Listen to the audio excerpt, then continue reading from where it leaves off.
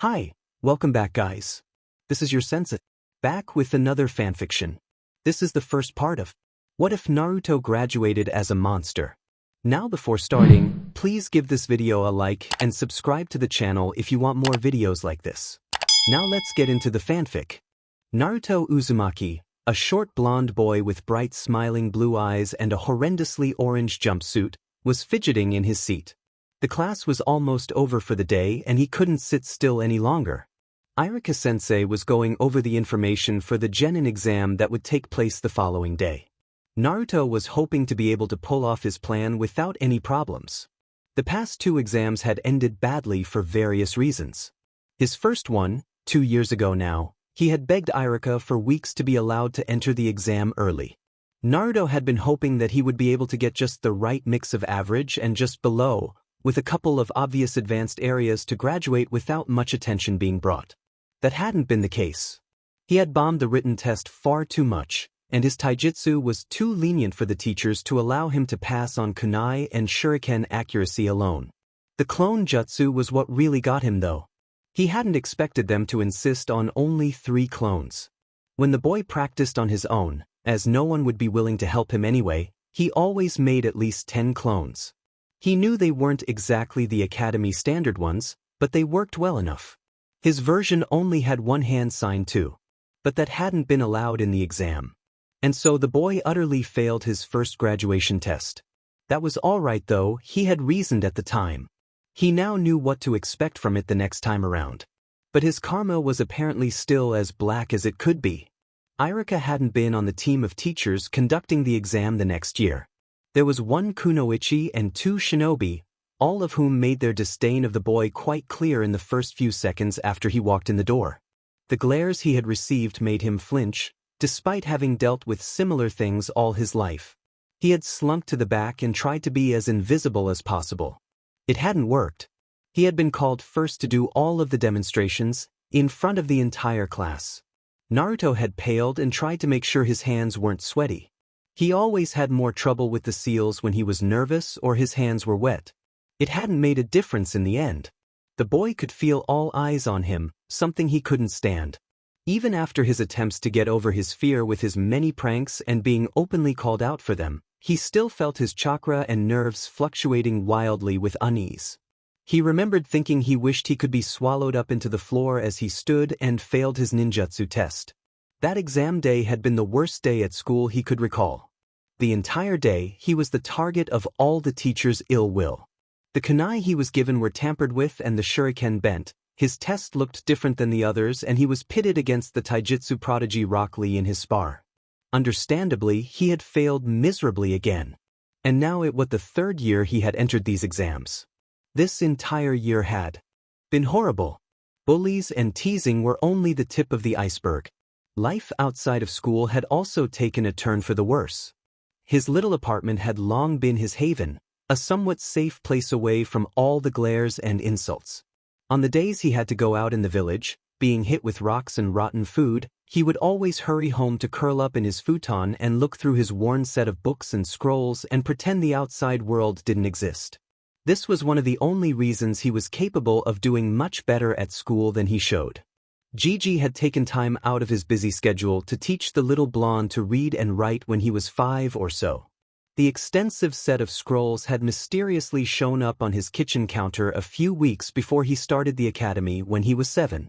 Basics like history, math, geography and chakra paths were supplemented with more advanced scrolls on ninjutsu, taijutsu, kenjutsu and even a few on the art of sealing. The lonely boy had devoured all of them, and to his confusion, more kept appearing as time went on. He had a box of over 70 scrolls and books now after 5 years of collecting them. He had read and studied and trained to the best of his ability when other children would have been off playing or spending time with family. Naruto never gave it much thought though. He had never been exposed to those things, and their lack was nearly unnoticed. He did notice the sudden increase of violent activity recently. Before, he would be yelled at and thrown out of stores often, but never had people actively come after him. In the last year he had been chased or attacked at least once a week. His speed and stamina had increased drastically out of necessity. He could only find so many places to hide after all. His home, too, was now a target. Spray-painted words and threats were all over the walls when he came home from class, and his things would disappear. His precious books had been saved only because he kept them in flat boxes beneath the floorboards. Naruto had trouble sleeping, fearing that he would be caught unprepared. He also avoided the markets and stores even more than usual now. These two things, lack of sleep and food, contributed heavily to his current fidgety state. He was watching the clock, tuning out Irika-sensei's voice and the murmurs of the other children. Minutes before he would be free, a sharp pain radiated suddenly from his forehead. He blinked and heard the piece of chalk clatter to his desk. Sniggers and taunts of "dead last" and "typical moron" filled the room. Irika was glaring at him, hands on hips. "Naruto, this is important. Are you listening now?" There it was, the only person other than Gigi who would actually try to help him. Irika's glares were not harsh and demeaning like all the others. The scarred teacher just wanted him to learn and do him best. "Sorry, sensei," thought the boy with true regret. "You probably won't ever see my best." Naruto was very fond of Irika, and it was sad that the blonde was hiding things from him. But it had to be done. The boy grinned, closing his eyes, and rubbed the red spot on his forehead. "Ha! Of course I was listening, Irika-sensei. I am totally gonna graduate this time, believe it," he said loudly. Irika just nodded wearily. "Now then, tomorrow at 8, we will begin the exam. Please be on time, or even early." He glanced at the clock. "Dismissed, see you all tomorrow." The mad rush of small bodies to get out the door was loud, covering the nearly silent escape of one orange-clad boy out the closest window. Light was filtering in from the rising sun when the boy jerked awake. His damaged clock read 6:20. He sighed in relief. Plenty of time to shower and get everything in order. The water was cold, so his shower was brief. Naruto grabbed one of this non-orange outfits to wear today. He only had 3, and he wore them very rarely. Today he chose a muted blue t-shirt, a mesh long-sleeve undershirt, brown pants, and black sandals. He wore his gray weapons pouch and a sleeveless brown hoodie with a subtle orange and black spiral on the back. He took time to cook a few vegetables and some eggs from his meager supply and went on to carefully rebind the handles of his kunai and sharpen each one of his shuriken and sunbon. He then moved on to his meditation. This the Hokage had suggested to him after last year's exam. Naruto didn't meditate every day, as it was difficult for him to calm his mind and put himself at risk by being relaxed, but it did help him when he managed it. If he ever really needed to be calm, it was today. So the boy sat on his futon and closed his eyes. He sat cross-legged with his hands on his knees. Breath in and count 1, 2, then exhale. Breath in. By the time his alarm went off at 7:45, Naruto was almost asleep. He stretched slowly and reluctantly headed out. The morning was fairly quiet, even near the academy. He dropped down to the street behind a building adjacent to the academy and slowly made his way to the entrance. He wasn't really noticed as he walked in with a few of his classmates. He shuffled into the room and sat in the middle of the back row. The perfect place to observe others, while going unnoticed. He took a moment to look around and noticed a small table set up off to the side of Irika's desk. It had 3 chairs, a pitcher of water and 3 glasses on it. Before he could get too curious, Irika walked in with 3 older men Naruto had never seen at the academy before. They stood chatting quietly until all the genin hopefuls were seated. Irika turned and clapped twice to quiet the class. "All right, now, as I mentioned yesterday, this year's exam will be a bit different from before." Naruto's gut wrenched at that. What if my plan won't function in this situation? I planned it so well, but with an unknown thrown in dash. Irika kept talking and the blonde forced himself to listen attentively. These 3 shinobi will be observing all parts of will be the ones to organize the teams after graduation. They will be analyzing your skills and weaknesses so you can be placed on a team that will function well. I'll introduce them now. All 3 were intimidating. The first was a tall man wearing a black trench coat and bandana. His face was scarred diagonally. This is Ibiki Marino. He is a special jonin. The second man was a tad bit shorter, with dark hair pulled back in a bushy ponytail, Jonin vest and tan hide vest over a mesh shirt. Irika gestured to the man. This is Shikaku Nara, the Jonin commander. The third man was by far the least scary, to Naruto anyway. He was blonde, with light blue-green eyes and wore a red haori over the standard Jonin vest and a simple black outfit. Inoichi Yamanaka is a member of the intelligence division. Irika smiled and bowed slightly to the three as they walked over to the table. Naruto was nearly shaking by now. He had heard of Inoichi and Shikaku before. They were both parents of classmates. Ino was bright and confident in herself, and she looked remarkably like her father. Naruto had often heard her telling another girl called Sakura things about psychology and observation she learned from her dad. Shikamaru Nara was nearly a carbon copy of Shikaku, down to their facial expressions and mannerisms. Naruto knew that the Nara clan was hailed as a clan of geniuses, so that meant Shikaku was likely even smarter than Shika. God must hate me for this to happen. How can I even hope to make it with them watching me? The boy could feel his hands shaking at the thought of being scrutinized by any one of the powerful, intimidating Jonin. Irika cleared his throat over the few murmur that had broken out. I will be handing out papers for the test, do not turn them over yet. There were a few seconds of quiet shuffling. Naruto stared at his desk, not wanting to be forced to see the doom that had befallen him. He knew that this would be one of the last chances he would have to graduate. Any longer and he might be dropped from the academy. Somehow, I just have to make it work. Maybe I can just stick to the plan? They will probably be more concerned with the clan kids anyway. Hinata and Sasuke and Kiba especially. They might just overlook a nobody like me. Why yeah, that might be right. A paper was slid across his desk. The blonde glanced up to see Irika smiling at him. Good luck, he whispered. Naruto forced a grin back. Once all the tests had been passed out, Irika called start. Naruto quickly studied the 15-question test. He could have easily answered all of them, but for his plan to work, he had to have a fairly consistent lower level. Taking a closer look, he saw a mixture of 5 different types of questions, in sets of easy, moderate, and difficult. He chose 2 difficult ones to answer, and the rest of the difficulty he would be wrong. Then he answered 4 of the moderate ones correctly, failing the last. He answered all the easy ones. That should give me a score of about 60 or 70. Not awful, but far from good. He sat back satisfied, glancing up to see how much time he'd spent. He winced, only 10 minutes.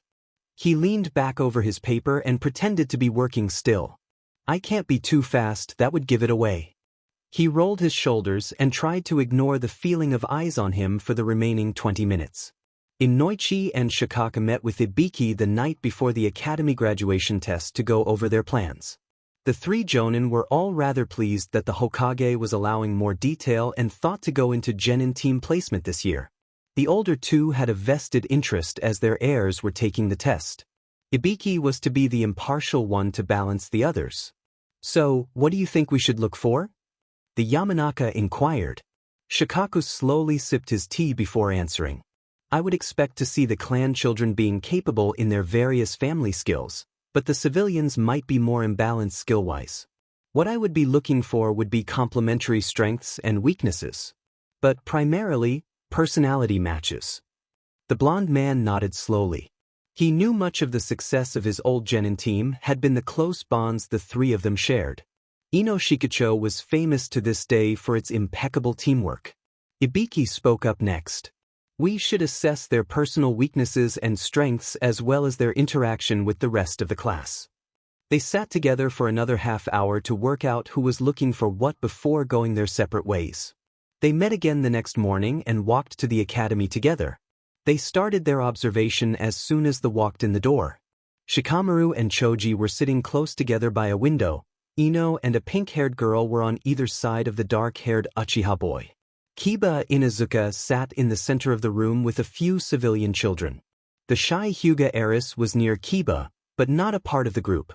Shino Aburame was in the back row, rather distinctly alone. The only other occupant of the back row was a blonde boy dressed in brown. Inoichi began tagging the more vocal students. Ino, Sakura, Kiba and Shikamaru were probably the most vocal. Sasuke and Shino were nearly silent, but likely highly capable. Choji and Hinata were good-natured and kind, but unpopular. The civilians were mostly fairly moderate. They were in a situation and part of the world that they were not raised to deal with, and would struggle with parts of the ninja world.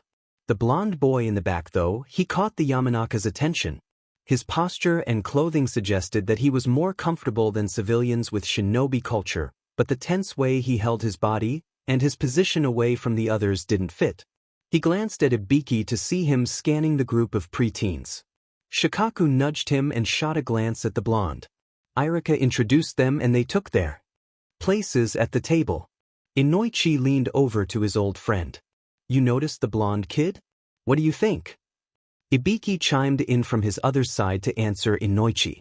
"He and the Hyuga girl stuck out to me, along with the Aburame boy." Shikaku frowned a bit. "The blonde? Is he Naruto Uzumaki? He should be in this class, I think." "Not what I expected from the boy. Around town he is loud and makes trouble." Ibiki watched the children flip their papers and scramble to write. The three he noted were watched especially closely. The Hyuga girl flushed and clumsily fussed with her pencil at first but then quickly focused on the work, only pausing between questions slightly. The Aburame boy had no emotion as he worked through it, not even pausing. The blonde Uzumaki, he reminded himself, was very interesting. The boy scanned the page, then looked at it again more closely. The interrogator noted the observant looks his two companions gave the boy. He bit at his lip and closed his eyes. Nervous habit? Thinking? And he quickly started to answer the questions in the oddest way. He appeared to skip the top bit if the paper in favor of a spot almost halfway down, only to skip to the bottom and then back to the top. He did this with a look of concern and frustration on his face. The entire paper was completed this way, and in a very short amount of time. Shikamaru was the only other child who was finished. Ibiki watched a flash of shock and sudden fear cross the boy's face, and he ducked down to move his pencil over the completed paper. The Jonin could tell he wasn't exerting enough pressure on the pencil to mark the paper. "Interesting, I'll want to see how good his grade is." He went back to watching the rest of the class, lot of fools, and made more discoveries. The pink-haired civilian thought she was smart and very capable, but obviously lacked the backbone that a ninja would require. Sasuke Uchiha was much the same in a way. The dark-eyed boy was arrogant and relied in his family name and the massacre for much of his position. The Inuzuka brat was wild and unruly, but he also focused wholly on the given task, a good skill once cultivated a bit. Ino Yamanaka watched him as much as he watched her. The brave little blonde would turn her head to see their table in the corner of her eye while doing her test. She is confident, but also seems aware of herself and her abilities. He wondered what his fellow observers would say in the few minutes they had between parts if the exam. Naruto fake doodled until the bell rang to signal the end of their time.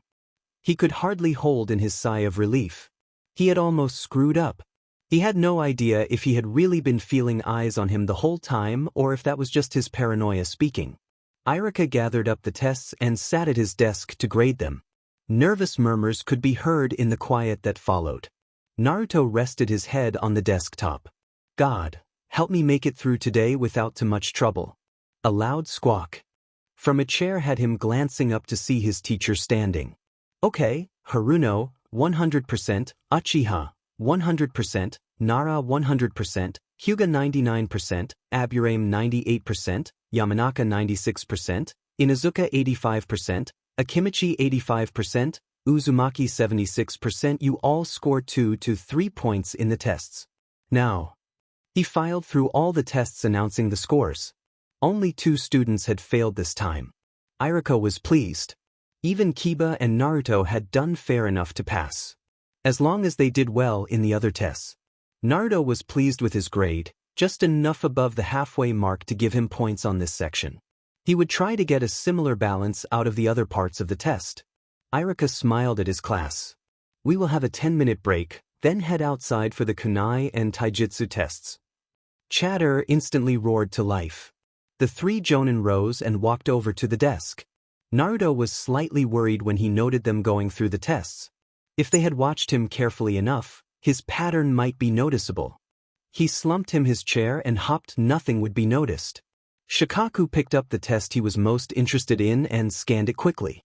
Neat, yet childish handwriting named its writer as Naruto Uzumaki.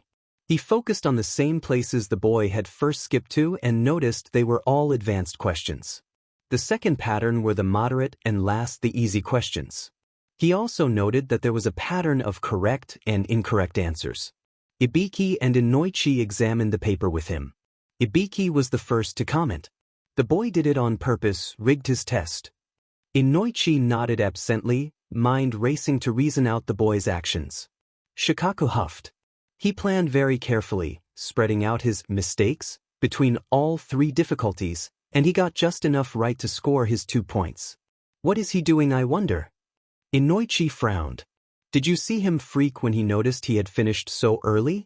He looked afraid. And his posture and actions contradict. The interrogator nodded. He dresses like a ninja, but has discomfort different than the civilians. He was tense, like he expected an attack. Shikaku fingered the incriminating paper. Maybe he rigged the test so he could go unnoticed. He sat in the back and dressed in very plain cloths.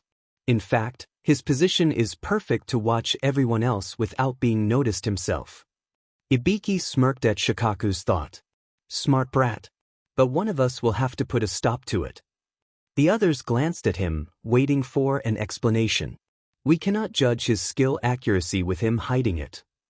Inoichi sighed, running a hand through his long hair. You're right, but I don't think it would be a good idea to directly confront him.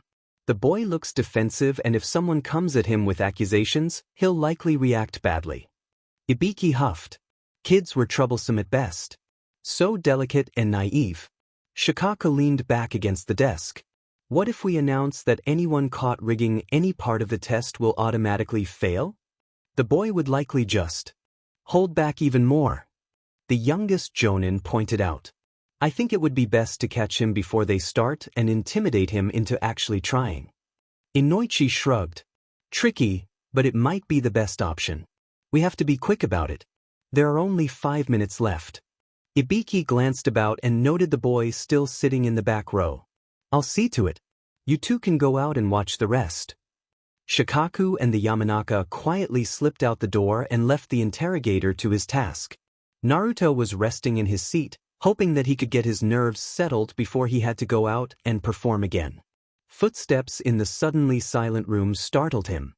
He glanced up to see the tall, dark-clothed man stalking up to him. The rest of the room was empty. Naruto felt his blood run cold. What did I do? What if he's like others, after me? No. This can't be happening. Ibiki could see the boy tense and his breathing speed up. He purposely loomed over the seated boy and stared down at him. Well, boy, wouldn't you like to know your rig test was excellently done? Naruto paled even more at the sharp, predatory grin flashed at him. Most shinobi wouldn't lie and cheat their fellow ninja, would they? Do you want to know what will happen to you if you do such a thing again? The blonde felt clammy and panicked. They knew, and obviously the 3 Jonin were not happy with his deception. He barely managed to shake his head in response to Ibiki's question. The Jonin leaned closer, invading the boy's personal space. I won't tolerate it. If I find you've been manipulating these tests again, well, the village will just be 1 genin student down. By now Naruto was panting, almost to pass out. Ibiki judged him scared enough to obey. Plus, he was nearly out of time. You will be truthful and accurate from now on, got it? Got it. Naruto squeaked out, jerking back against his chair for more distance. The Jonin stalked away without another word, leaving the youth shaking and feeling ill. Outside, lines of targets had been set up at various distances from a rope line. The students were milling about, chattering in small clusters. Naruto slipped out just before Irika called them to line up. The blonde was painfully aware of the 3 Jonin watching from the sidelines. What am I supposed to do? Morino-sen said. I can't. Everyone will be after me then. Like the first days of school. But the boy was still shivering, now wishing he had just not come at all today. Repeating the academy again would be a pleasure compared to what he felt right now. His promise to the Hokage was the only thing keeping him there. I told him I would pass and become a ninja he could be proud of. Thinking of the old man who had cared for him, been kind to him, forced some much-needed resolve into him.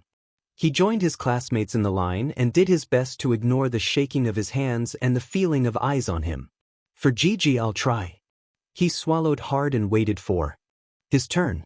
Naruto was second to last, only Shikamaru was behind him. He watched the others and forced his breathing to be steady. He occupied his mind with attentively watching each person's throws.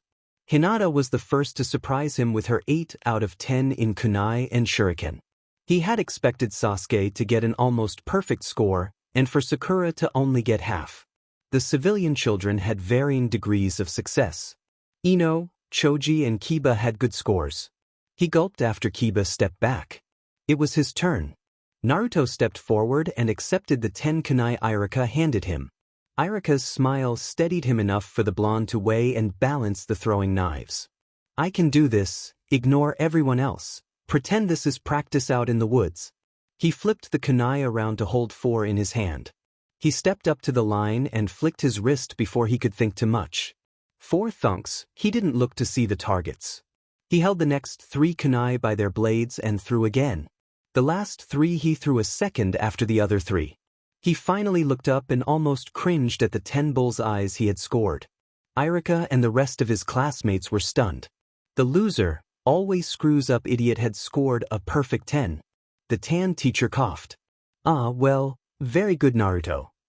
He handed over a stack of shuriken. Naruto closed his eyes and picked them up. These he threw in 2 sets of 5, with the same results as before. Irika was truly stunned by now.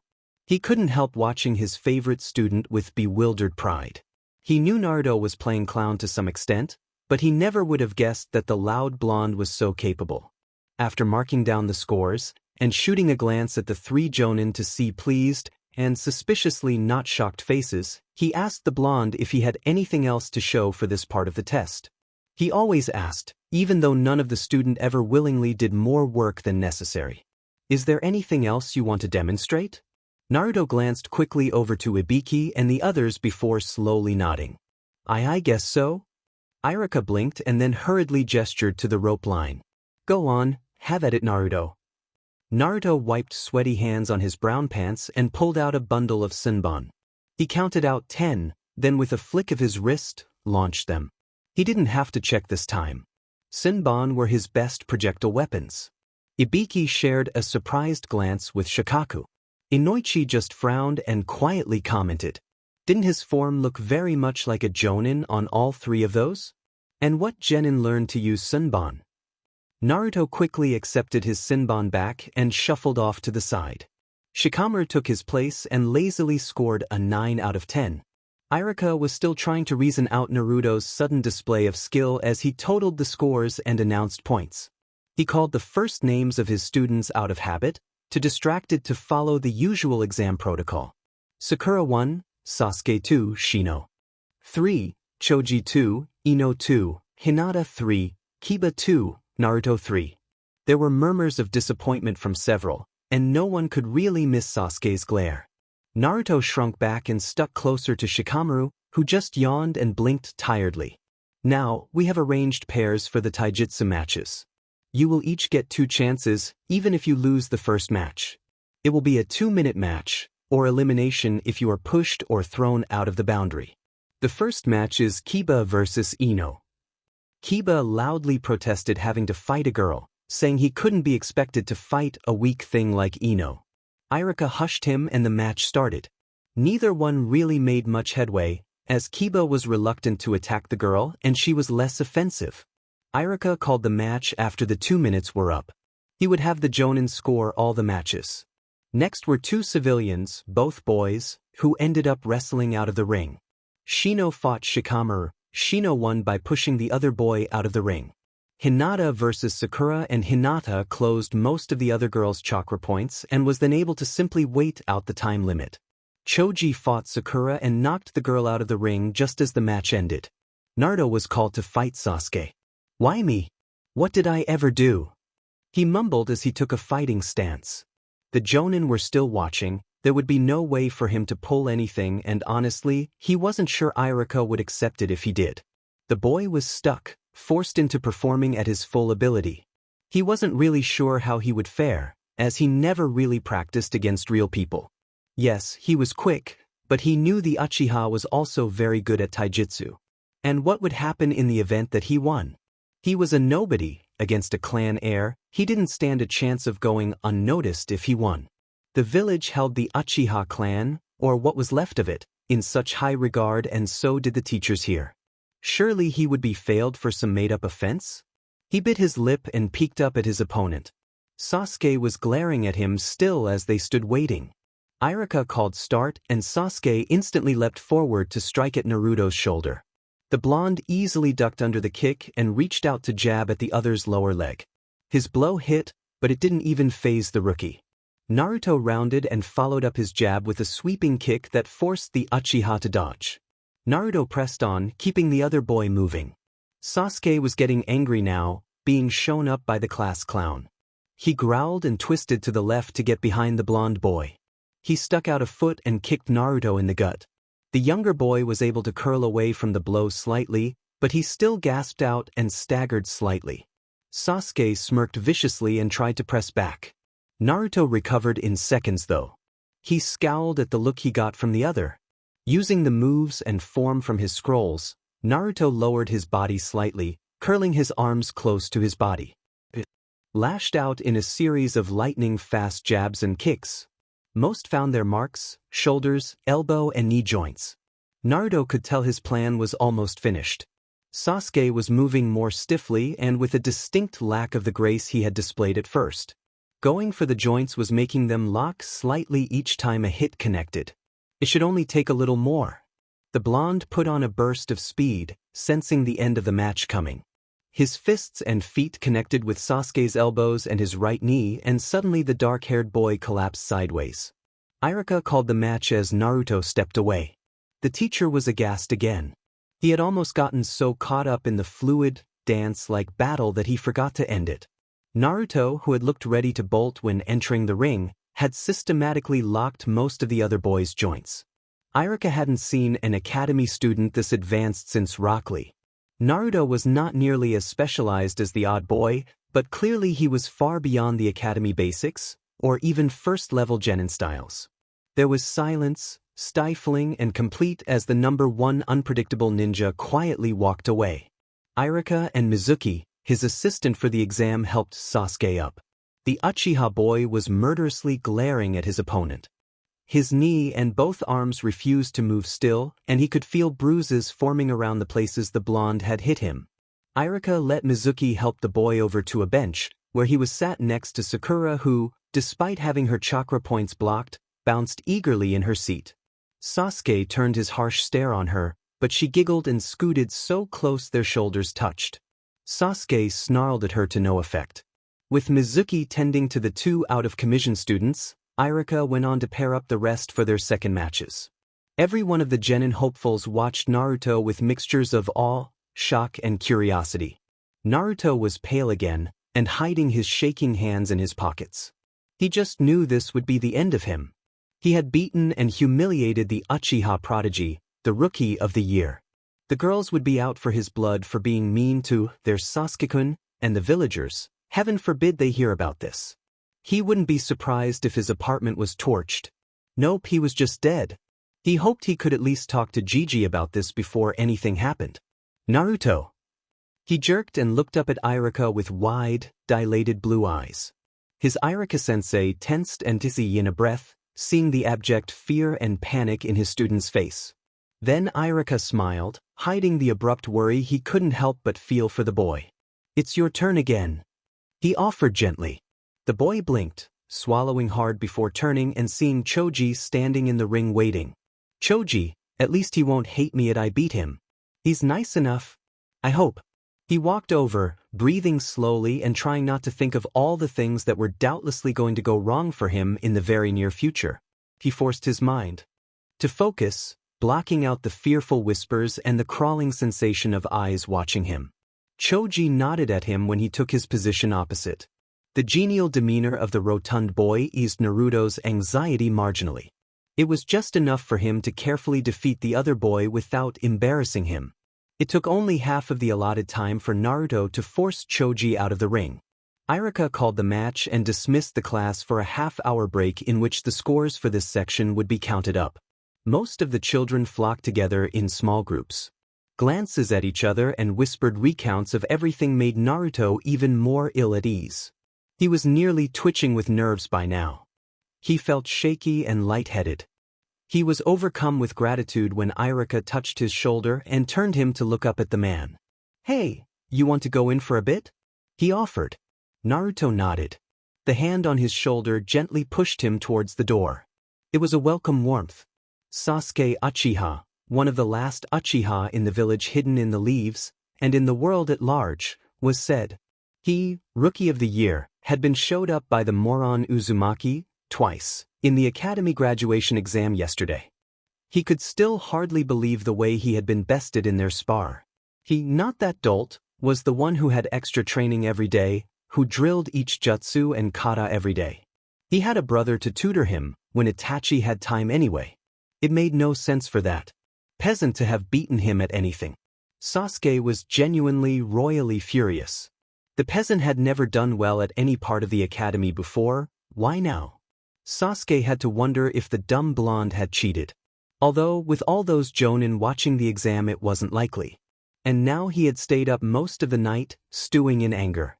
Sasuke huffed and kicked moodily at his bedsheets. The sun was starting to come up by now. Itachi was home, for once, so Sasuke would have breakfast with him soon. Then it would be back to the academy, for the last time. Thank God. The Uchiha boy stood and went about his routine, shower first, then dressing in some of his cloths, all of course hand-embroidered with the Uchiha fan, and then gathering up his weapons. Finally feeling slightly more balanced, from the familiar actions and added to with visions of Naruto being stuck with Sakura and Choji as teammates, Sasuke left his room. The halls were quiet as they always were, ever since just always quiet. He ignored the portraits up on the wall with ease from long days of practice. The kitchen door was open, and Sasuke could just see his brother moving around. "Sasuke, good morning." Of course, Itachi would notice him immediately. He was the head of the Uchiha family and a jonin. Itachi was undisputedly one of the greatest ninja in Konoha. Sasuke just hummed in reply, sitting at the low table. Itachi, dressed in casual yukata, joined him moments later. Sasuke ignored the twinge of pain when he noted how huge the table seemed with just the two of them. He started eating after a murmured, "Itadikame." Steamed fish, miso soup, white rice, and rolled omelets were set before him. "You received your Hittite, I see." Itachi spoke after a few minutes passed. Sasuke shrugged. "I'm the Rookie of the Year. I couldn't possibly have failed. The teachers at the academy couldn't bear to fail the last of the Uchiha." He sniffed disdainfully. "They did pass that peasant Uzumaki." Itachi frowned, thinking of the letter he had received late last night. Sasuke continued eating without noticing his brother's change in attitude. "I will be here all day, so once you are finished with the team assignments and such, come on back. I'll teach you something new." Sasuke light up. "Okay, I'll be back as soon as I can, Insen." Itachi smiled slightly back. Sasuke stood up and cleared his dishes and then left the kitchen. Itachi heard the front door close a few minutes later. The ex-NBU captain pulled out the letter from an inner pocket. Letter of recommended treatment of issues. The man sighed. He knew Sasuke would be very upset, but he had to agree with the statements and recommendations in the letter. He only hoped that it wasn't too much at once. Sasuke might pretend to be strong and unshakable, but he was far more vulnerable than he realized. Sasuke ignored all the dummies in the classroom after glaring at Naruto and took his usual seat. He thought over who had graduated, who would be on his team. He would, of course, be placed with the other students that did at least marginally better than the rest of the rabble. Kiba, he was loud but capable. One of the civilian boys, Kenji Jin, was about the next candidate least likely to hold Sasuke back. He would be a genin, a real ninja after today. He could finally get Itachi to teach him some of the more serious jutsu and kata that he'd been desiring for years now. Sasuke smirked thinly. He'd grow more powerful now, till no one could best him. He mostly tuned out the first several teams that were listed.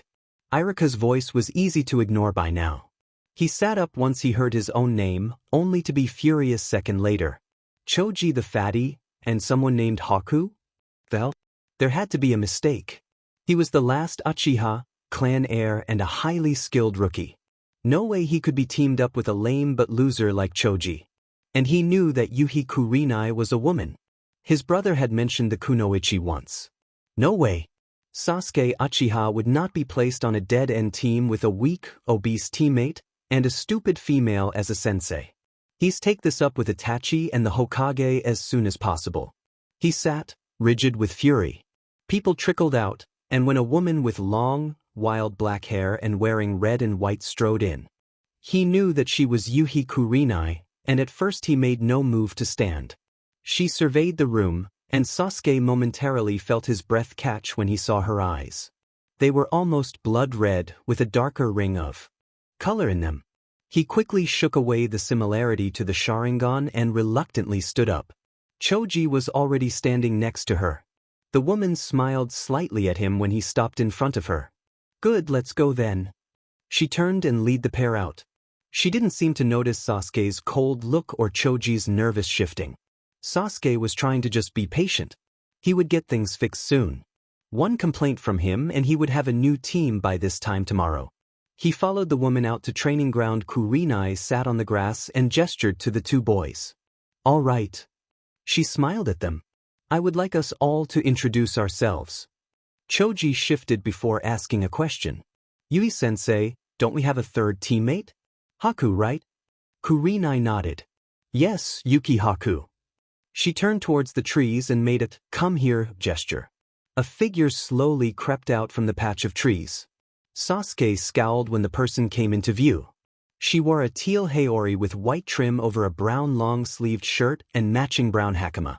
Her hair was dark brown and pulled back into a bun covered in white fabric.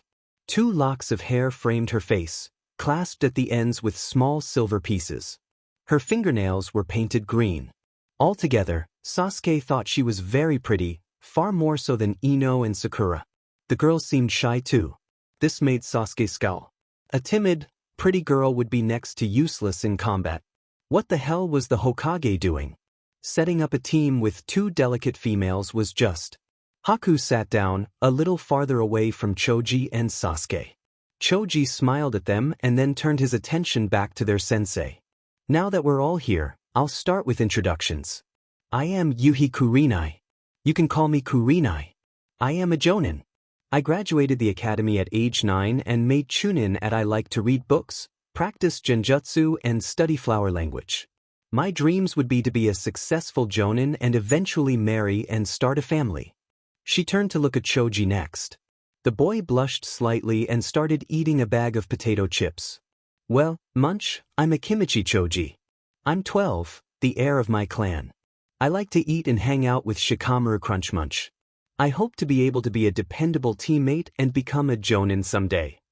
He kept of eating, looking over at Sasuke. Sasuke was frowning again. Still, he wasn't sure. He was far from impressed.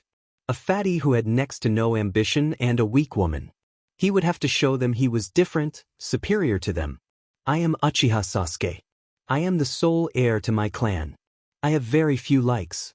I will become the strongest, and take revenge on those that destroyed my clan by decimating them. He kept his posture reserved and ignored the looks he got from Choji and Kurenai. Next was Haku. Their voice was soft. I'm Yuki Haku. I am the last survivor of my clan and family. I come from the land of water. I traveled for several years as a missing nin with Mamachi Zabuza. I enjoy studying medicine and anatomy. Wish to become a man who can stand beside Zabuza-san and be equally strong. Choji and Sasuke stared at him oddly. Why, a man who? Huh. Choji spluttered, saving Sasuke from doing so. Kurenai chuckled. Haku is a boy. He came to Konoha a few months ago with his teacher, who was a notorious missing nin. He is actually closer to Chunin than Genin, But the Hokage thought it would be good for him to transition to life as a Konoha shinobi in a genin team. Sasuke was done, just DMN well done with today. First he gets a woman as a teacher, then a stupid idiot as a teammate. This weird androgynous JRK was the last straw. The Uchiha stood up and turned to glare balefully at the three still seated. This team is a joke. I refuse to be held back like this. He stormed off, not listening to Kurenai when she called him back. He returned home, slipping in through his window, rather than the front door. He wasn't going to see Itachi just yet. First he had to get his head straight. He paced, muttering curses and insults under his breath. This was how Itachi found him 10 minutes later. The Jonin had heard his brother come back, a good 2 hours early. He'd suspected the reason lay in his team assignment. Itachi knocked lightly on the door before entering Sasuke's room. "Ototo, is something wrong?" Sasuke whirled, his anger getting the better of his minimal patience. "Yes. Do you know who they put me with?" He went on without waiting for an answer. "A weak woman for a sensei and 2 losers. They will do nothing but keep me from my ambitions. I won't stand for this. You will have to come with me to get the Hokage to fix this idiotic mistake. This is totally unbefitting to the last of the Uchiha clan." His rant brought a frown and a disappointed sigh to his brother. Itachi had hope, with little expectation, that Sasuke would react better than this. He hadn't even told him the worst part of his team. Itachi sat down on the bed and motioned for Sasuke to sit next to him. "I need you to listen to me, Sasuke." He was usually serious, but something in the way he said that made Sasuke freeze. He slowly sat down and faced his brother. "I know you aren't going to like to hear this, but I need you to listen," he said again. "Ever since the attack," Sasuke flinched, "you have been acting, well, very poorly." Sasuke took a breath to complain. "No, I know you deserved some leeway at first, but you changed for the worse, Sasuke. You ignore everyone and everything you deem lesser than yourself, and you view yourself as higher than all others. You think that as an Uchiha, you deserve more respect and power than others. This is false." Sasuke scowled. Itachi reached out to poke his forehead gently. "I know you are somewhat talented, but you should look at yourself objectively. You aren't the best, and you will have to work hard to gain strength. You can't rely on our Kekkei Genkai and family name to get you power." Itachi sighed heavily. "I received a letter from the Hokage that held details of your graduation. It is heavily suggested for you to see a therapist." "What? I don't need dash," Sasuke burst out, furious. Itachi glared at him, shocking the boy. His brother was one of the most gentle and calm people he knew. "I know your feelings. I am the one who asked you to see one before. This isn't up for discussion this time. Your position as a genin is conditional." Sasuke sat back shocked. What? Conditional? He couldn't believe this. He was an Uchiha. This wasn't supposed to happen to him. You have to be able to treat your teammates and sensei with respect, work with them and become a strong team unit. Itachi gently informed. He didn't want to hurt his baby brother, but he couldn't let his behavior stay this way. You will have a monthly evaluation from Inoichi Yamanaka with Kurenai-san. If you can't adjust your behavior and assimilate into the team, you will be pulled from the ninja ranks. Sasuke just stared, speechless at Itachi. Itachi stood and poked his brother again. "I'll be downstairs in the study. Think about this. Be honest and examine yourself. This is serious, Sasuke. You won't get another chance if you make a mistake this time. You are destroying yourself like this. Please, for me, don't do this." He left. In Irika's small office, Naruto was perched on the chair with a cup of tea and a small plate of cookies. Irika was sitting next to him, angled so they were facing each other. The boy was very still and silent, 2 things Irika had never thought to describe him as. If he hadn't seen the look on his face after his first match, the scarred Chunin would have thought he imagined it. "Naruto." He waited for him to look up from the teacup. "Are you all right?" Naruto just sipped his tea for a long moment. "And maybe?" "No, not really." He choked out. Even more concerned, Irika leaned over to touch his forehead.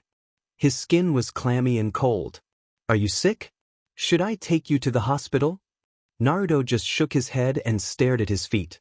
What's the matter then? You can tell me, You have my word as a former prankster, I won't tell. He tried to bring a smile to his student with the last remark. That was how he got Naruto to listen to him his second year in the academy. Their shared love of pranks had caught the attention of the boy.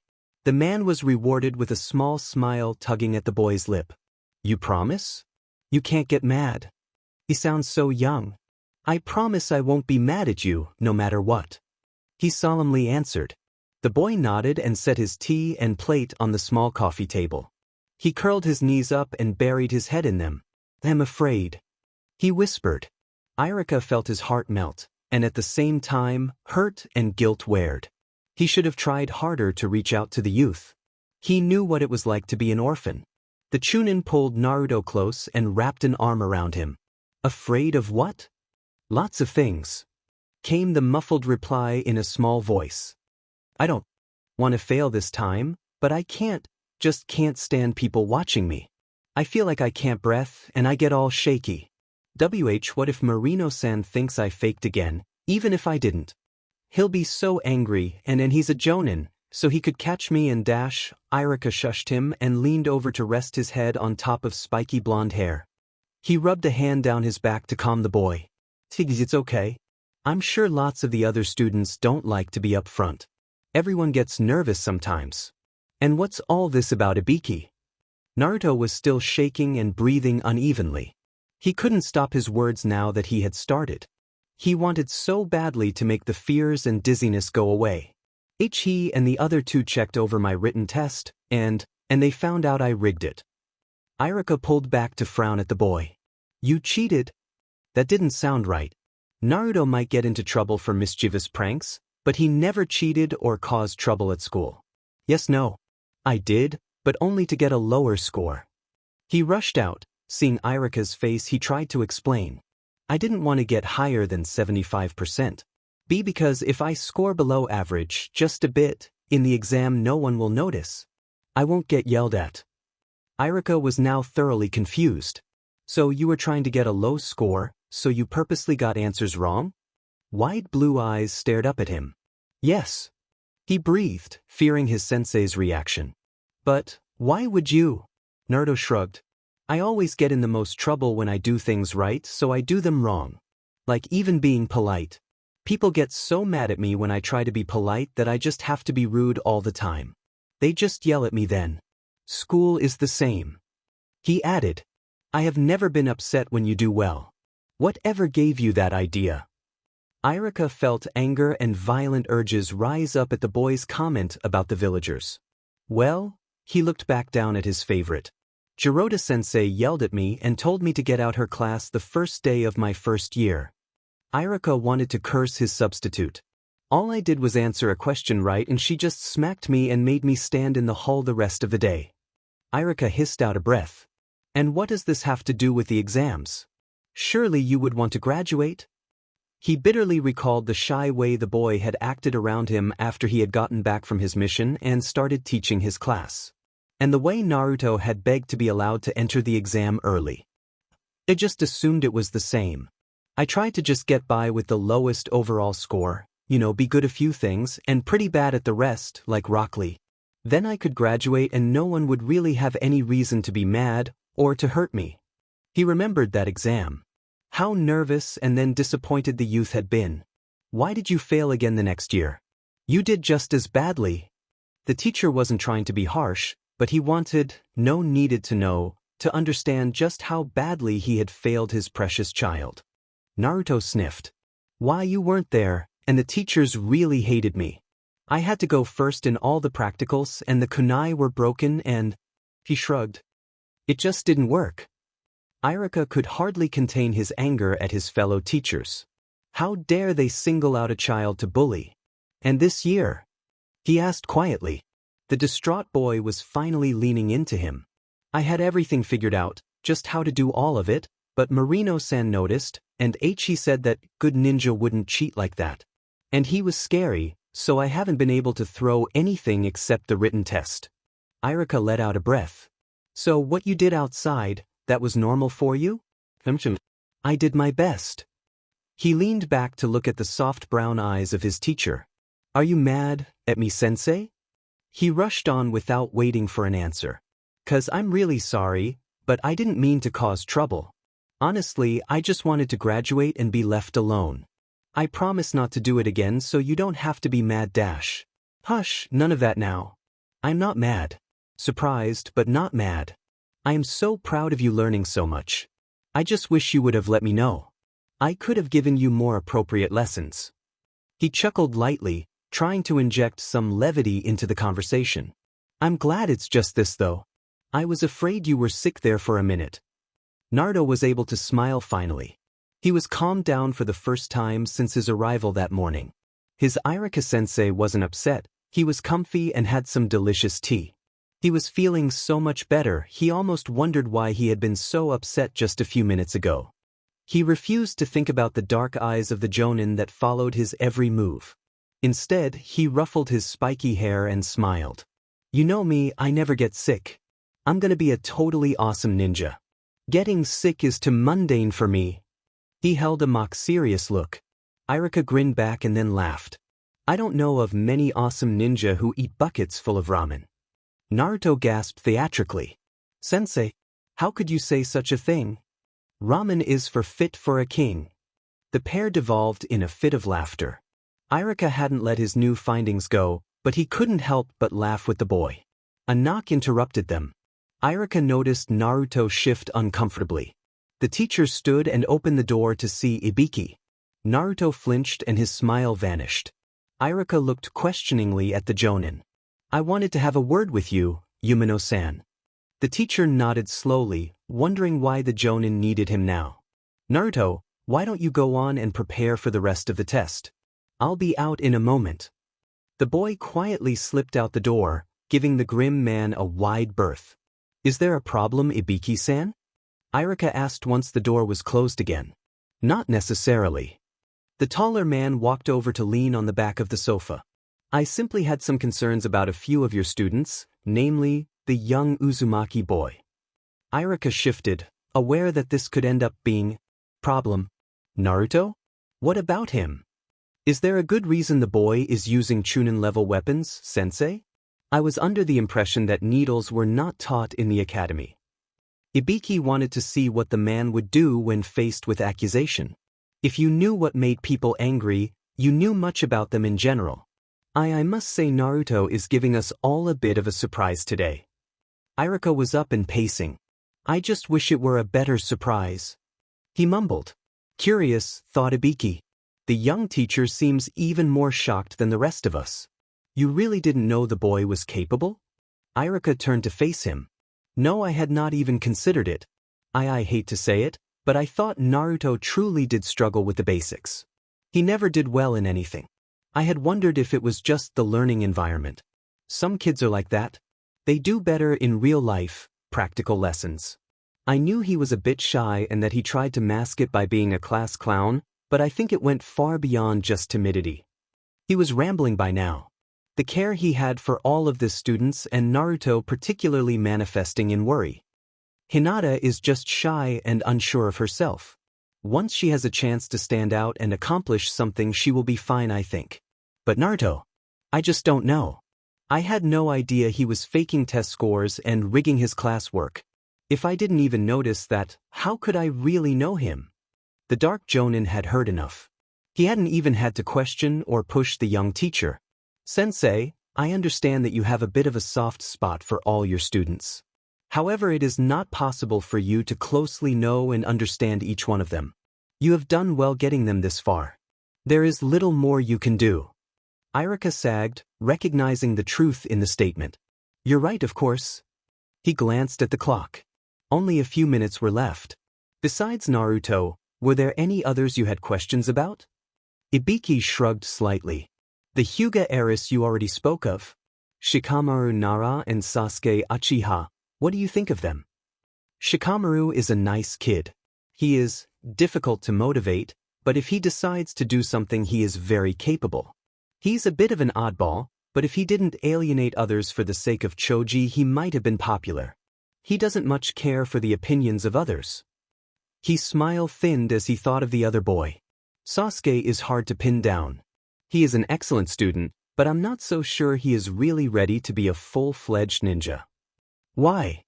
He struggles with simple things like balancing skill sets or group projects. He says he doesn't need to drill the academy taijutsu because he had learned the Uchiha style and it is superior. He doesn't like to be paired up for any assignments or activities because the other student will hold him back. I have tried to talk to him about these things, but I don't think he listens. The Jonin hummed contemplatively. Has he ever seen anyone for what happened? Urk ran a hand over his face and huffed wearily. Not that I know of. I worry that he is too cut off to be able to trust someone enough to talk to them. He doesn't play with any of the others during recess and he won't talk to me or his classmates. The teacher excused himself then to check on the students and prepare for the final part of the test. The Jonin took his time rejoining the other two observers. Ibiki thought the same as the teacher. Iruka had done well with his perception of the Nara and Uchiha. He had watched the dark-haired boy after Naruto had gone inside. Sasuke had been rude and dismissive of anyone who spoke to him. Only a few blushing girls had been brave enough, or silly enough, to approach him after the medanin was finished. It didn't sit well with Ibiki.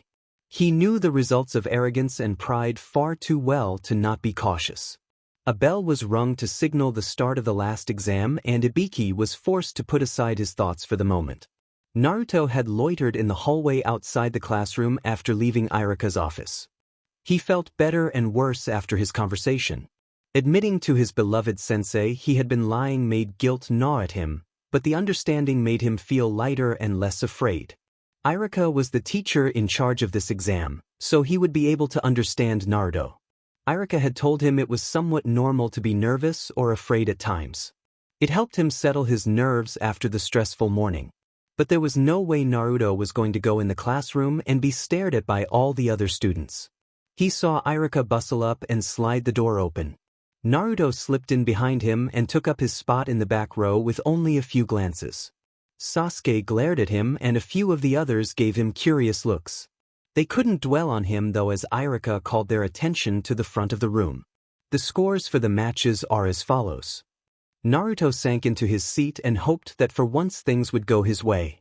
He had passed with the taijutsu test with 3 points. He had 7 points so far, and 8 was the minimum to graduate. He just had to wait out till his turn for the ninjutsu test. This would be the hardest part. He closed his eyes and let his body slump in his chair. In the background he vaguely registered names being called. Time seemed to slow and speed up at the same time. Finally, and far too soon, Iruka called him down. He followed his teacher into a small room off to the side of the main classroom. A long curved table was set up with a wide clear area in front of it. The 3 jonin were seated on one end of the table, an empty chair next to Inoichi that Iruka took. Alright, for this portion of the test, 3 jutsu, the henge, kawarimi and clone jutsus, must be successfully produced. The quality and ease of the jutsu will be taken into account on the score you receive. The teacher recited, smiling at his nervous student. Naruto was sweating again under the gaze of the 4. He bit at his lip before closing his eyes. The henge was fairly easy, he'd been practicing his own version of it for years. He hastily ran through the few hand signs and a puff of chakra smoke later he was disguised as one of the chunin that guarded the front gates. Every detail was there, spiky black hair and goatee, bandage across his nose, skin tone and height. He'd even managed to make his henge the exact height of his target. The 4 men watching were intrigued for different reasons. Iruka found it odd that Naruto out of all the students so far, would be the first to not transform into himself. Shikaka found it odd that the boy knew what Hagane looked like enough to reproduce it so well. Ibiki and Inoichi found the detail to show something of the boy's observation of others. Iruka smiled wider. Kotetsu Hagane, excellent. Naruto changed back with a second cloud of grayish-purple smoke. Naruto quickly performed the substitution jutsu with a chair off to the side. He switched back as Iruka noted this down on his sheet. Good, now there is just the clone jutsu. He remarked. This caused Naruto to shift uneasily. He shot quick glances at the 3 jonin before looking at his sensei. Does it? I mean, can I dash? He gulped. Iruka looked up at him patiently. Can you what? Naruto fiddled with the pouch on his leg. Do I have to do the Academy clone jutsu? He mumbled. Irika felt a bit of tension leave him. As long as you are able to produce 3 clones that are not noticeably clones, you can use any clone technique. Naruto nodded jerkily, a wave of relief washing over him. K. He took a step back and crossed his index and pointer fingers on each hand. Ibiki surged up in his chair seconds too late to stop the boy. Shadow clone jutsu, he called. A rush of chakra could be felt before a massive cloud of smoke filled the room. 20 copies of Naruto filled the room now. All of them were solid and exactly like their creator. Irika could only blink. He'd never seen this jutsu, not to mention this many clones. Ibiki was still standing, a look of shock visible in his dark eyes. Shikaka looked like he wanted to laugh and Inoichi was frowning slightly. The blonde man coughed slightly to break the silence. Well, this is unusual. Tell me, Naruto, where did you learn this jutsu? I saw an ANBU do it once. I had so much trouble with the Academy jutsu, so I tried this one. It worked so. He wondered if he'd screwed up. Something was wrong for sure. The interrogator was very stoic, and for him to have that look of shock. You decided to try an ANBU technique? Irika squeaked, half in outrage, half in amazement. Yeah. Is that bad? The boy self-consciously asked. Ibiki slow sat back down. That is one of several jutsu contained in a forbidden scroll of the village. He slowly replied. It creates solid, corporeal clones capable of semi-independent action. It is forbidden because of the massive amount of chakra needed to produce even one of. Many ninja destroyed their chakra paths attempting it. Irika blanched upon hearing this. He scuttled around the table to Naruto. Are you alright? Are you feeling dizzy or nauseous? Naruto just looked between the 4 of them, wide-eyed. I'm fine, he absently muttered. Am I in trouble for using this jutsu, since it's forbidden? He seemed to shrink in on himself a bit. Shikaku answered this time in his lazy drawl. Nah, it's fine. The only reason it isn't allowed is because it can harm the person using it. But clearly you are fine. He shrugged. You wouldn't happen to know which NBU you saw it from? Naruto was caught off guard by the strange question. It was a dog NB. Shikaku chuckled a bit. Yup, sounds like the hound all right. Irika pet Naruto's head a moment longer before taking his seat. Well, I guess this is all. You can dispel the clones now. Naruto nodded and reached out for his chakra. What wasn't used for the clones came rushing back as they disappeared. Am I done now? Oh yeah. Irika distractedly stood and handed him one of the headbands from the table. Naruto took it with a shaking hand. You did excellently in the last 3 exams. I think you would have been good on the first 2. The boy blushed. Irika smiled at him and walked him to the door. Naruto hurried back to his seat and tried to shrink out of sight. Irika watched him for a moment, before calling the next name of his list.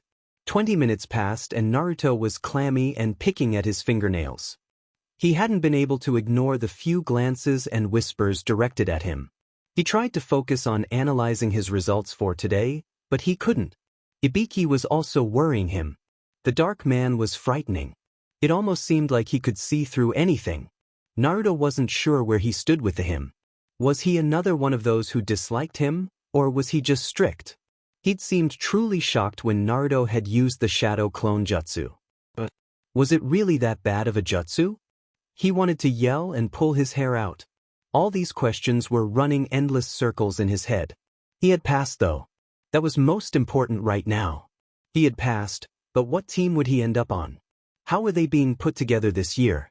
He knew in the past the test scores had been used. The highest, lowest, and the best academically were usually placed together. He knew he would have ended up with Sasuke, who hated him, and Sakura, a civilian girl who was obsessed with Sasuke. But now, he had no idea. There was no way to logic through the numerous combinations without knowing how the 3 Jonin were planning things. With Sasuke and Sakura, he would never have even made it past D-rank missions for sure. How could you work together with someone who hated you, and another person who was only going to ogle their teammate? That didn't help him feel any better about the possibilities. He was still anxious and unsure of what was going to happen. Today had been way too much attention for him. Ibiki and Shikaku were too focused on him. Irika would be now as well. The Hokage might even ask to speak to him. Oh god. What if he was sent back to the academy for being deceptive dash? Okay, that's the end of the exams. Irika, bless him, interrupted his panicked mental rant. Those of you who passed should be here tomorrow at 8 to be assigned to teams. Dismissed. Naruto caught the heavy look the teacher gave him. He knew from past experience that Irika wanted to talk to him. Naruto sighed but stayed put as the rest of the students rushed out. He didn't really want to have to talk, but he understood why Irika would expect it. He reluctantly joined Irika once the room had emptied. So, Naruto, how about we go get some ramen and have a conversation? Irika smiled at him. Naruto smiled tentatively back. At least he doesn't seem mad. Maybe it will be good to talk. Irika-sensei always understood the pranks after all. Ibiki shoved his chair back after the last academy brat was done. Were the exams so pitiful and friendly when he was a genin? Inoichi was flipping through his notes from the day. Man, it's hard to say if these kids are horrid or have potential. The blonde grumbled. It seems to be about half and half. Most of them seem to have potential and a huge hang-up. Shikaku yawned. The Aburame kid and the Inuzuka are some of the only ones who seem to be balanced already. The ones with the most potential also seem to have the most crippling weaknesses. Hinata could be as much of a prodigy as her cousin if she wasn't so self-conscious. The Uchiha boy is a piece of work though. Ibiki nodded when Inoichi said this. I think Sasuke Uchiha should be carefully placed. The interrogator stood and began to pace. He is far too self-absorbed and his arrogance will cripple any team at this point. Shikaku sighed. This is going to be troublesome. I know the council will be pushing for him to be placed on Kakashi's team. Sharingan training and all that jazz. Ibiki frowned. That is the worst possible placement. I would put him with Kurenai, but only after some counseling. Inoichi marked down their ideas for Sasuke and sat back. What did all of you get from Uzumaki? Ibiki grinned predatorily. That one is quite the ninja already. I don't think any academy student has so fully concealed their ability in decades. He has the skills that point to genius like Itachi or the fourth. The man laughed slightly. If it hadn't been for the test papers, we may not have really pinpointed what was off with him. Inoichi frowned now. The blonde had tried to piece together what he knew of the boy into some kind of profile, but he was coming up with two different results. I don't understand him yet. He dresses to blend in and tries to fail the test.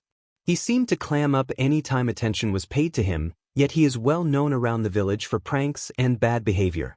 It almost seems like he was trying to be too different. People. Shikaku let a slow smile spread across his face from his relaxed position at the table. Oh my, that makes so much sense now.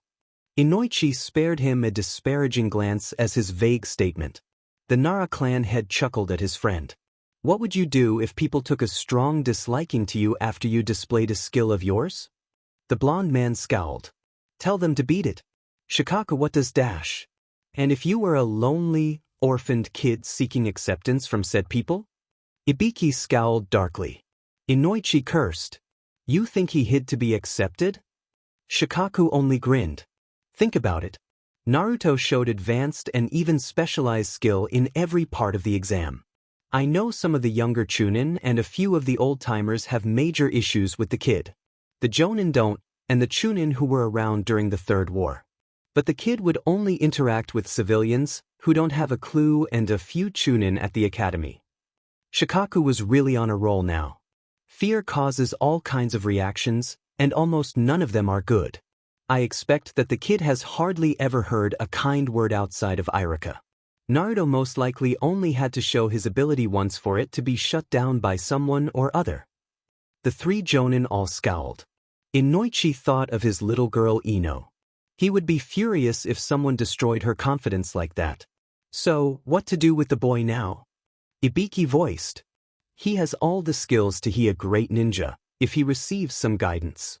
Shikaku nodded. I think he should be passed. He has some issue, I'm sure. But the hardest thing I see is placing him on a team. He and the Hyuga girl seem the most delicate to place. Their team could make or break them. Ino might be good for Hinata. Hinata seems to have mostly confidence lacking, not ability. Ino is very stable as a kunoichi and she is from a clan. That will make it easier for the two to understand each other.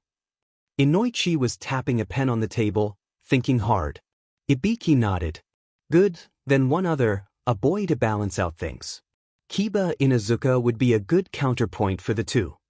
Shikaku pondered it, voicing his thoughts as they came. The Inazuka clan is very protective of those they deem part of their pack.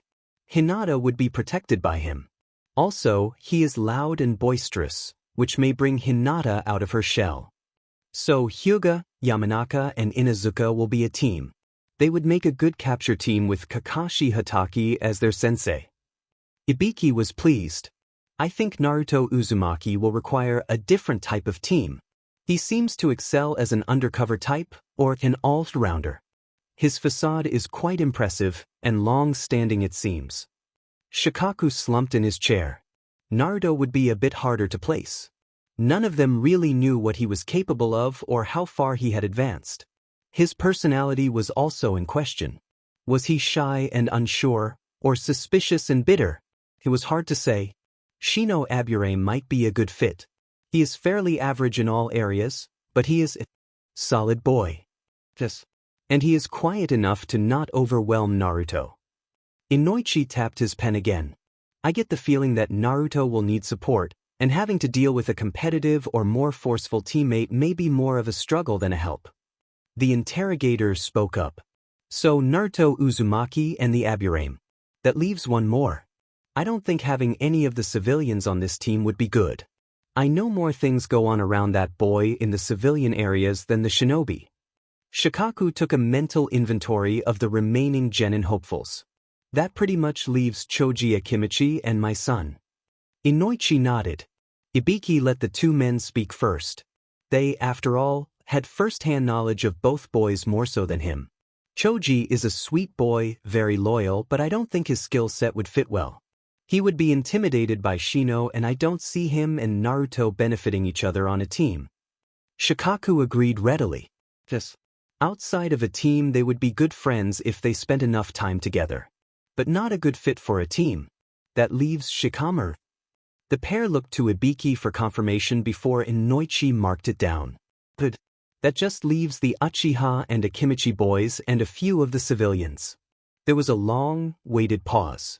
Each of the three was thinking if the remaining students and how best to place them. Inoichi coughed lightly as preamble. Speaking of the civilians, I don't think Haruno should pass at all. He watched the others for their reaction. He knew that it would be a bit of a hardship.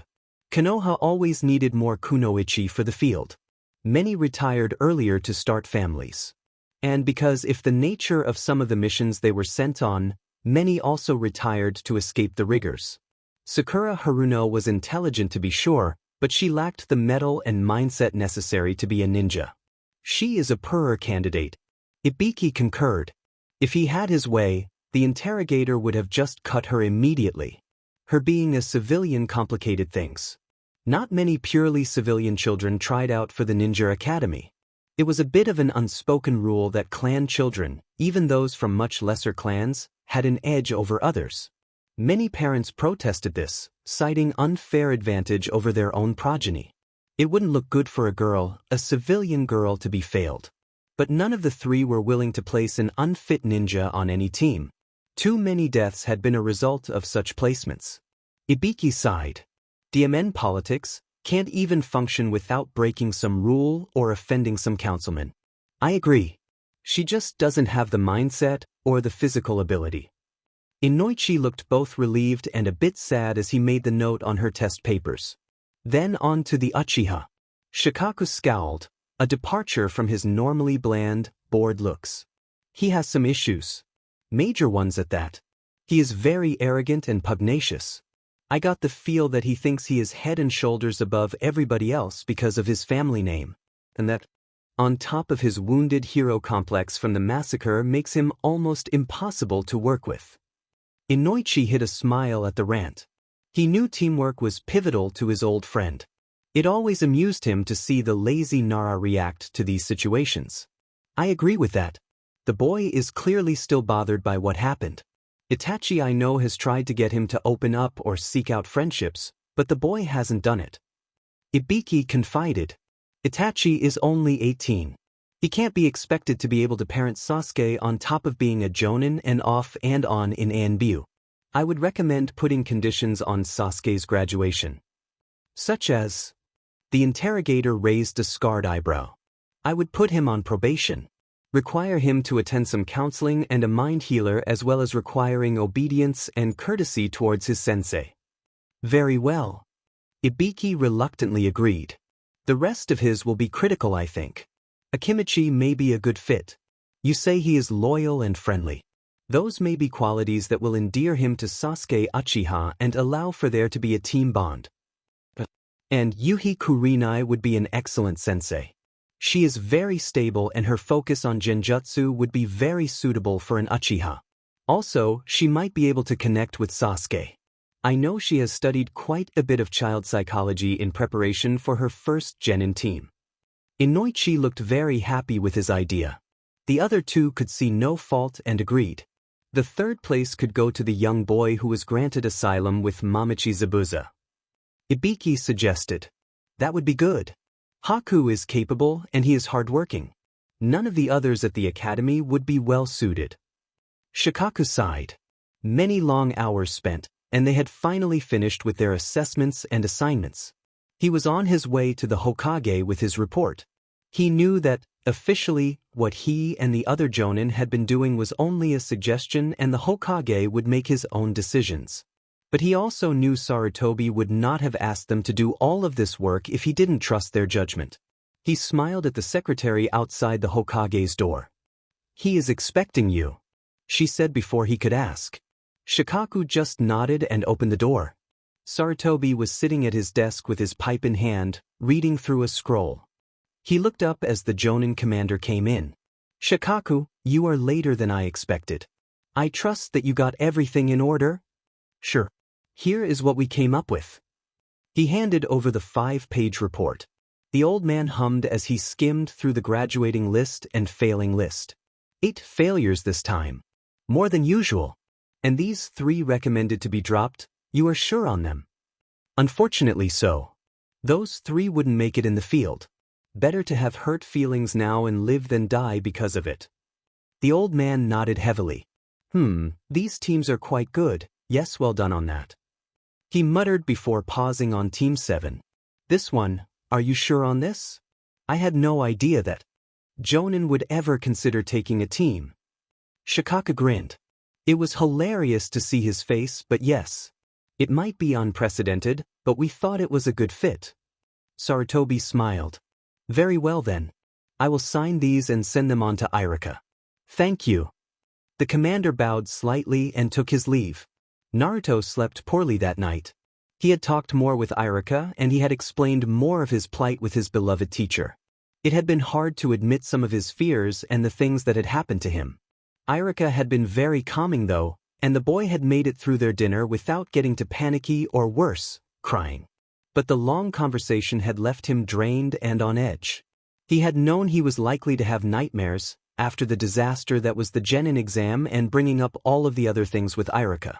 He had tossed and turned on his small, lumpy mattress for hours before he was even close to dozing off. When he woke after dawn, he felt almost as tired as he had before he'd slept. Yee, this is horrible. He sighed as he noticed the clock read 7. He had half an hour to be at the academy. He got up and showered and dressed quickly. He rummaged through his fridge and pulled out a dish of leftover yakisoba he'd managed to make earlier that week. He gobbled it up and dumped the container in the sink for now.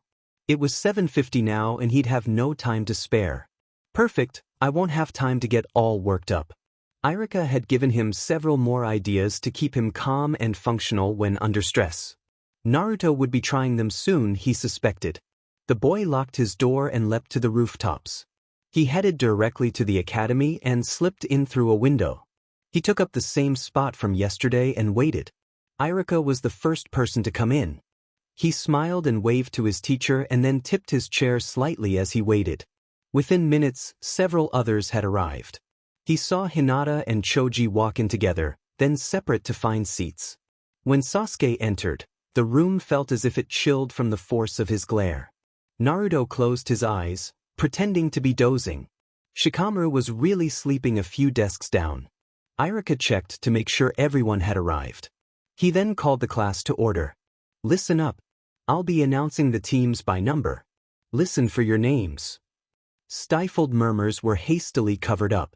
Everyone was eager to find out who was with who. Even Naruto was anxiously listening.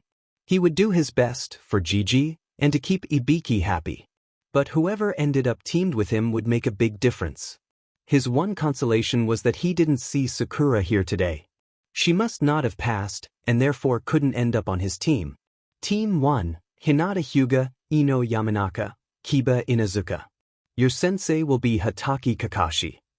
Teams 2, 3, 4 and 5 were all listed off with no fuss. Team 6, Sasuke Uchiha, Choji Akimichi, Haku. Your sensei is Yuhi Kurinai. This struck up a rash of whispers. No one knew who was. And wasn't Kurinai a girl's name? Sure, the rookie of the year wouldn't be placed under a female teacher. Naruto was just glad he wasn't on that team. But who did that leave to be on his team? There weren't too many people left. Team 7, the room settled as Irika went on. Will be Shikamaru Nara, Shino Aburame, and Naruto Uzumaki. Your sensei will be Marino Ibiki. Naruto choked on his breath. Ibiki? What? Why would the head of Tand I take a genin team? And why on earth am I on it? I can't face him every single day from now to who know how long.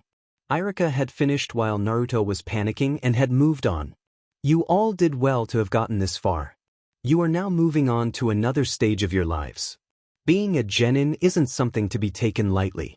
You are all ninja now and must behave as such. His stern look melted away to be replaced with a smile. Good luck. Your senseis will be arriving shortly. They will call for the team number, so make sure you remember yours. He gathered up a few papers from his desk and left the room. A buzz of conversation slowly started out. Naruto focused on the room, trying to ignore his raging thoughts by following Irika's advice from the night before. Hinata was shyly sidling up to Ino, who smiled at her. Kiba was grumpily stomping down while complaining about being put on a team with girls. Choji had yet to move, but was watching Sasuke glare at everything that moved. A quiet word next to him startled Naruto. You are Naruto, yes? A muted voice asked. He looked up, see a boy wearing a high-collared tan jacket and dark round sunglasses standing beside him. He replied slowly before realization struck him. Oh, you must be Shino Aburame. I must be more tired than I thought if it took me that long to recognize him. The other boy inclined his head slightly. Shino took a seat then and watched Naruto. You are unusual. But because you are difficult to read and evaluate. But because you do not display the same standard of capability. But I do not know, and this is why you are unusual. Naruto blinked. Okay. He had no idea what to make of that. Did Shino not like him, or was he just saying he didn't know him very well yet? Shino wasn't looking at him anymore. Instead, he was watching the door as it opened and a jonin walked in. Team 3 left then. Naruto had so far managed to keep his anxiety in check by carefully noticing details about everything else. Who was talking to who, where were people sitting? What were they wearing? He found Shikamaru during this, still appearing to be asleep. He idly wondered if the other boy had even heard their team assignment. He was proved wrong on his former observation when Shikamaru sat up and shoved his hands in his pockets. Lazy as always, he shuffled over to the other two. He plopped down next to Naruto's other side. The blonde was by now slightly nervous, being flanked on both sides by people he really didn't know. The Nara yawned. So, Naruto, where did you learn to use Sunban? The question came out of nowhere. Shino turned to look at Naruto after Shikamaru asked. Well, Naruto fidgeted. He wanted to be able to get along with his team, and that would mean being truthful with them. But he was also reluctant to share what he thought of as his secrets. I have a few scrolls at home. One of them had a section on throwing needles. So I learned. Shikamaru frowned. Just like that? That's crazy. He yawned again. I'm so not keeping up if you decide to train all the time. Too troublesome. He lay his head down on the desk. Naruto turned back to observing the room. Shikamaru, however, was observing his teammate. He'd never really paid much attention to Naruto. He'd seemed very obvious to the genius Nara. Naruto had been shy when they first started the academy, but very quickly turned into a loud goof. Shikamaru had assumed the other boy was just seeking attention because of his lack of parents, or to make up for his class failure. It seemed, by yesterday's display, that this was not the case. Shikamaru was not used to being surprised by his peers. Adults could, on occasion, catch him off guard. It struck him as odd for Naruto to display such a drastic jump in ability when there had been no hint of it before. But that wasn't right. Now that he thought back, there had been a few things that hadn't fit. The pranks, his most obvious actions actually. It hadn't occurred to him until now, but how on earth did a failure of a pre-genin manage to evade Chunin, Jonin, and Nbu for hours? And some of the pranks were very delicate and precise, requiring a rather strong and diverse skill set. And then there were the few times in class that he had noticed Naruto shaking, usually when he was placed in front of the class. He'd thought it was from laughter, due to the reactions from his pranks or other antics. Now that seemed to be woefully inaccurate. Naruto had not seemed to enjoy being paid attention to yesterday or now. He had watched Shino approach the other boy, and Naruto had flinched and shrunk back very slightly from the quiet boy. It had been a reaction, and seemingly a deeply ingrained one. Shikamaru briefly wished he could talk to Ino, not something he often thought to be sure. She would have more knowledge on the psychology and behavior due to her family jutsus. But they were on different teams now. He wouldn't be able to talk to her anyway. It wouldn't be right to share someone else's secrets without a much better reason than his own curiosity. If he had to guess, which he didn't want to, he'd have to say Naruto was accustomed to physical attacks. He sighed and closed his eyes. This was just too troublesome. Naruto was currently an unknown factor, and he suspected it would take some time to really understand him. Shikamaru would just let things go for now. Naruto was the first to notice Ibiki walk in. There were only 3 teams left including theirs. Shino noticed shortly after. They both stood and Naruto carefully shook Shikamaru awake. The 3 genin marched down to greet the imposing man. Naruto hung back and let Shino greet him. "You are Marino Ibiki," the Aburame stated flatly. Ibiki just turned and motioned them to follow him. Naruto was internally panicking. Is he mad? What is he gonna do with us? Shino sure had guts. Shika didn't even say anything. Surely the Hokage wouldn't let him. He nearly tripped over a rock in the path. They had made it out to a training ground while he was thinking. Shino was still standing with his hands in his pocket. Shikamaru was slouching and yawning where he stood. Ibiki, though, he was watching the 3 of them closely. The Jonin crossed his arms behind his back. "I am Marino Ibiki, head of torture and interrogation. The 3 of you are now my genin, and thus are my responsibility. There will be some rules for you to follow under my tutelage.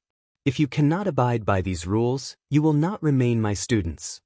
Naruto gulped at the dire tone. "First, you will conduct yourselves in a way befitting of an honorable Konoha shinobi at all times when on a mission, regardless of the nature of that mission. You will protect and look out for each other inside and outside of missions to form and maintain a team rapport. You will not disclose any details of what goes on in Tandai to anyone." He gave them all a narrow stare before turning around abruptly and taking a few steps away. He sat on a felled tree with a wide trunk. He gestured to the open space in front of him where several stumps and exposed boulders were.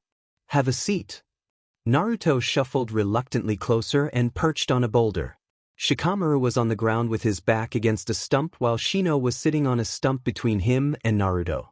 "I'd like to go over each of your skills and weaknesses, but first we will be giving statements about ourselves."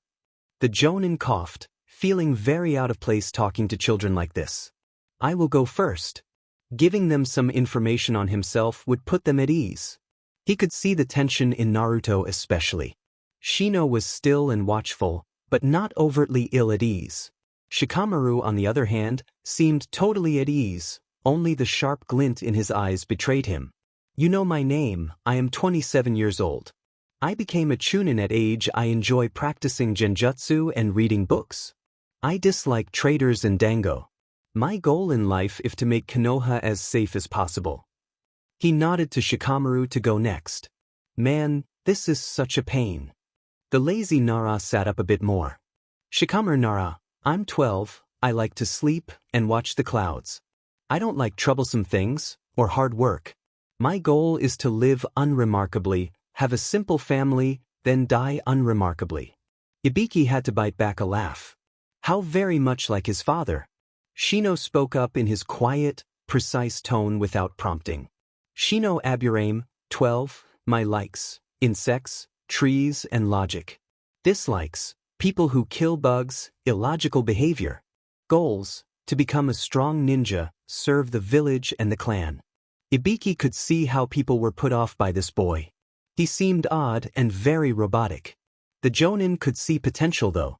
Lastly he looked to Naruto, who was pale, sweating and curling in on himself. That was rather worrying. And you? He voiced none of his concerns. If the blonde boy couldn't function around him, this wouldn't work. He regretted his extreme scare at the exam now.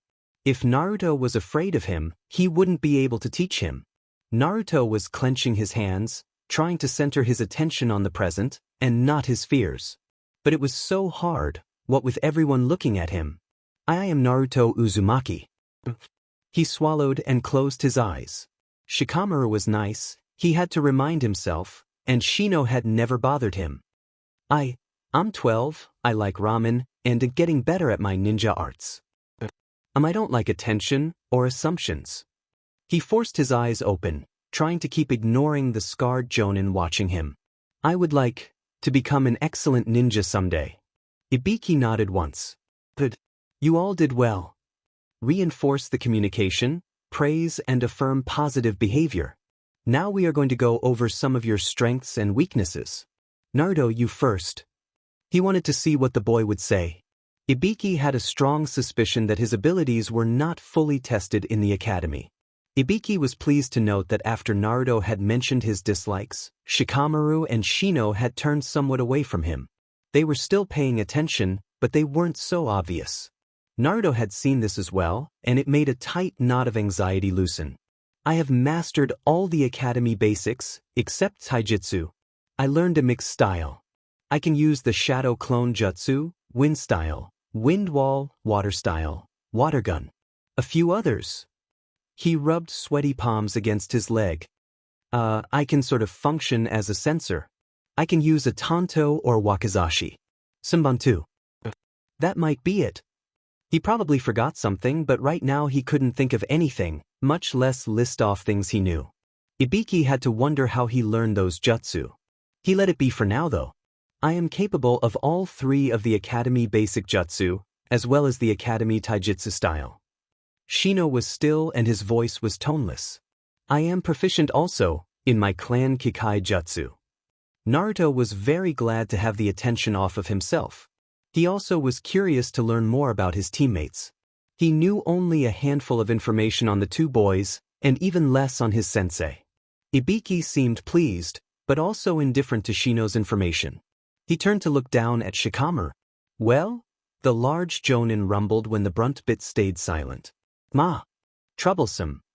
I am, of course, able to perform the 3 academy jutsu and taijutsu. I can use shrunken and kunai. My clan uses shadow techniques to trap our enemies. Naruto frowned very slightly. He spoke up before he really thought. But what can you do? The blonde brat had caught that, huh?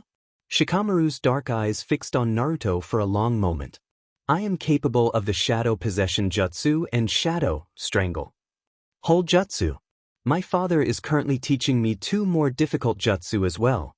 He sat back then and watched Ibiki. Good, all of you have a fairly good range of skills. We will be working on assessments and team skills for the next 2 weeks. The Jonin was patiently waiting for someone to ask for information on him. He had expected it before he got to his own plan for their team. He was surprised when Shino asked him about himself. And what about you, Ibiki-san? You have not told us about yourself. Ibiki took the chance offered to him and stood loomed over them. As the head of Tand I have a vast pool of knowledge and skill. I know the best ways to break the mind, body, and soul. He was somewhat disappointed to only see Naruto gulp. I have years of experience and training. In my care you will be able to learn more than most genin would dare dream. The Jonin didn't mention that some of that knowledge wouldn't be desired and would likely give them nightmares. Naruto in particular would not likely take that well. I am the best interrogator in the village. I have completed study in anatomy and chakra networks along with many other subjects. He sat back down then. Shino was unchanged but Shikamaru looked intrigued. Naruto was avoiding looking at him. Ibiki was really starting to wonder why he thought this was a good idea. He wasn't even remotely suited to dealing with children. He really had no idea how to treat them, especially the skittish boy he had already scared. I would like you all to meet in training area 18 tomorrow at 5 a.m. Bring your standard equipment. We will begin drills and training. The Jonin waited for acknowledgement before standing and Shunshinenji away. The three genin sat still for a few seconds before Naruto shifted in his seat. Shino turned to face him. Shikamaru was the first to speak up. Man, this is such a pain. Marino Ibiki, so not the Jonin I would have picked. I won't be able to slack off now. Naruto picked at the hem of his pants, trying to calm his nerves. Ibiki was gone, and the other two were genin he knew. Neither had done anything to him. He didn't need to be afraid. I guess maybe we should get to know each other? The blonde managed to say. Shino inclined his head slightly. Logically, we are a unit now, and teamwork is to be expected. We should train together and also spend large amounts of time in each other's company. Because this will allow us to maneuver more fluidly together. This was all stated very concisely, without much inflection. Shikamaru sighed and stood up. Fine. Yes. Let's all go eat. I'm starved. Naruto bit his lip, thinking of all the times he had been refused access to shops and restaurants. He didn't want to say anything to his new team, but it might be worse if they had to find out. The hard way. They turned towards him, and the boy quelled under their looks. Squaring what little resolve he had left, Naruto started to speak. I don't think it's a good idea for me to go with you. He took a quick breath and went on, cutting off Shino's question. People around the village don't really like me very much, and I wouldn't want you two to have any trouble because of me. Shikamaru tipped his head and examined Naruto's wary stance. Why would anything happen? He slowly asked. I don't know, just stuff goes wrong around me. The other boy mumbled. Shino raised one eyebrow. Logic would require some reason for unfortunate occurrences. I see no reason for you to be a catalyst for such things. Shikamaru nodded. Yeah, right. I know a good place, and the staff and owners are really laid back. It's fine. Both dark-haired genin were curious as to why their other teammate would have said anything like this. They had observed how uncomfortable he was with speaking in front of people and having their attention. He'd even said as much earlier. So why would he say anything over some odd reason like, people don't like me? Nevertheless, Shikamaru was hungry, and he could see the benefit in being closer to his team. Naruto was just looking between the two with a look that was a mix of hopeful and resigned. Shino stood up and turned to the Nar. Lead the way. He did, making sure that Naruto also followed him. Naruto watched Shikamaru and Shino walk in front of him down the road. Shikamaru had insisted that the restaurant he was taking them to would be fine. Naruto was sweating slightly, and his stomach rolled with nerves and fear. He told them at least a little about what to expect. It seemed though from how they reacted, that they didn't really understand what he'd been trying to say. Both of them had insisted that it would be fine, that it must be nothing. Naruto knew better though.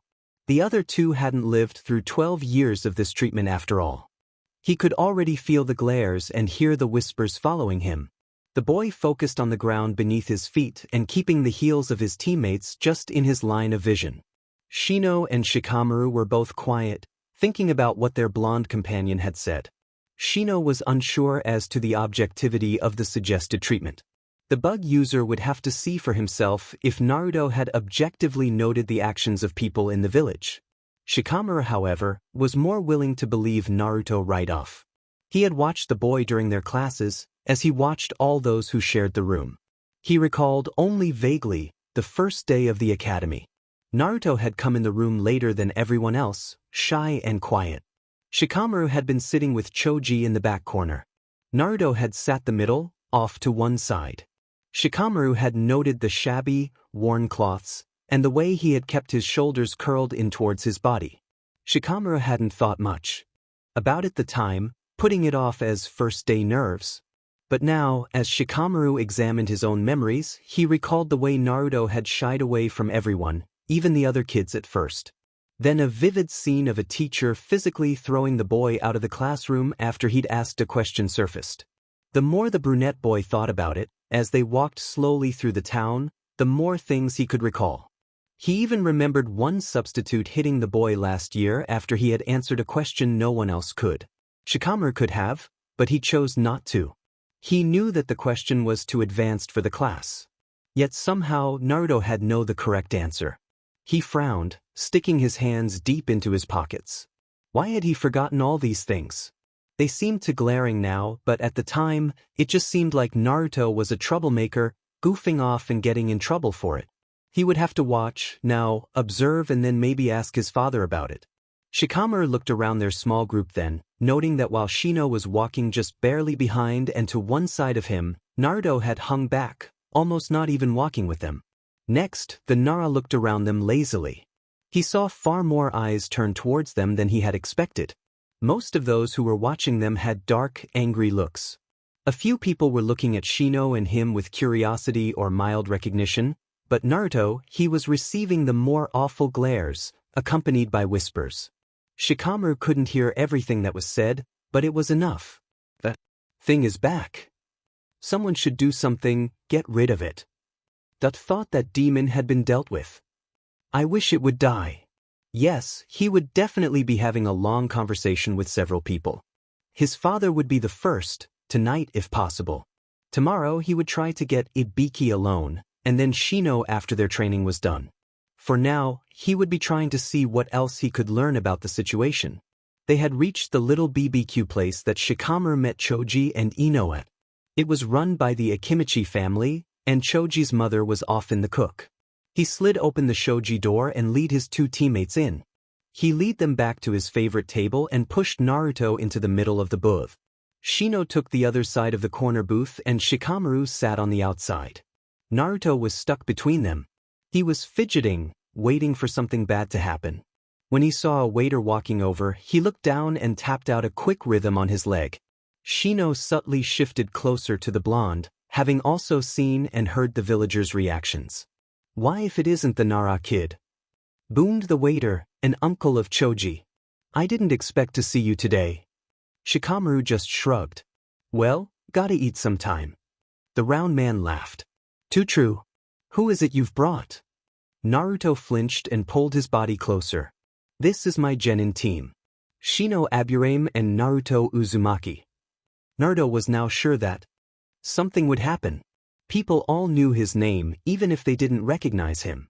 Surely, now the mistake of letting him in would be corrected. The large man just smiled though. Ah, genin team.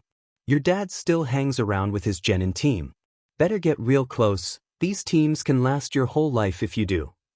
Shikamaru just nodded and then rattled off a list of foods. Shino listed only a few things, and when it came around to Naruto, the boy was looking horribly unsure. Well, he started, picking at his sleeve. Shikamaru decided to save him. Naruto would probably like the beef strips and takoyaki, with pork cuts, teriyaki beef and miso soup. He shot a glance at the other to see him nod. That would be good, thanks. After the waiter left, Naruto peeked over at Shikamaru. Thank you.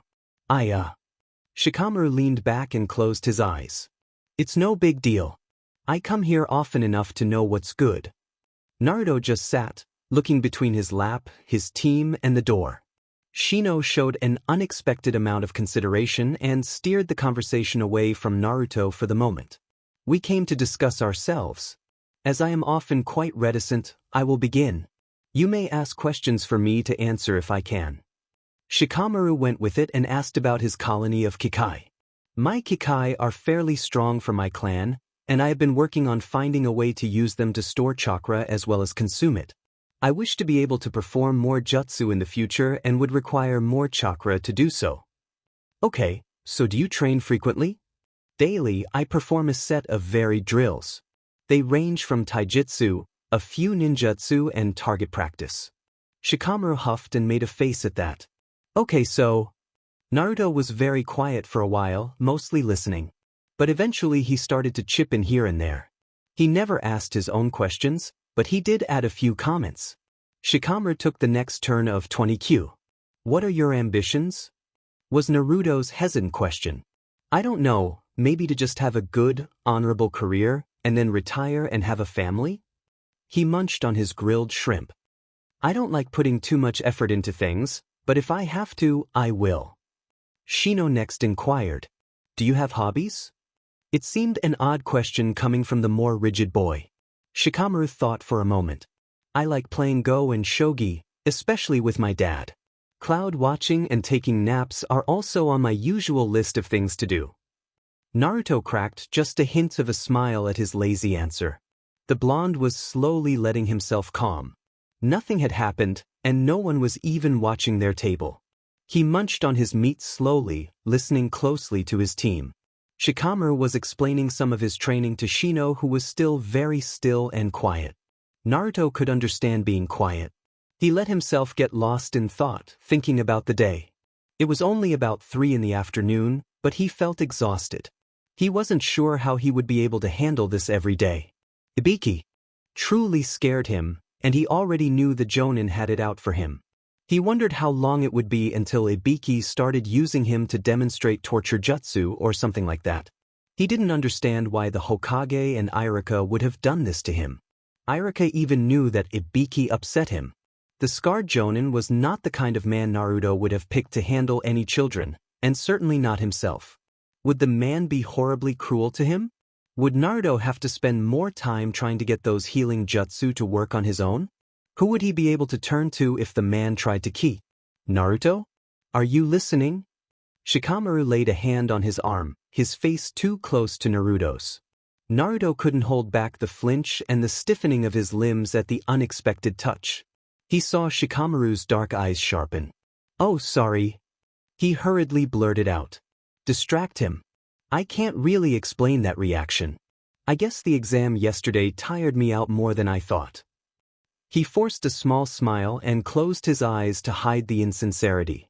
Shikamaru frowned again, but sat back. Yeah, I guess. It's your turn. He gestured to the Aburame boy. Shino asked if you have any particular strengths. Naruto blinked and then racked his brain. Well, I am good with kunai and stuff.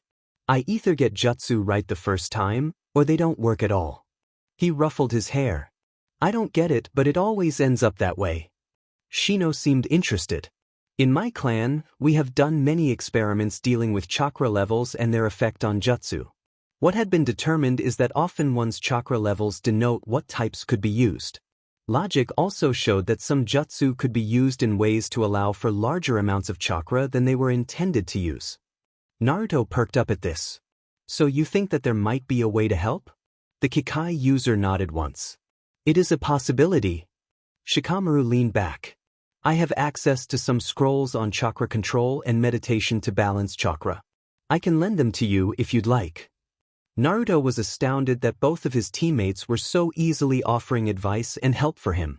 He was used to nearly everyone ignoring his problems or enjoying his struggles.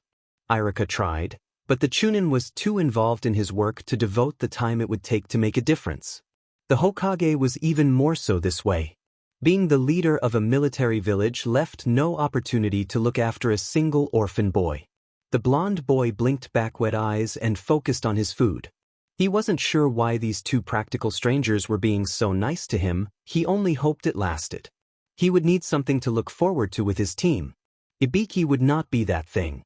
Author's note at the end. I just wanted to take a moment to address some things people have commented. First, the Sasuke chapter.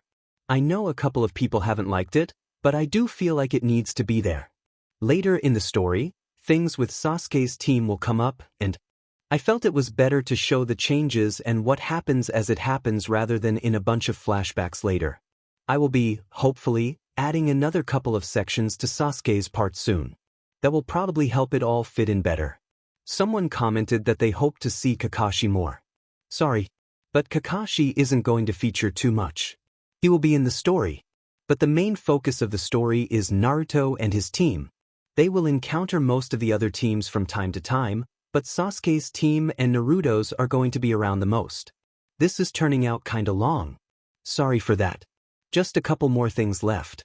Where is Sakura? Well, for this fanfic I couldn't fit her in a way that I liked. I'm not too fond of Sakura at times, and I decided to leave her out. If you notice, Ibiki and the others have doubts about her being up to the task of being a ninja. They decided to fail her and remove her from the ninja program rather than risk her and her team's lives. So, Sakura might pop up at some point, but she didn't make the cut for ninja.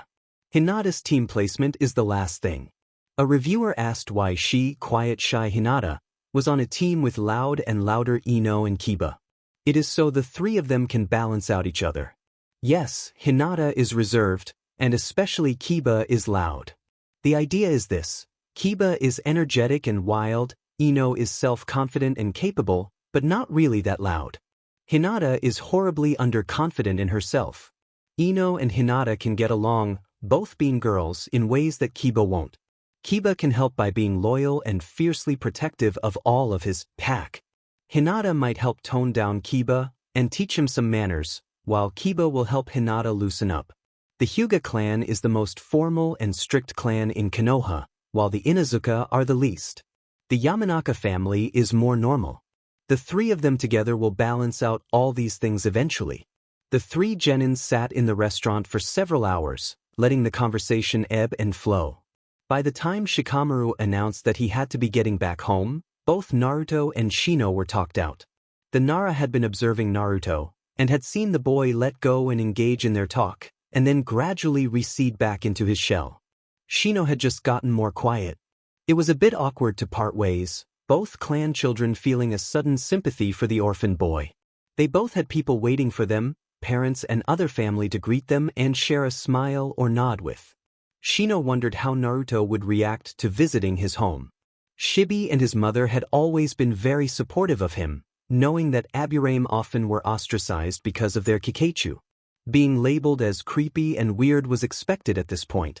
Shino had always had them to come back to be comforted and encouraged. It seemed that Naruto didn't have that. Shino had seen the same emotions in the eyes of the villagers that he had occasionally seen directed at him in much weaker glares. Why would Naruto, who as far as he knew, was nothing but another Kyuubi orphan, be so despised? The boy wasn't from a clan, he had no family, and he had never done anything to warrant such treatment. Sure, he was sometimes loud, pranked people and didn't do so well in school. None of those things could possibly be the cause of such malice. Kiba Inuzuka was wont to act very similarly, and the dog boy was only lightly chastised. Shino also wasn't so sure that his impressions of Naruto were accurate. This day had showed many things that contradicted the previous ideas he'd had. During their talk, Naruto had said several things that had caught Shino's attention. He'd mentioned scrolls and study more than once. Shino knew that very few books or scrolls could be accessed before one was at least a genin. The Aburame recalled how poorly the other had done in all of the school tests, up until the exam. Logically, it shouldn't have been possible for Naruto to find books to study before now, or for him to have such a sudden spike in ability. Why did this happen? The only explanation would be because the blonde had been deceiving everyone. How long? But to what extent? Shino rarely found others around him to be interesting, choosing to focus on his colony and training normally, but he was caught up in the web that seemed to wrap around his team. He would be looking for answers, and he would not let it rest until he knew. Because, logically, he should pursue this interest he had in the effort to make at least one or two true friends. Naruto was only too happy to return home, to his quiet, dark apartment. He had unexpectedly said much more than he thought he would be able to force out. He would have thanked Irika for his advice. He'd made it through an entire day of interacting and speaking up more than once without too much trouble. His limit had been passed by after a while though. If Shikamaru hadn't decided to call it a day, Naruto would have. Naruto had decided that he liked his team, at least those two anyway. He had noticed that he had been placed in the center, the place most protected, and both of them had taken note of his discomfort and silently shifted things to help. Shikamaru had helped him order, Shino had moved the conversation off of Naruto and onto himself. He knew that both of them had noticed some of Naruto's more revealing reactions. The blonde wasn't really sure why he didn't want them to find out the full extent of his misery. He'd told them some of it already. But the thought of Ether Boy seeing his tiny, run-down apartment, or knowing the whole story behind his hidden personality made him even more reticent. It was dumb, but he would much rather have Ibiki know and mock him for it. The blonde boy forced himself to go to sleep rather than dwelling on the day though. As he drifted off to sleep, Naruto couldn't help wondering if he would be able to understand what a family was like.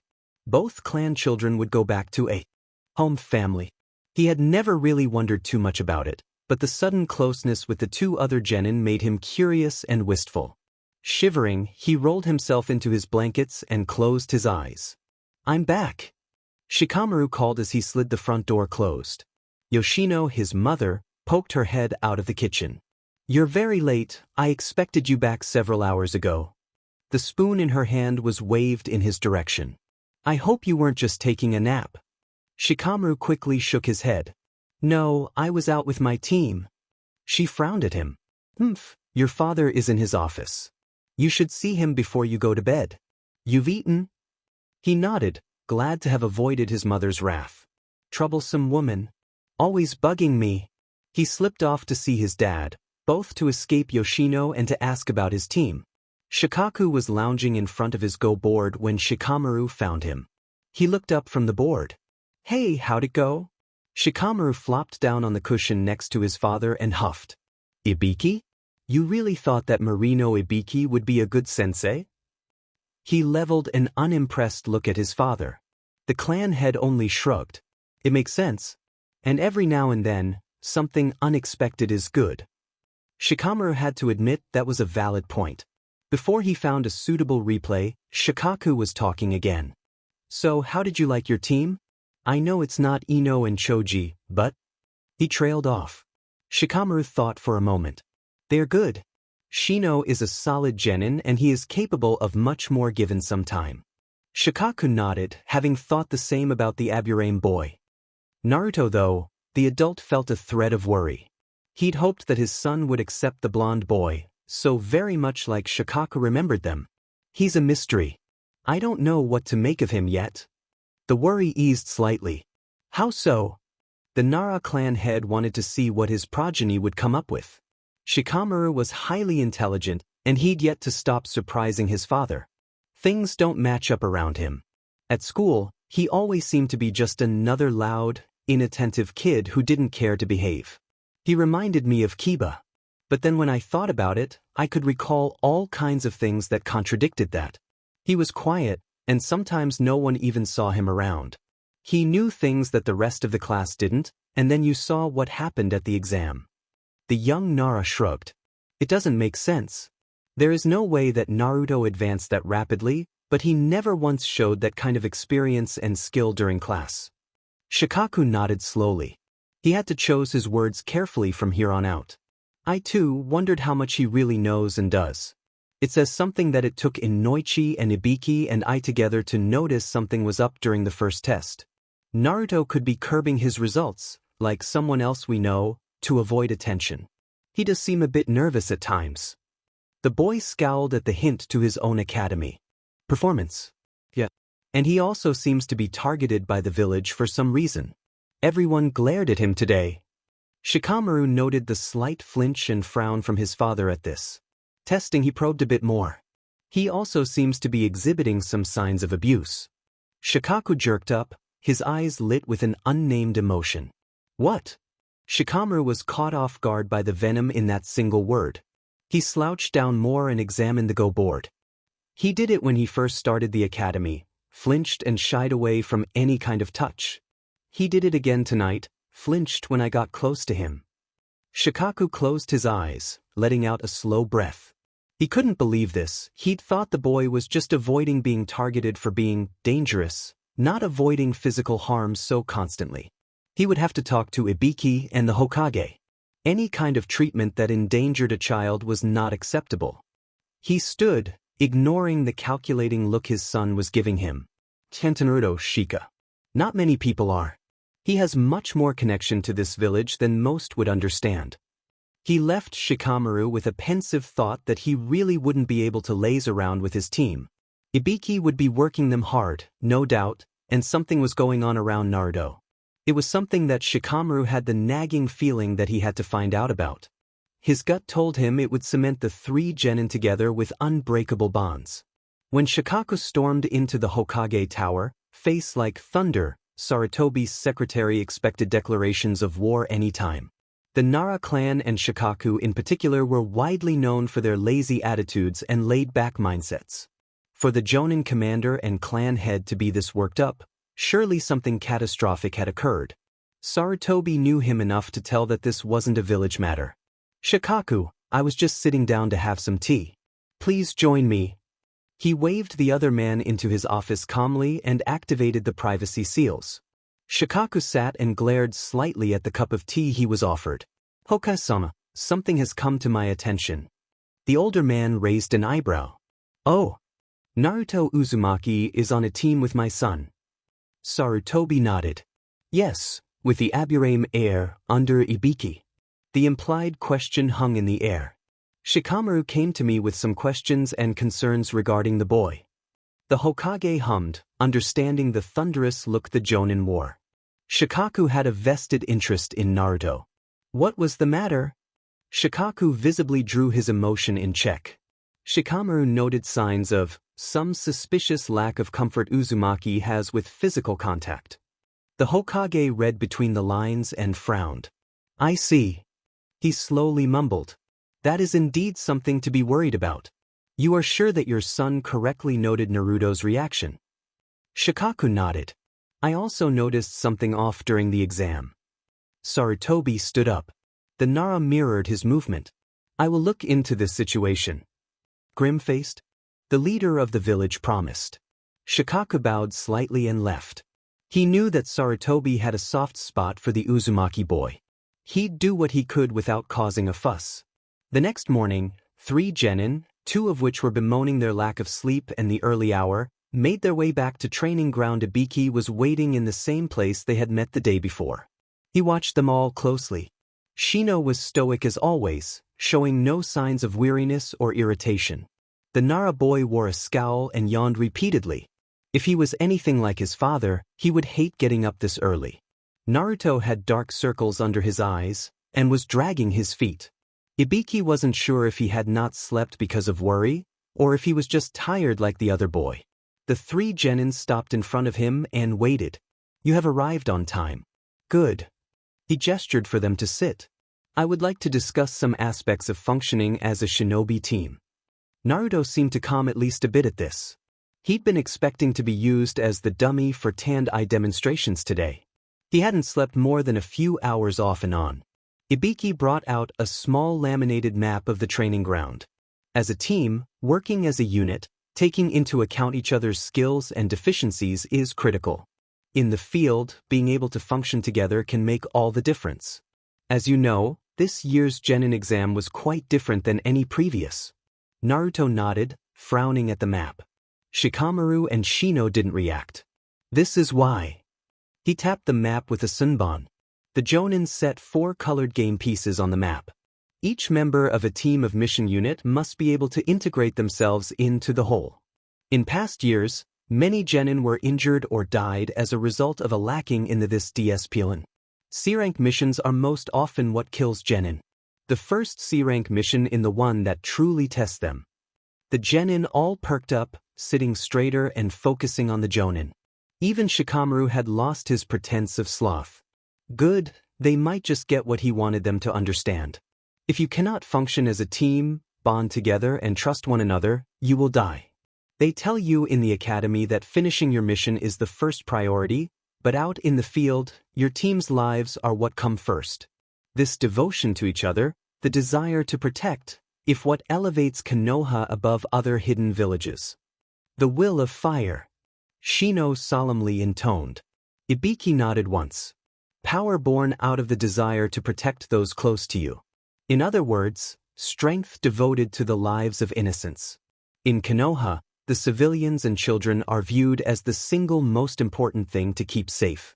Naruto interjected, quiet and all the more potent for the pain clearly here in his voice. We should protect them even when they hate us for it. Ibiki wondered just what the kid meant, how much was from being mistreated and how much he knew. He personally felt no inclination to keep such secrets. He knew that children could be more tight-lipped about things than some adults could. But it was not his decision to make. Perhaps a few well-placed recon assignments and some old mission reports and history drills would help them along. For now, he just glanced at Naruto.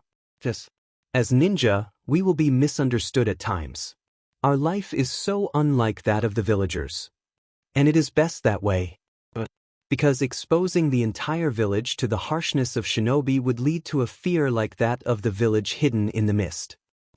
Because logically, civilians cannot handle the extreme nature of the reality of ninja. Shino inclined his head once after his long explanation. Ibiki was a bit surprised by the extent of understanding and thought that had been put into the comment. Correct. He rumbled. To foster the building of our team, we will be training together. This is a map of this training area. The 3 pieces are you. He gestured to the aforementioned items. For today, I will observe as you 3 come up with strategies and maneuvers for preset situations I will outline for you. Each of you must be honest and accurate in your interpretation of your own abilities. The Jonin paused to take stock of their reactions. He wasn't at all sure about this idea, but it was the best he had come up with. He couldn't very well have the genin play, with Enko in the forest of death to test them out. I really am not a good choice for children. I might know how to get information out of them, but teaching and mentoring? Nope. Shikamaru was looking at the map intently already, likely forming ideas and plans in his head. Shikaku did that often.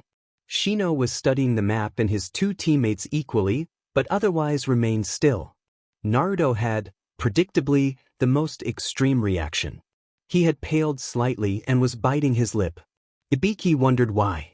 There was no doubt that his own presence made the boy uneasy, and it was possible that having to inform others of his abilities was having the same effect.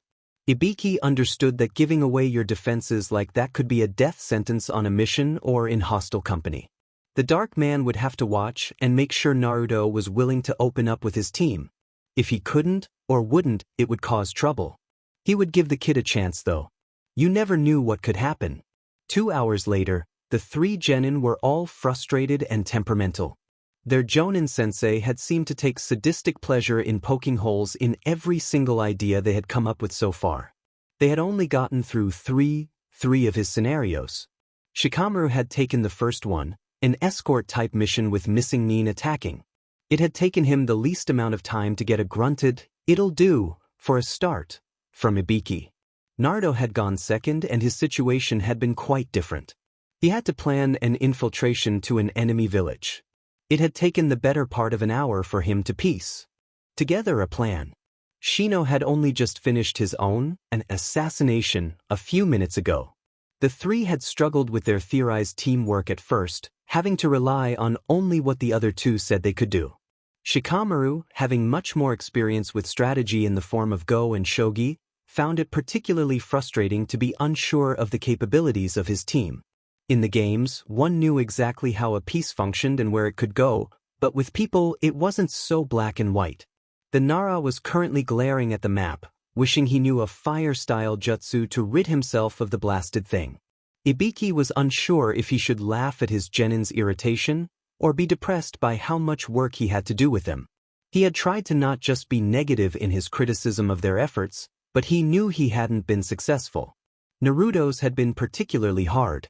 The blonde boy had a streak of brilliance, for sure.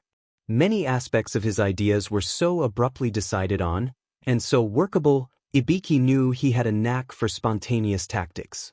However, the boy was too unsure of his own self and his team that he would always plan too conservatively. The Jonin stood up from his seat and tucked away his map. Enough. We will now be sparring. All three boys were positively eager to do anything else at this point. Naruto would even take public speaking over more maneuvers and strategy right then. They trooped out to a more cleared area of the training ground. It was a wide area with grass marred by jagged rocks and a few flowers. You two, he pointed to Shino and Naruto. Will be sparring first. Shino moved to a lose-ready stance and waited. Naruto bit his lip and followed. No jutsu yet. Weapons are allowed. Shino gave a sharp nod and then began to circle around with Naruto mirroring him. Naruto was currently panicking. He had listened to Shino and Shikamaru in their earlier lesson, and he had no idea what he should do. He knew he was supposed to be showing his skill set, but the blonde was too used to hiding those things. Inevitably, in the past, any sign of good behavior or aptitude in anything would get him the wrong kind of attention. He'd never been comfortable with honestly showing things since. The exam was the most he could get himself to do. And even that had been a struggle. I don't know what to do. Shino isn't Sasuke, he doesn't hate me right now. If I do better than him, will he start to?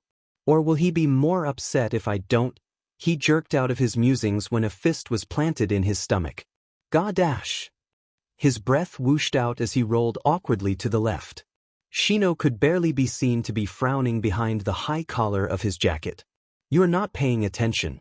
But because you are worried about something. The bug user almost seemed to huff at him. Naruto scrambled to his feet and flushed. Sorry. Sorry. He stumbled over his words, feeling a nervous tremble start up in his hands. Ibiki interrupted their spar. Uzumaki. Switch with Nara. Naruto flinched, but complied. Shikamaru shot a quick, curious glance at the other as he jogged over.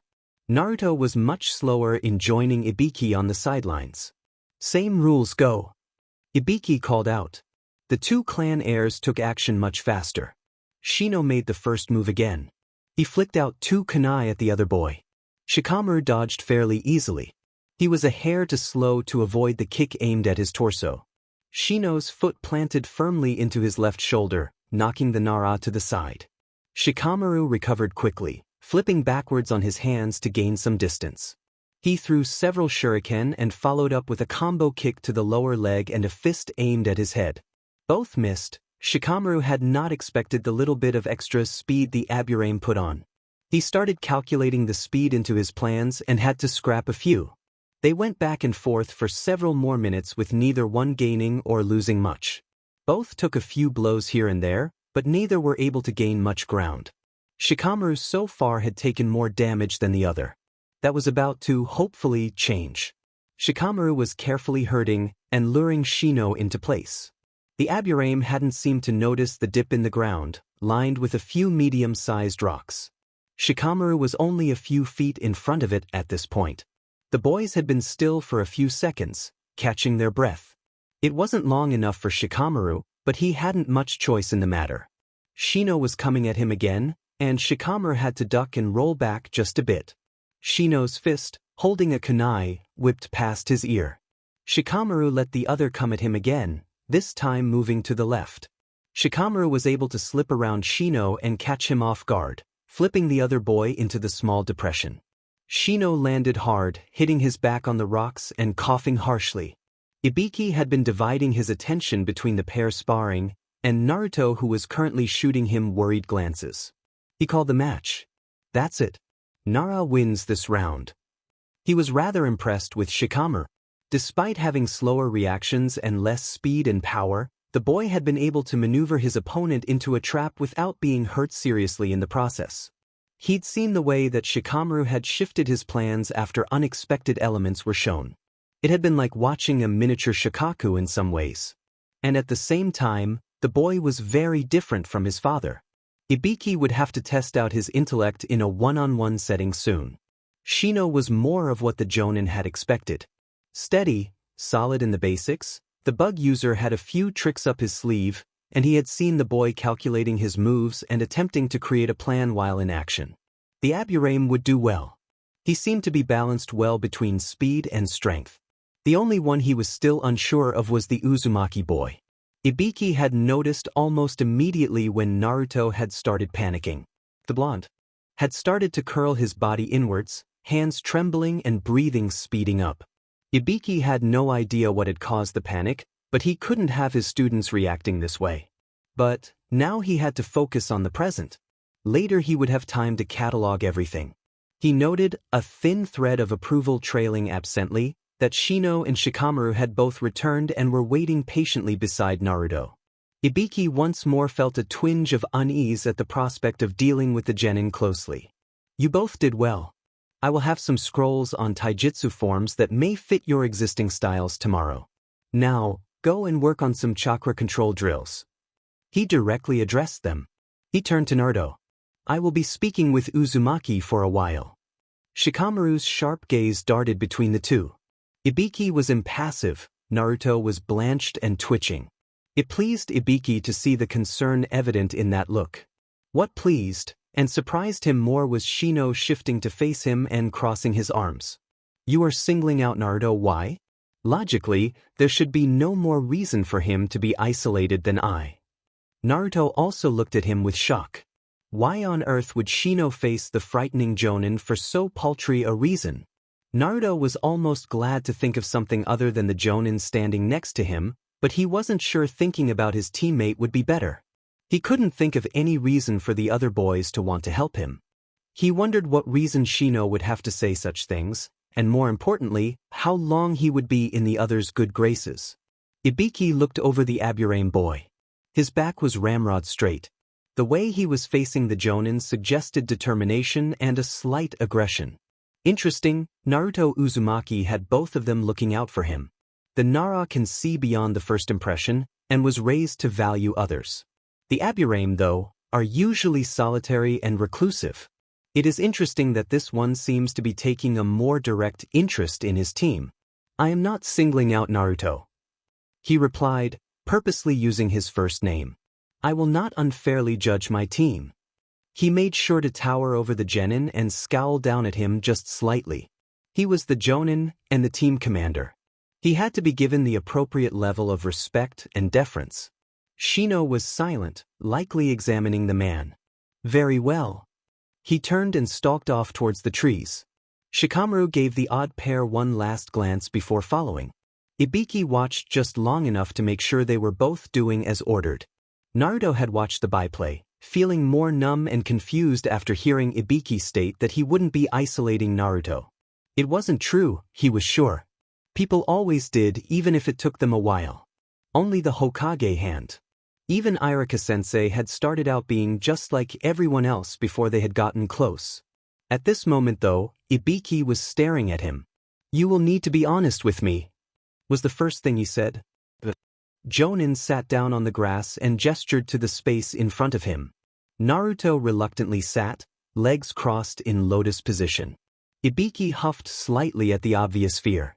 Really, he should have known something like this would happen to him.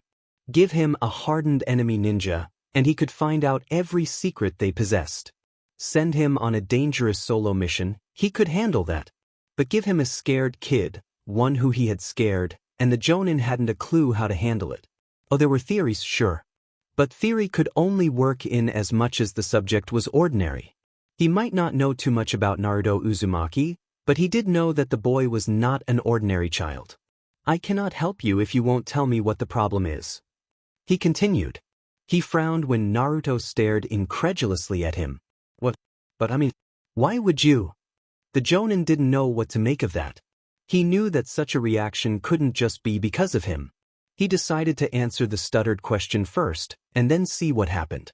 As your commanding officer, it is my job to make sure my team is all in the best condition it can be. Be that physically or emotionally, I take that part of my job very seriously. He tried to soften his voice. I am also responsible for 3 kids. I meant it when I said that children are the treasure of Konoha. Right now, 3 of Konoha's treasures are under my supervision. Naruto just bit his lip and avoided his gaze. I don't know what to expect. He finally got out. The boy couldn't decide if he should be freaking out, or if he should believe Ibiki. Eventually, he gave in and answered. Irika had said that talking to people, getting them to understand, would often help with his own anxiety. Everyone always gets mad at me when or that is, I guess. He ruffled his hair, in irritation at himself.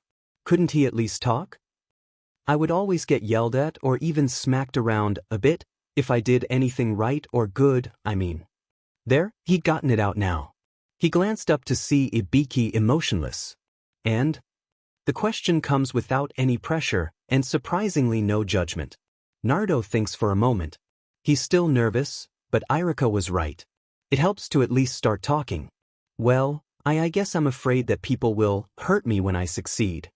Ibiki nodded slightly. I see. I can understand that. You do know, though, that you can't continue this on my team. Naruto shuddered. Why yeah. Both Nara and Aburame seem to be a bit protective of you. Most Aburame don't really care for the company of others, and this one stared me down for you. Shikamaru Nara is also closely watching us right now, probably so he can figure out what to do to help. Naruto couldn't help glancing over at the pair who were sticking leaves to their foreheads with chakra. The boy started. Ibiki hummed in reply. Why do you think they care? They can't care for long. Ibiki wanted to throttle whomever had put these ideas into his head. This might be more of an issue than he had previously thought. He hadn't expected physical abuse. At the exam, the three Jonin had noted his reactions, and Shikaku and Inoichi's ideas for their source were good. But this seemed to go deeper. Ibiki would have to step up his plans now, and maybe work in meetings with a few other people to help his team along. For now, all he could do was talk to the boy. He looked down at the blonde before continuing. They have their own reasons. My own would be because I can see your value. Naruto gaped at him. The man, who he could admit had given him nightmares, was trying to comfort him? No way. You are much more capable than you realize. You understand the heart of the will of fire much more than many people twice your age. Why you really mean that? Naruto hardly dared to hope. Ibiki would have little reason to lie though. If he wanted to be cruel to Naruto, he'd already had ample opportunity. The Hokage wouldn't put his ninja, especially Genin, in such blatant danger. The old man cared deeply for his people. He'd seen once years ago how much it hurt the old man to lose any of his shinobi. He might not trust Ibiki yet, but he thought he could trust the Hokage. Naruto watched Ibiki closely when he answered. I do. Naruto figured he could deal with this, maybe, eventually. Author's note. I was thinking about giving Naruto some PTSD or OCD habits or triggers. However, I'm having trouble thinking of good things to include. If you guys have any ideas for me, please leave them in a review or a PM. I would love to see what you can come up with. Thanks for your patience. Training had continued after that. Ibiki had them all drilling taijutsu and kunai and shuriken practice. He corrected Naruto more often than the other two, but Naruto was almost shocked to note that it wasn't done out of malice. Everything Ibiki pointed out or corrected really did help. His taijutsu was not that good, he knew, despite winning his match against Sasuke. He never sparred with anyone, and never had much help at the academy classes. Naruto knew his style was a good one, and he knew all the kata. What he couldn't learn from a book, though, were the nuances. Little things with his balance, aligning his joints and body could only really be taught like this. Naruto was surprised to note that even through the course of the day, he could move more quickly, and his blows felt stronger with all the proper movements. Shino and Shikamaru were also being critiqued, so he didn't even feel spotlighted. He didn't dare hope too much, not yet anyway. But it was hard not to feel his mood lighten. If Ibiki was telling the truth, he might survive his genin team. Irika had tried to talk him out of fearing everyone in the village. He'd argued back that he had experienced more than enough of the people's nature to be accurate in his interpretations. This was too early to tell for certain, but it might just be like his old sensei had said. It would wait and watch. It might take a long time, but he would eventually learn what to really expect from these three people he had been placed with. Naruto. At his name, the blonde spun around, finding Shikamaru holding out a scroll to him. He blinked, finding it strange that he had zoned out around other people. His target was covered in clumps of Sinbon though, so his body at least had kept going. Shikamaru was talking though. Sensei said that he had something to do. He assigned us to go over these old mission reports and make a report on the effectiveness of the teams in them. The brunette looked particularly displeased to be sent home with more work. Naruto just nodded and accepted the roll of paper. Yeah. He stuttered back. Shikamaru just sighed and turned back to his own target. He said to finish it by tomorrow. Naruto went on to gather up all of his needles and carefully pack them away. He had to go on his bi-monthly foraging trip tonight. He hadn't had much to eat these last several days. The boy shyly waved goodbye to his team and then hurried away. He missed the narrow-eyed look that Shino gave him as he departed. Shikamaru slouched over to him after he was sure Naruto was out of hearing range. "Hey," he mumbled. "I was wondering if you had a bit of time?" The Nara carefully didn't say what he wanted. He wasn't quite sure he should be doing this. He had no idea how to approach Naruto about the oddities he had seen. Shino had also been watching Naruto throughout the day. Shikamaru had seen the bug user frown from time to time as well. Ibiki had been pretty normal, from what little Shikamaru knew of him. But the man was a jonin, he could be hiding things from his genin. The Nara didn't feel like he could come directly to Naruto or his sensei yet. Shino, though, he might be his best bet. Figuring out what was wrong with Naruto and how they could help would be his official extra credit project, he decided. "I have no obligations for some time," the other boy said after a long pause. Shikamaru nodded. "Good. I have something I wanted to discuss with you." Shino nodded after a short pause. He, too, had spent the day trying to puzzle out their blonde companion. He wouldn't push too much into the other's life, not yet anyway. Shino knew that many people, himself included, required time to open up. He wouldn't have appreciated pushy teammates. "I suspect that this has to do with a mutual acquaintance," he intoned. There were many things about Naruto that gave off a bad vibe. Things were not like they should be. How exactly and to what extent he wasn't sure. Shino wouldn't let his team and budding friendships be damaged if he could help, though. Shikamaru nodded, hearing the unspoken reference to Naruto. "Figured. Let's go somewhere else, though. I don't feel like this should be out in the air like this." Depending on what they came up with, it might be quite harmful to be overheard. Naruto was shy and clearly did not appreciate attention.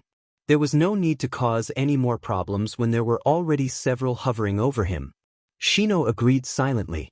The Aburame lead them this time. He knew of several quiet spots around his clan lands where they would be undisturbed. The pair were silent, both lost in thought. When Shino stopped, they were in a small clearing surrounded by dense underbrush. A tiny, worn-looking shrine stood to one side of the cleared area. Shino slid open the carved door and gestured for Shikamaru to enter. The inside was a single open room. The walls had faded murals painted on them, with carefully crafted shelves almost blending into the scenes. On the mat floor, a small table with a pair of cushions was resting. "This is my hideout, I suppose?" Shino murmured in the quiet. "No one else even knows it's here." "But because no one else explores this area." Shikamaru sat and waited for the other to join him. "So, I wanted to talk about Naruto." The Nara still felt a bit of guilt worm its way through him. He didn't want to do this in secret, but he didn't think the boy in question would really answer him. Shino just nodded. This would be the logical reason. But Naruto is troubled and something is wrong. He would not tell us, though. "Man, this is going to be such a drag." Shikamaru sighed and leaned back. "I take it you noticed some things that don't make sense. We should compare what we saw." Shino was quiet for a moment. He presents himself inaccurately. He has no confidence, and yet he has great skill. His warning yesterday about the village being hostile was correct, more so than he even told us. He is afraid of people, everyone including us. Shikamaru idly picked at his shirt. "I noticed that what I remember from the academy doesn't make sense. He is and was set up to fail constantly. But the village has no reason I can see to isolate him so much. I don't know anything about him. He's an orphan, was born around the time of the QB attack like the rest of our class, and he has no clan. That's it. He never said anything else that I can recall." They sat in silence for a while, both contemplating. Shino shifted slightly then. He brought his hands up to the tabletop.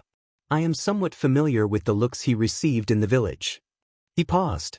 Shikamaru was caught by surprise when the other boy went on with a nit of caution in his voice. People occasionally look at my clan that way. What? Why? He bit out. The Nara hated being out of the loop of information. Now, it seemed like he was missing something about both of his fellow genin.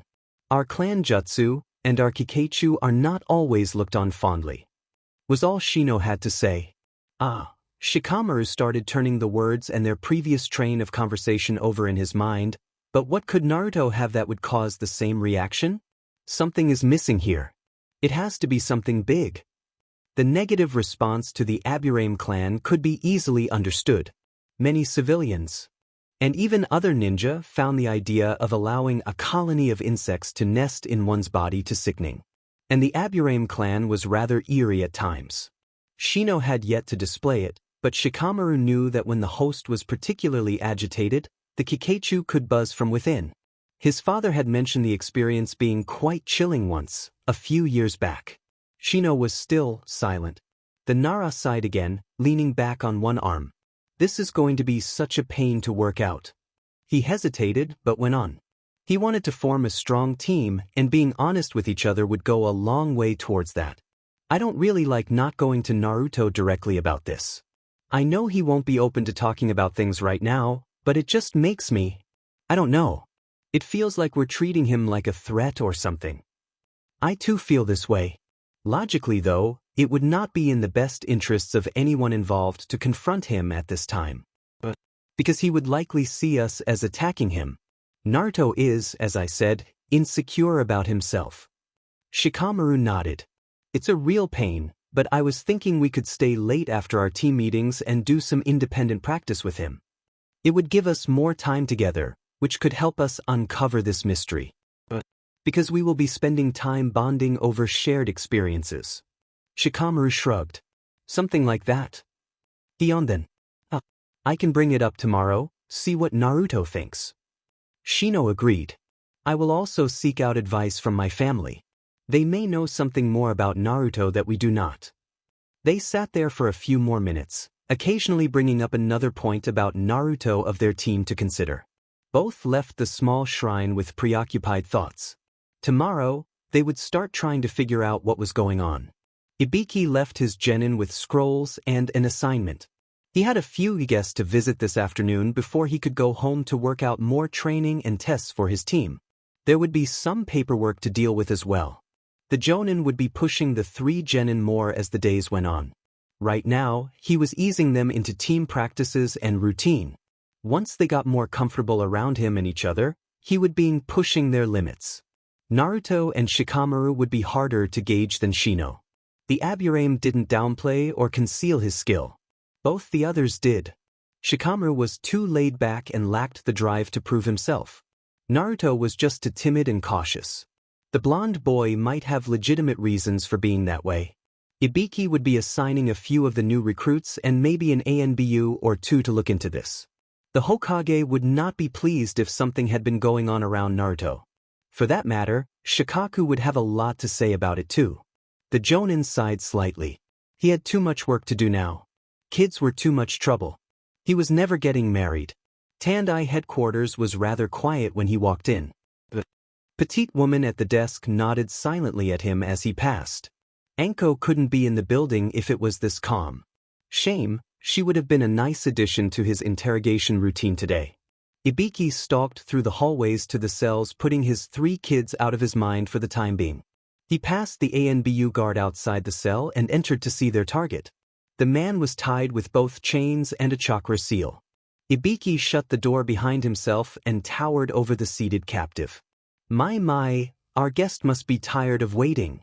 No matter, I will have this done soon. He let a malicious grin quirk his features before he started. 2 hours later, outside the small cell, the hallways echoed with the rasping sobs of their guest. Naruto walked quickly through the streets to his apartment. He took as many back alleys as he could, but he did have to cross a few areas with people. He held his homework close to his chest in fear of losing it. He wouldn't be chancing Ibiki's wrath over a failed assignment anytime soon if he could help it. Irika-sensei was scary enough. He didn't need to find out what Ibiki would do if he failed. His apartment was just as he left it when he passed through his window. He checked everything carefully to be sure. He had just put his scroll down on his bed when a bundle of scrolls on the kitchen counter caught his eye. Naruto couldn't help his grin at the sight. He loved getting new resources. He had no idea who could be leaving them for him, but he loved them all the same. He hurried over and scooped them up. A large book was at the bottom. He picked it up curiously. He only had a few books. Most of what he had were easy readers from when he was just teaching himself to read. This book, bound in dark brown leather with what seemed to be painted lettering on the front, was very fancy. The title read, Sealing and Matrices, the Basics. Naruto had never heard of such a thing. What on earth were matrices? He would read this book though. He read every single thing that was given to him. Even though some of them were boring, he wouldn't discard any information. Whoever chose these gifts always left things that were really helpful too. He set aside the book to check through the rest of the scrolls. 2 were more advanced kata for the 2 styles he was combining, and 1 was a scroll on chakra and chakra building exercises. The 4th and final scroll had a second roll of paper wrapped around it. Naruto pulled it off and was about to toss it away when the ink on it caught his eye. It was a note. This was very unexpected. Naruto had never had any sort of correspondence from his benefactor. He hastily glanced over it. Naruto, good job. You passed the academy and are now a genin. You have a team now, so take good care of them all. I hope you continue to progress well in your studies. The book is a family heirloom from your mother's side. Take good care of it. The scroll with this note is a jutsu scroll. It contains, for basic jutsu of various sorts. Be careful when trying them. The fire and wind ones can be super dangerous if something goes wrong. Keep working with the shadow clone jutsu. It will come in handy. Good luck. A smudged doodle of a dog was the only signature. The handwriting was messy and more of a scrawl than anything else. Naruto couldn't help running a finger over the words though. After years of these things just showing up, he finally had at least some contact from their giver. Whoever this was, Naruto was forever in their debt. He reread the note, and then stared at the doodle. The more he looked, the more it looked like a picture of a wild hound he'd seen once. That's decided then. I'll call this person Hound now. Grinning again, he flopped back on his bed. Things might just be looking up. He had talked with his team more easily today, and Ibiki might not be as bad as he thought. Irika had given him advice and lots of ideas to help with his anxiety. Now he might be able to figure out who Hound was.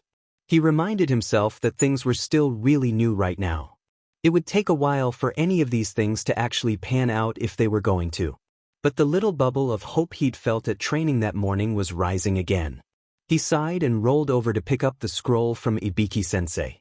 He flipped it open and started reading the report. The mission was from at least 20 years ago. It involved a team called Team Jiraiya.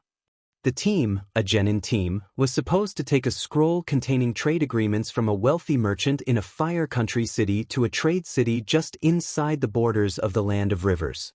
They were also transporting a small amount of other things for the same client. The Jonin was listed as Jiraiya, who Naruto recalled, was one of the Sannin. The 3 genin were not named, but Naruto would have bet they were all competent if they had that caliber of sensei. He browsed the details of the mission for several minutes. He would have to get out his map later and look at the route they took and compare to others available. The blonde sat up and carefully tucked away his new scrolls, but left out the homework one. He had to get a move on with his hunting. It was already nearly 6 o'clock. The sun would start to dip below the horizon soon. He didn't mind being out after dark, but it was easier to find some of the things he was after when it was light. That in mind, he switched his nicer clothes out for a torn and stained jumpsuit. It had been orange once, but now it was more brown than anything. These were his work clothes. He left his forehead protector and his pouch of kunai and shuriken. He needed to pack light, so he could bring back what food he found. Only his sunban and a long-bladed hunting knife were kept. He slung an empty pack on and then checked his traps before leaving. He left the main area of the village swiftly. He took off north and slightly west, over the rooftops. He kept low and did his best to move quietly and stay out of sight. He passed by the busy parts of the village and out past some of the clan areas. He kept going through the trees where the buildings were suitable any longer.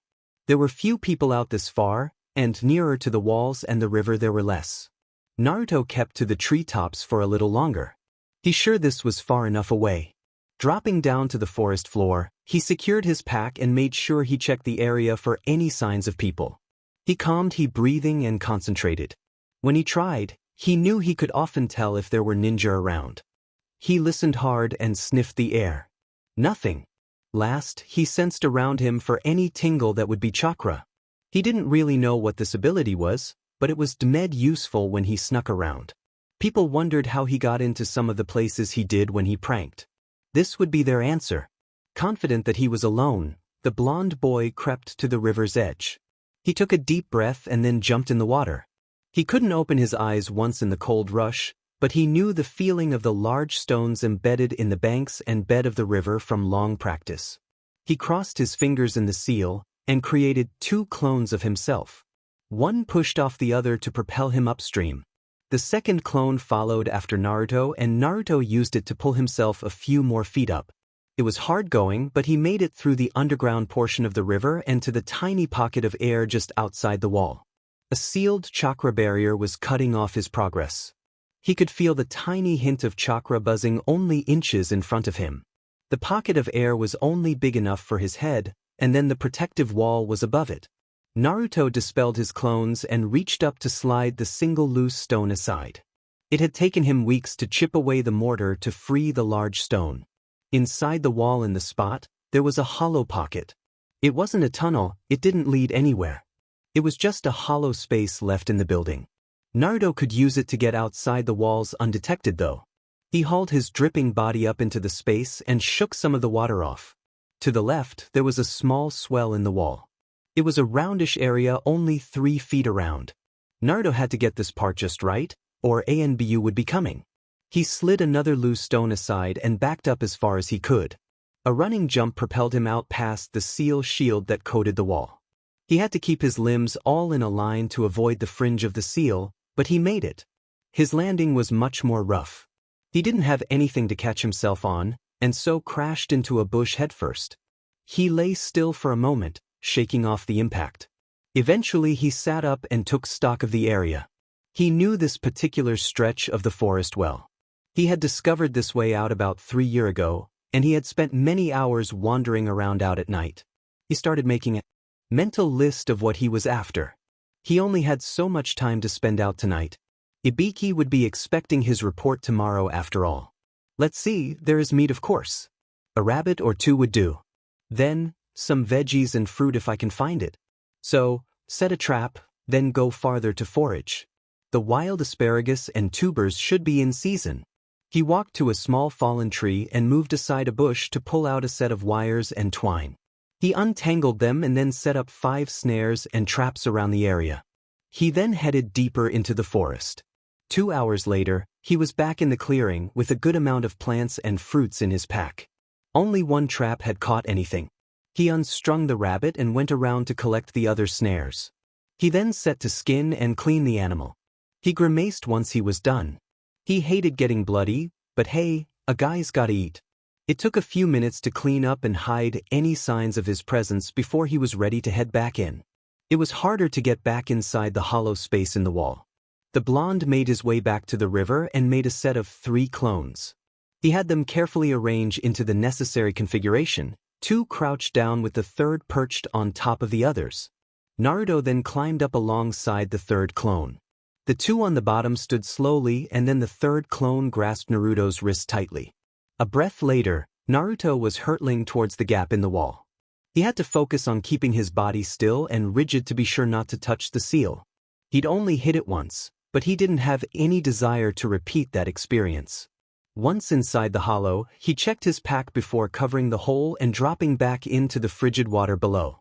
He covered up that hole as well, then let himself be pushed along by the flow. He let himself be carried a ways downriver before he pulled himself to the banks and flopped out on a rock. He shook water out of his eyes and grinned slightly. He hated and loved these little excursions. On the one hand, he was forced to hunt for food because the village wasn't open to him shopping most of the time. He had to conserve his small stipend for things he couldn't get, like clothes and ninja gear. But they were also enjoyable on some level. He got to explore and build valuable field skills. He knew that Chunin patrolled the walls and the area outside them. He'd never been caught though. His stealth had been built up after his many flights after pranks. He had gotten to the point of being able to dodge and get away from all the Chunin and most of the Jonin and ANBU that came after him.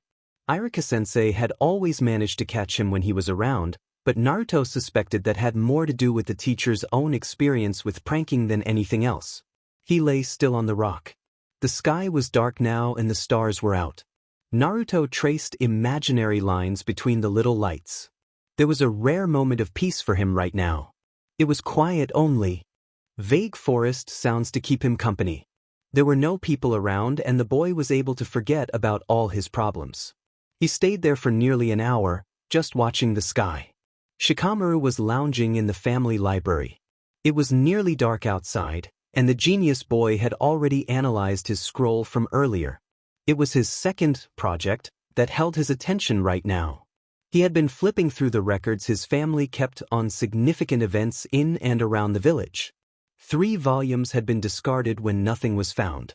He was unsure of what exactly he was after, just some loose ideas about finding Naruto's family name or anything else to do with the other boy.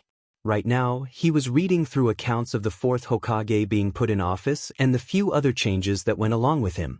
Still nothing on the name Uzumaki could be found. It was weird. There was no way Naruto himself was the cause of the hate. He was too young to have done anything to cause such a thing. And Shikamaru was pretty sure that this had been going on for years at this point. So, his family or some other connection had to be the key. He turned the last page and huffed in frustration. This page was unhelpful as well. Setting the thick book aside, he sat up and reluctantly went back the bookshelf closest. He pulled out the next volume and returned to his spot on the sofa. This book, written in his father's neat handwriting, followed much the same pattern as the other 4 he'd finished. He skimmed through pages about the war and some internal conflicts. A page caught his eye halfway through. The writing here was shaky and much smaller than on the other pages. Shikamaru sat up straight. He'd never known his father to become flustered or shaken. Out of all the adult ninja Shikamaru had observed, his father was one of the most steady and level-headed. Whatever had caused this obvious break in his character, the youth was horribly curious. Almost eagerly he read the page. The Nine-Tails attack. Hey, so why? Oh, well, this is new. He wasn't sure what it meant, but the words were something else. Instead of dry, factual accounts of events, this appeared to be a personal entry. Today, we started clearing away the rubble and collecting the dead. Many good people have been lost, and many civilians too. Minato would be heartbroken. He and his dear, but they are both gone. My close friend and his wife both lost their lives for this village. Minato did what he always wanted to though. He and Kushina both. His dreams of being the Hokage and protecting his precious people were realized. If only it hadn't been at such a cost. His last wish will be difficult to see realized. The child will be missing both his parents. Shikamaru almost gaped at the book. He'd never heard his dad speak about the 4th. But here it seemed like Shikaku had been very close to the man. Minato, the name was unfamiliar. He'd have to look into this. He had never heard of Kushina either. And a child was mentioned. He didn't know if it was the Hokage's child or this Kushina person. It could be nothing, but his gut told him this could be important. He closed the book and gathered up the others to return to the shelf. He'd have to look for Naruto's family in some other way. What a drag. Why did I have to have such a high-maintenance team? Marino Ibiki wasn't the type of person who would have a nice, comfortable home to return to after hard days spent torturing people.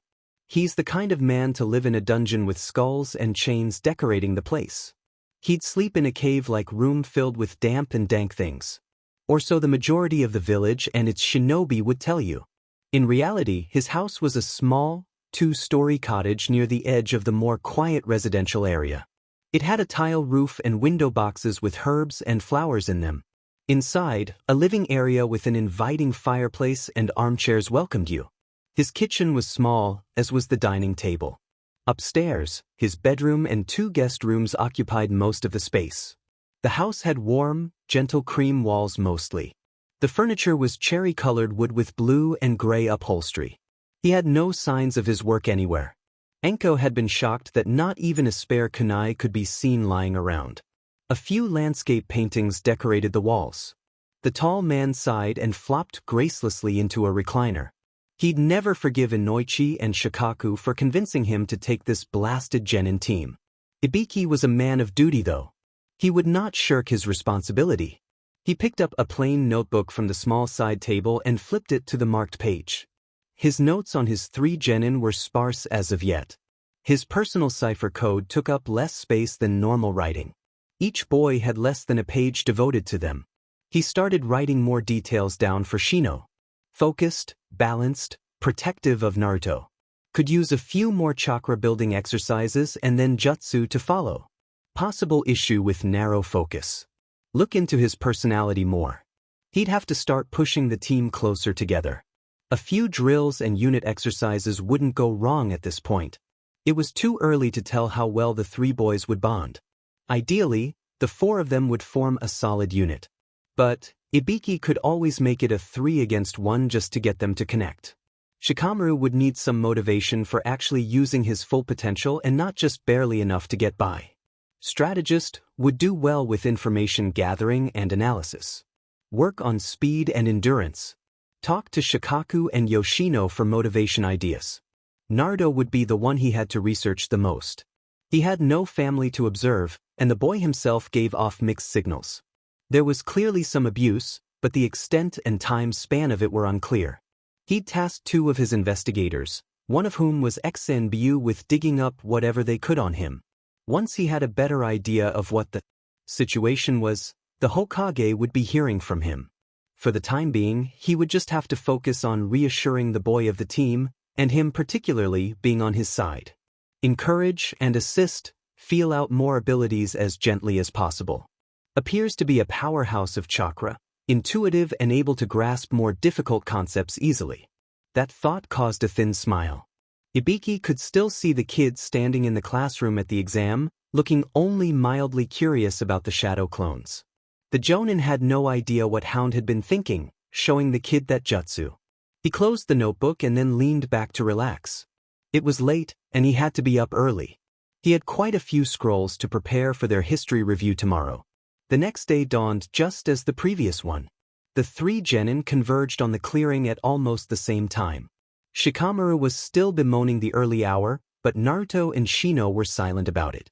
5 a.m. was early, but they were both relatively early birds. Ibiki had arrived before them, predictably. He motioned them to their now customary seats. Today, we will be doing endurance training, chakra training, and agility drills. I will read each of your work on the mission reports and return them with criticism. He watched how each one reacted to their assignment. Only Shikamaru seemed to really care. Naruto and Shino just gave motions of assent. I'll take the reports now. Run a course around the clearing and through the forest. I marked a path with flagging. Don't stop until I say. No chakra is to be used. The 3 boys quietly handed over the mission reports and headed off to run. Ibiki set aside the reports. Eyes narrowed, he observed the 3 run. Naruto was easily in front right now. He had both speed and endurance. Shino was evenly paced close behind. As he expected, the Nara boy was the slowest. He might have to get him some weights to train with. Guy had good training practices, even if much of the rest of what the man did was suspect. Naruto was glad to have such a simple task so early. It gave him time to get into a better mindset. He absently touched his pocket, making sure that his senbon were still there. He'd had nightmares all night, and the throwing needles, small and easy to hide, helped soothe some of his unease. He was going to have to work on talking to his team more. And work on being more at ease around them, but one thing at a time. His trip outside the walls of the village had been a welcome reprieve for him, but now it was back to tense, uncomfortable days spent constantly facing his fears. Self-talking himself through things helped somewhat, but it got tiring quickly. Trying to get himself focused more on his run, he followed the flagged path with his eyes, mentally marking areas to trip up pursuers and to deviate. He unconsciously mapped out escape routes. After satisfactorily planning for something to go wrong, Naruto was starting to think about other things. The book and scrolls he'd been given were the first thing that jumped into his mind. The book hadn't been opened, but he'd glanced over the jutsu scroll. It looked really interesting, but he hadn't had a chance to try them out. After he had gotten home and finished the homework report, he hadn't had any time to try the justice and the steps included for learning them. He also wanted to start on the book. It was a family heirloom or something like that. That made him feel so weird. Should he be happy to have something of his mother's?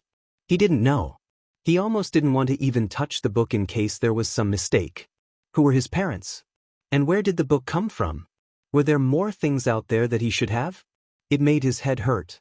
There were so many things about the previous night that threw him off balance. The note, it was unexpected and he wasn't sure what to expect from the future.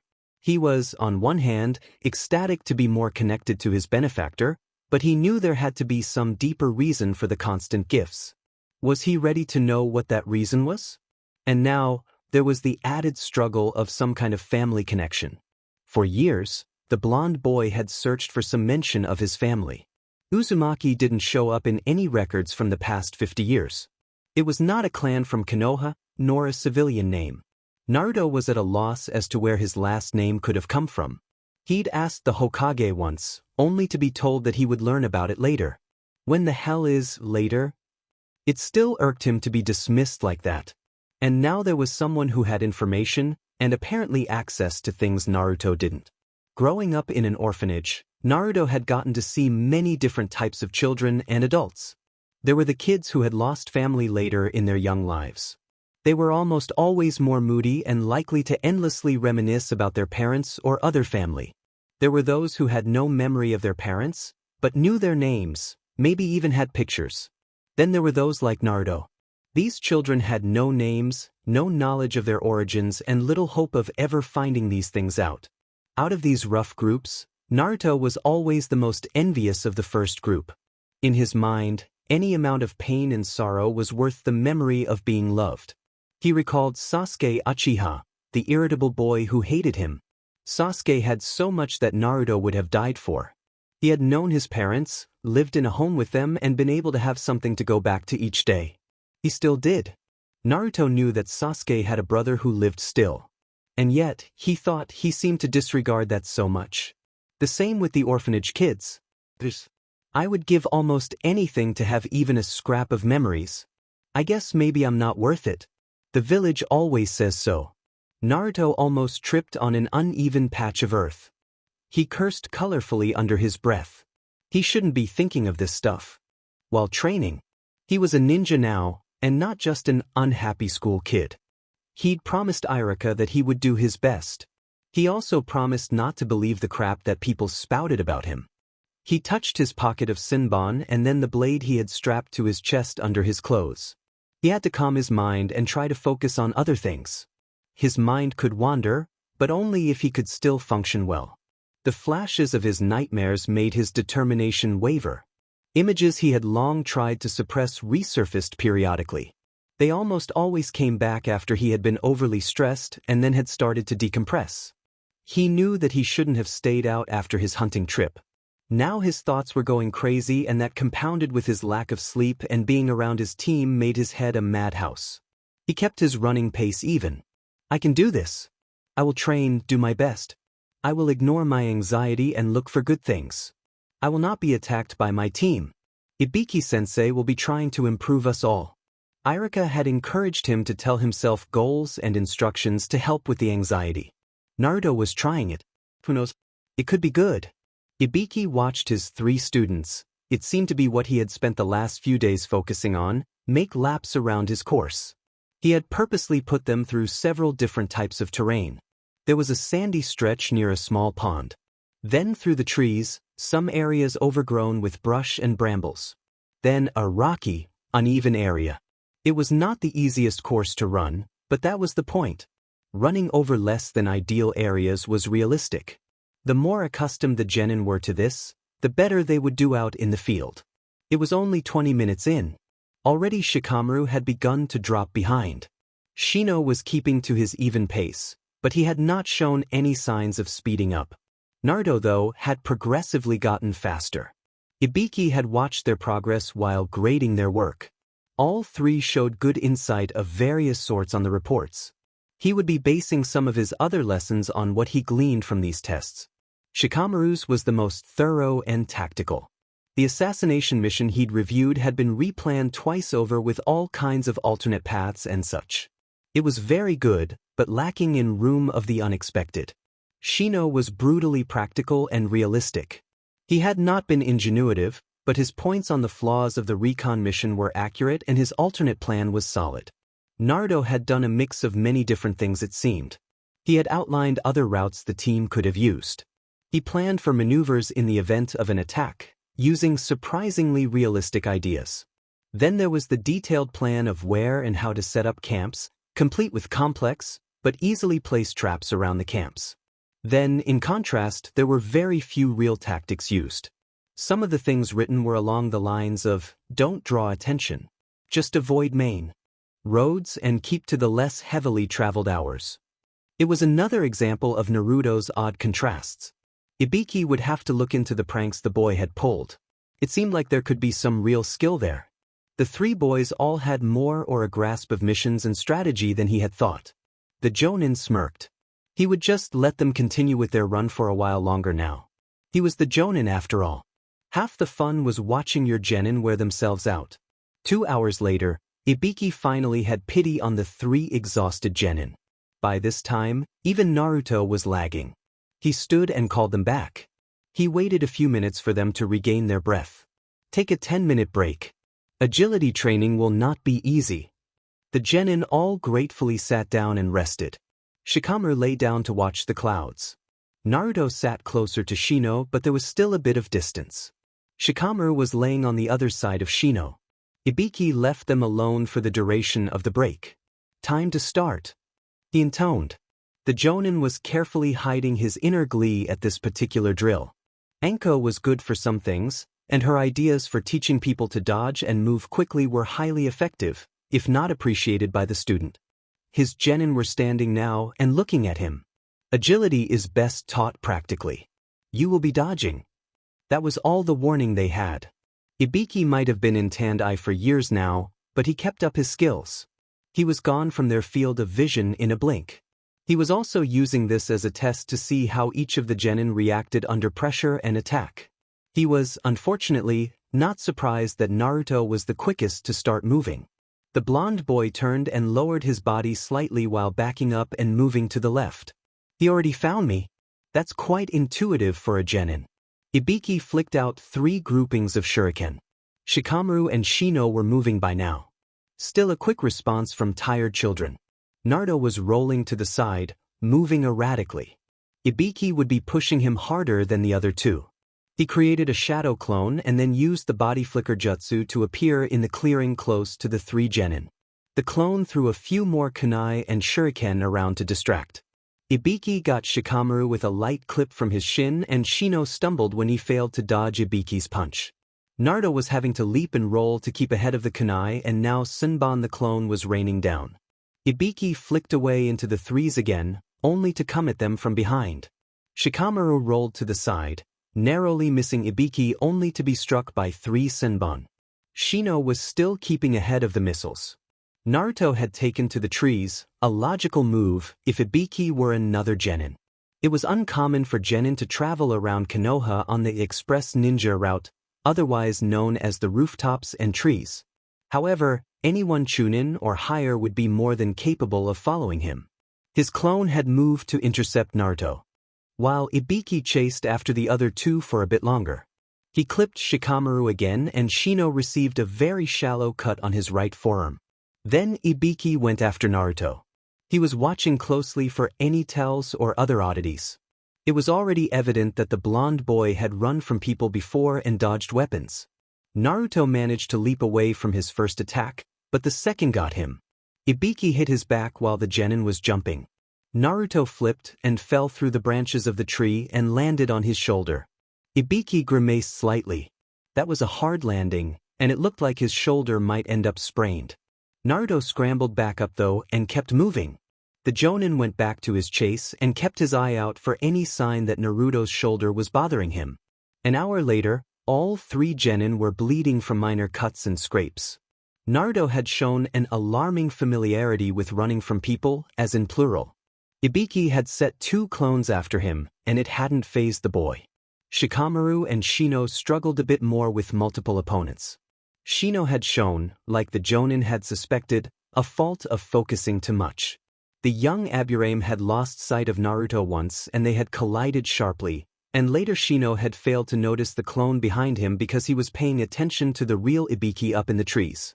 Shikamaru had tired more quickly than the others, but had not fared too much worse.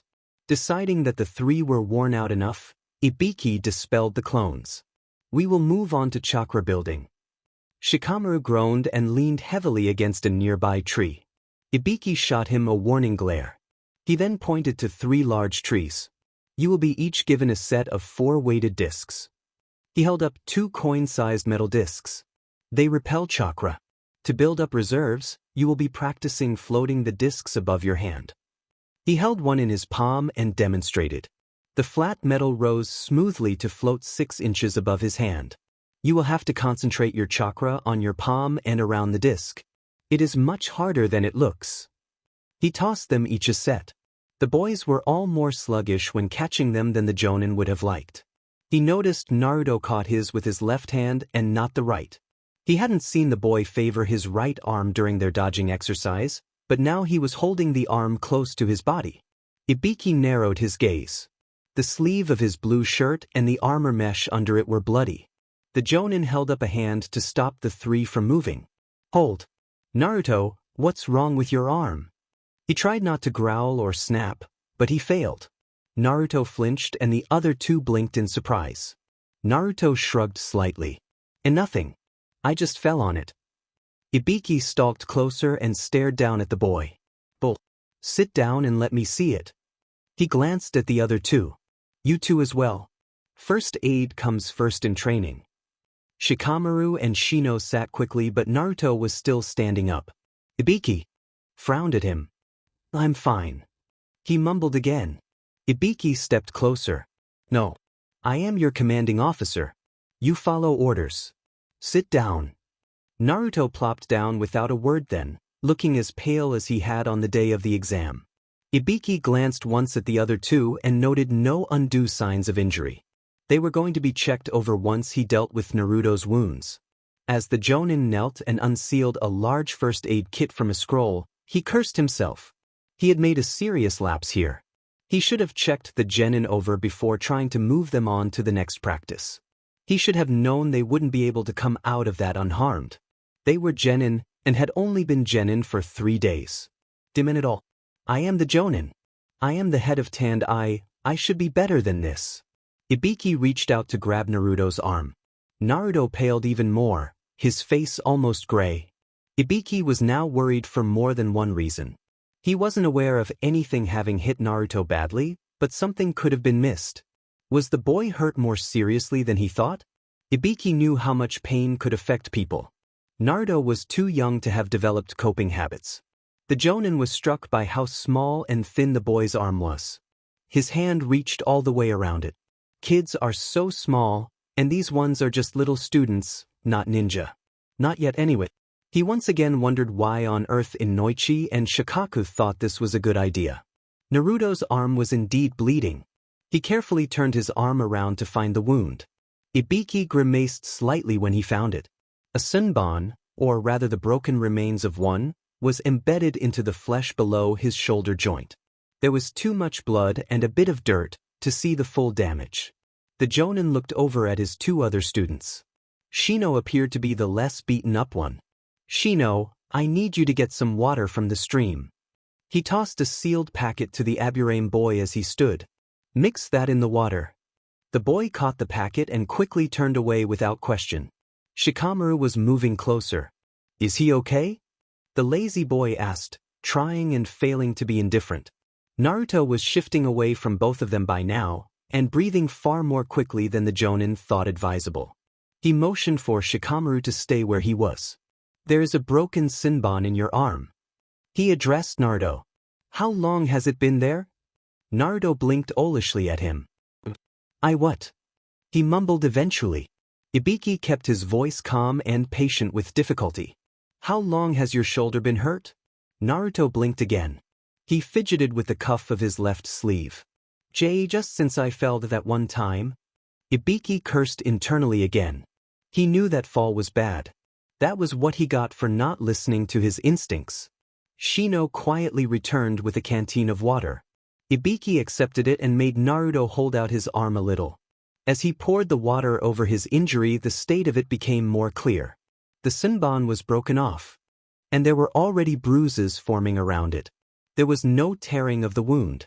The needle must have broken cleanly. Ibiki next gave a few instructions. I have to pull it out. You two, hold Naruto's shoulders to keep him still. To Naruto, who was looking worse by the minute, he tried to give reassurance. He vaguely recalled feeling fear as a genin when he had to make his first trip to the hospital after a mission. Naruto was clearly not at ease with his team yet either. He needs to calm down and cooperate. How to put him at ease? A loose analogy came to mind.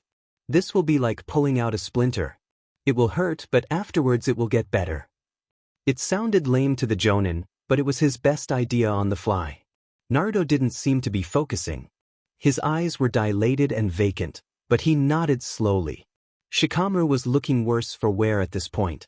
Worry was clear in his body language. Shino was uneasy, but more calm than the other two. Both clan heirs reached out to hold their blonde counterparts still. Naruto was starting to twitch sporadically. Ibiki slipped off his gloves and picked up a pair of sturdy tweezers. He was able to ignore his genin in favor of dealing with the injury. Shikamaru and Shino were less fortunate. Both were tired and hurting from their training, and Shikamaru was not dealing well with Naruto's injury. He knew that being a ninja would as good as guarantee numerous injuries of all kinds, but he never thought. This was almost worse to see someone else hurt. Naruto looked like he was a second away from hyperventilating and passing out. The Nara heir couldn't understand how such an injury had been ignored by the blonde. Unpleasant whispers in the back of his mind made the sick feeling in his gut worse. What if there is a reason Naruto didn't say anything? What if he's being hurt more than we know? He shot a glance at Shino. The other was focused on Naruto. A frown clearly marked his face. Shino glanced to the side and then gave Shikamaru a very slight nod. They would be meeting after training today. They couldn't let this mystery surrounding their teammate continue. Ibiki had carefully extracted the broken senbon and was flushing out the wound. Bloody water ran down Naruto's arm. Ibiki then applied a salve and gauze before wrapping the area tightly. Naruto was sitting very still now. His eyes were wide and dilated. Shikamaru had gotten himself under control and was observing everything. Shino had sat back and released his hold on the blonde. Ibiki swept a cursory glance over the three. He saw nothing else that would need field attention. He sighed slightly. There was no way they were going to be able to do the rest of his planned training. Your assignment will be this, he said, startling all three boys. Naruto still looked peaked and dazed. The jonin pulled out their 3 scrolls and returned them. I have looked over your assessments and critiqued them. Read them over. Then, go to the shinobi library and choose one subject that you are less familiar with and research it. Write a short report on what you learn and turn it in to me tomorrow. Our training is done for today.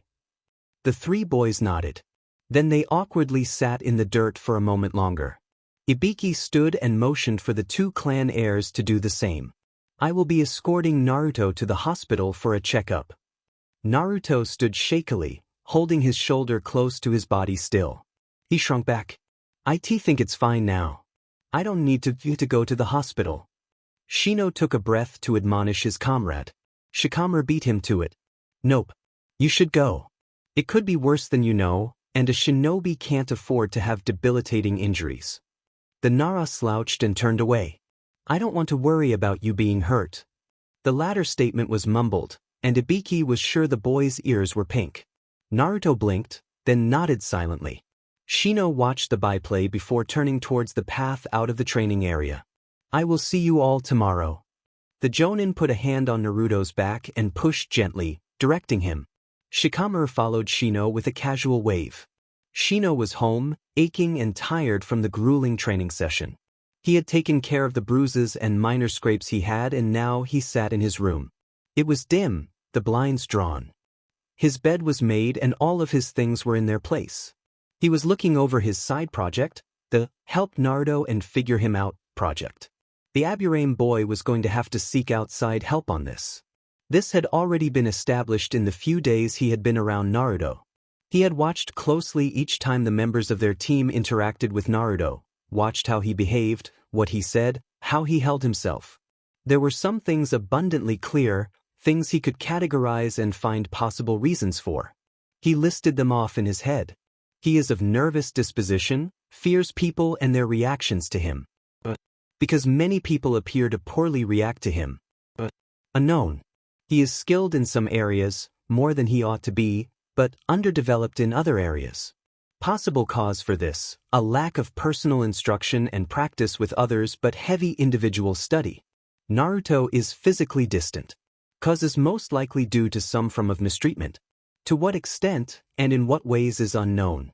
He is always surprised when someone sticks up for him. Lack of positive human interaction? The boy shook his head. He wasn't quite sure what to do. Shikamaru had access to family logs and other information, but he didn't. He also wasn't sure how to go about helping once they did find out what was going on. A thought occurred to him then. Do I need to know before I try to help? I just wanted to keep my team strong and make good friends. Those things do not necessitate having all the information on Naruto. I already noted how he doesn't have anyone there for him. He's an orphan. Why can't Shikamaru and I start helping now? Yes, I can.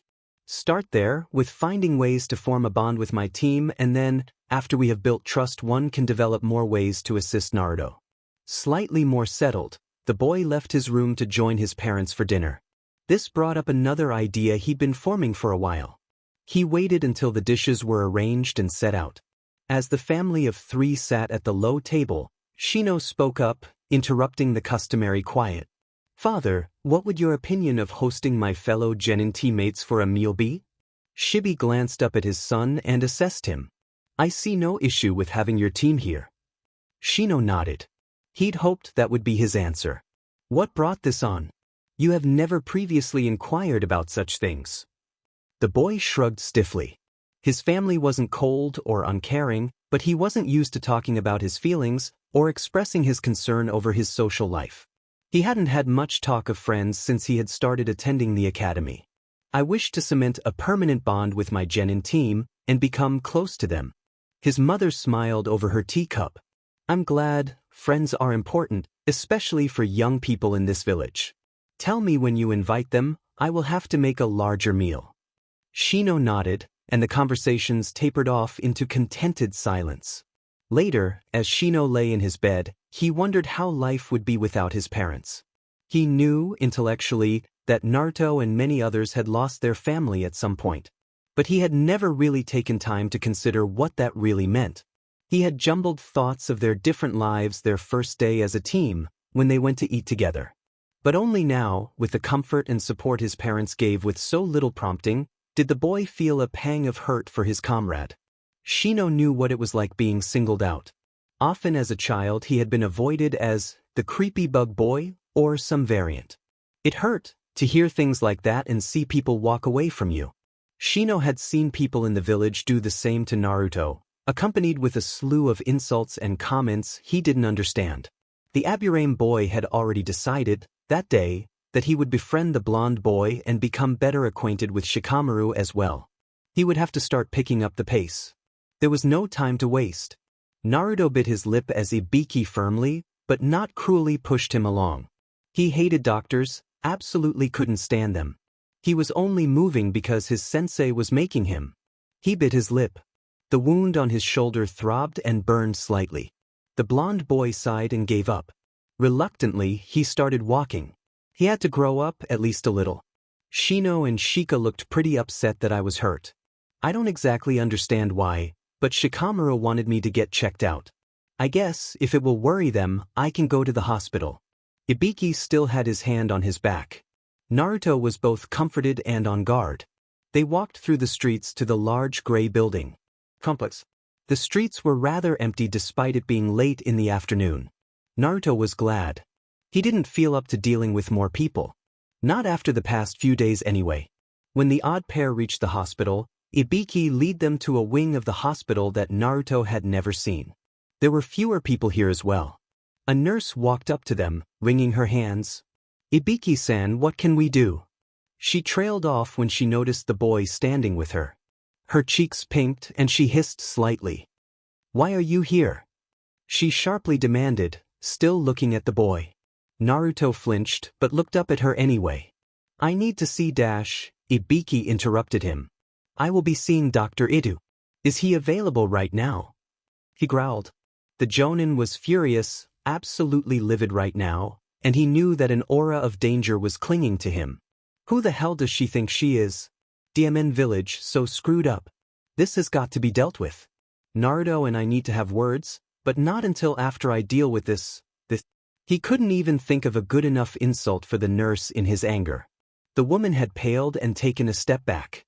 Naruto was looking up at him curiously. It dimly registered that the boy didn't seem bothered by the killing intent Ibiki was radiating. At that moment though, the Jonin was more concerned with seeing the doctor first. "Ida-sensei is, in his office." The nurse muttered before practically running away. Ibiki sighed and directed his genin down one of the halls. "DMN villagers. Here we are." He knocked once on the door and walked in without waiting for an answer. A middle-aged man with a mustache sat behind the desk. He wore the typical long white coat and a pastel blue yukata under it. He stood when the door closed behind them. "Ibiki, and a young friend." He smiled. Naruto fidgeted. He didn't know this guy, and had no idea what to expect. Ibiki-sensei knew him, and he seemed friendly. He hoped it wasn't a ruse that would disappear as soon as the doctor went to treat him. Ibiki pushed Naruto forwards a bit. "This is one of my genin, Naruto Uzumaki. He injured his shoulder today. Would you take a look at him?" Ibiki had tethered his anger for the moment. He wouldn't forget one did not get to be the head of Tandai by letting people get away with things, but for now it could wait. The doctor smiled again. "Your genin, huh?" "Sure." He motioned Naruto over. "You can step outside." Ibiki moved away a step and then found Naruto's hand latched onto his sleeve. Naruto had reacted without much thought. He hadn't realized how much better he felt with the Jonin around until he was threatened with him leaving. Why did I grab him? What do I do? I can't just ask. In his mind, the reassurance the big man had given him rang out. "I cannot help you if you don't tell me what the problem is." "Did you mean that?" He'd asked. "I do." The boy plucked up his courage. "Can he stay?" He asked the doctor, rather than face Ibiki. "Sure." A look with the Jonin before nodding. "Of course. Now, can I have you sit over here for a moment? I will need you to take off that shirt." Naruto complied shakily. He moved as quickly as he could. His arm was on fire, and strangely numb at the same time. He was tired and wanted to go home and hide from the world. The doctor hummed. He turned Naruto's arm this way and that and then peeled back the bandage. "You feel dressed it?" he asked Ibiki, looking over his shoulder. "Yes, it was at least an hour after the injury occurred though. I removed a sinbon, it had broken off in his arm." Itu hummed again and looked closer. Naruto was fidgeting. This was the longest anyone had ever taken to check a wound. He squeaked when both men looked at him. "Does it usually take this long?" He wanted to pat himself on the back for not stuttering. "Progress, I guess. But seriously, this is weird. How long do you usually spend here?" Itu had obviously noted the same warning signs that Ibiki had. Naruto shrugged, oblivious to the undercurrent shared by the two adults. The now uncovered wound pulled and started to bleed again. Ibiki watched as the boy seemed to ignore what should have been a significant twinge of pain. That is so wrong in a child of his age. Ibiki knew he had seen what kind of treatment it took to garner that kind of desensitized non-reaction. He knew how bad things could be. Naruto was answering. He looked exhausted and confused. "I don't come in that often, just if I can't handle the injury. I only stay in the building for like 10 minutes. It aside. Well, I like to be very thorough. It takes me a long time to assess and then treat my patients. You will just have to patient with me. He grinned, and Naruto cracked a tiny, shy smile at his joke. "K," he muttered. The doctor bustled around, gathering up a few supplies from the cabinets. Idu hovered over Naruto with everything arranged beside him on a small side table. He dabbed antiseptic on the wound and then held his hand over it. "Now, this will feel strange. I'm going to use a medical jutsu on you. It will knit the tissue back together, but it will pull and tingle. Please stay still if you can." A swirl of green chakra became visible. Naruto was entranced. He'd never seen anything like it. The feeling of his flesh and skin knitting back together was bizarre. He wanted to scratch at it, the tingling itch the jutsu caused. The genin didn't move though. It took only a few moments for the doctor to finish. He brushed careful fingers over the new flesh. Naruto winced. It still hurt a bit. "That should be all healed in a few days as long as you don't aggravate it too much. Try to avoid laying on this side when you sleep and make sure the skin doesn't dry out." Naruto nodded and reached out to pull his shirt back on. "I'm just curious," the doctor went on. He had turned away to stow the bottle of antiseptic and cotton ball back in their places. "Which other doctor or doctors have you seen?"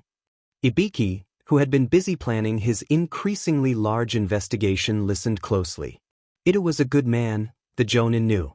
He would never allow a patient of his to be given anything but the best care possible. Naruto just shrugged though. "I dunno." He wasn't looking up, picking at the edge of the chair he sat in. "I usually just see a nurse or someone. I don't know their names, and it's never been the same person twice."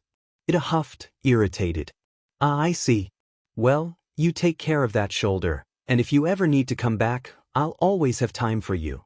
Naruto heard the slight dismissal and eagerly got up. He bowed awkwardly. Thanks? For the jutsu? I guess just thanks."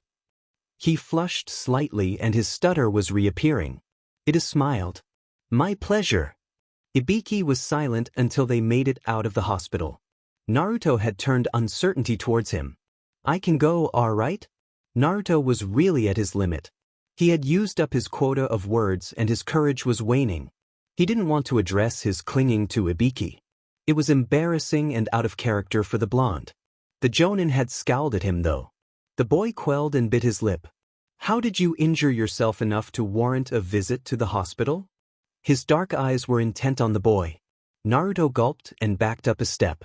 "Ibiki is not out to get me, not out to get me," he chanted in his head. "He just wants to know something. I can talk to him. He did say he wanted to help me, right? Yeah. I just happened to, well, have a few rough encounters." Ibiki narrowed his eyes further. "I see. Very well. I will see you tomorrow.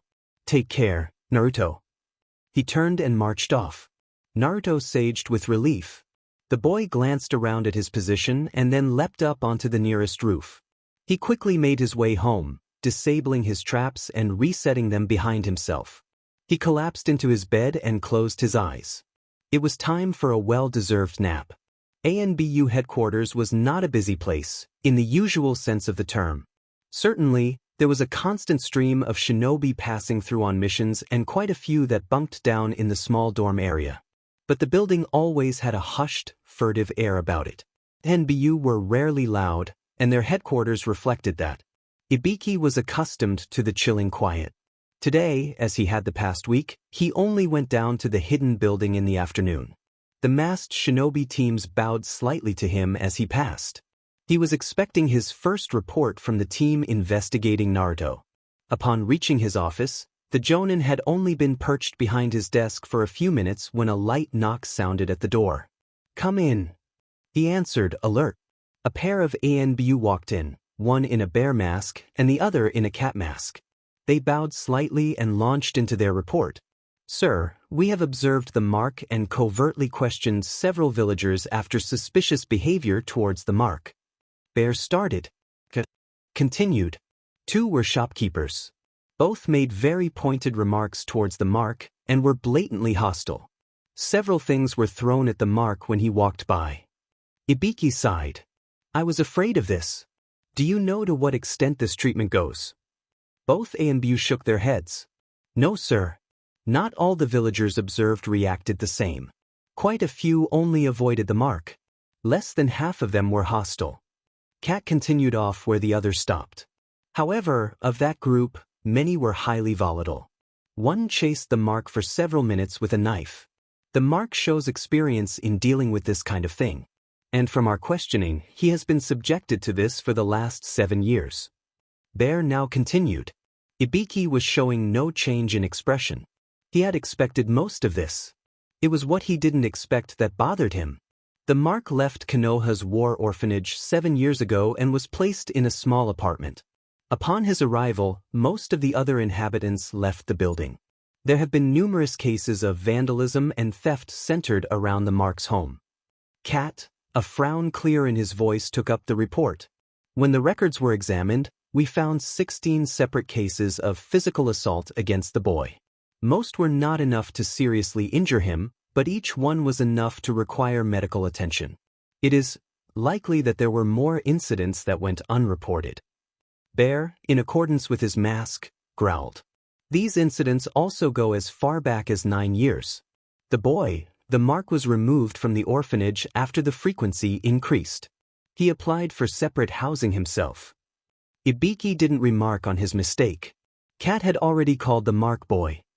Ibiki could understand why they were attached already.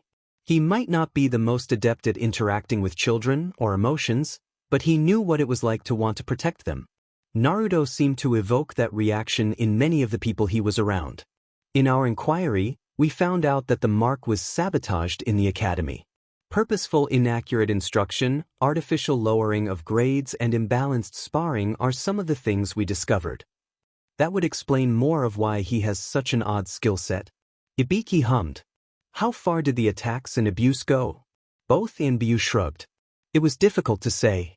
There were definitely more corporal punishments than necessary, both in the orphanage and the academy. The physical attacks were much more infrequent, but more severe. Cat shuffled in his spot, fingering the pouch of shuriken.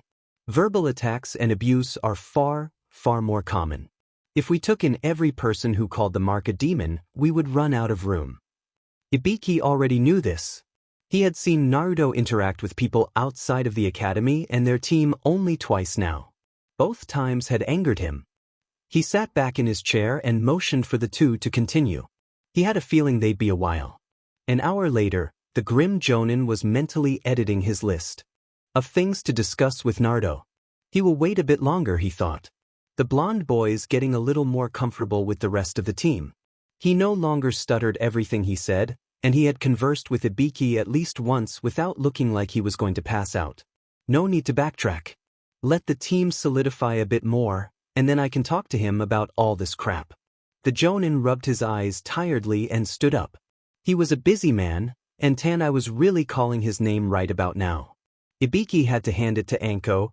The woman could get so much more out of a prisoner in such a nice, short amount of time. Yes, some of their budget had to go to redoing the soundproofing on the entire building, but hey, it was worth it in the end. He stood on the other side of a large one-way mirror.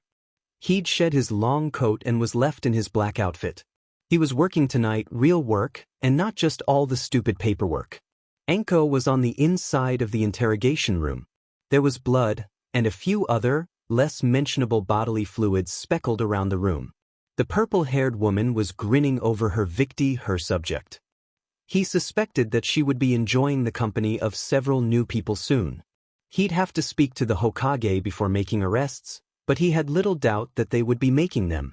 For the current prisoner, Anko would have to keep him alive until they were certain they had every scrap of information.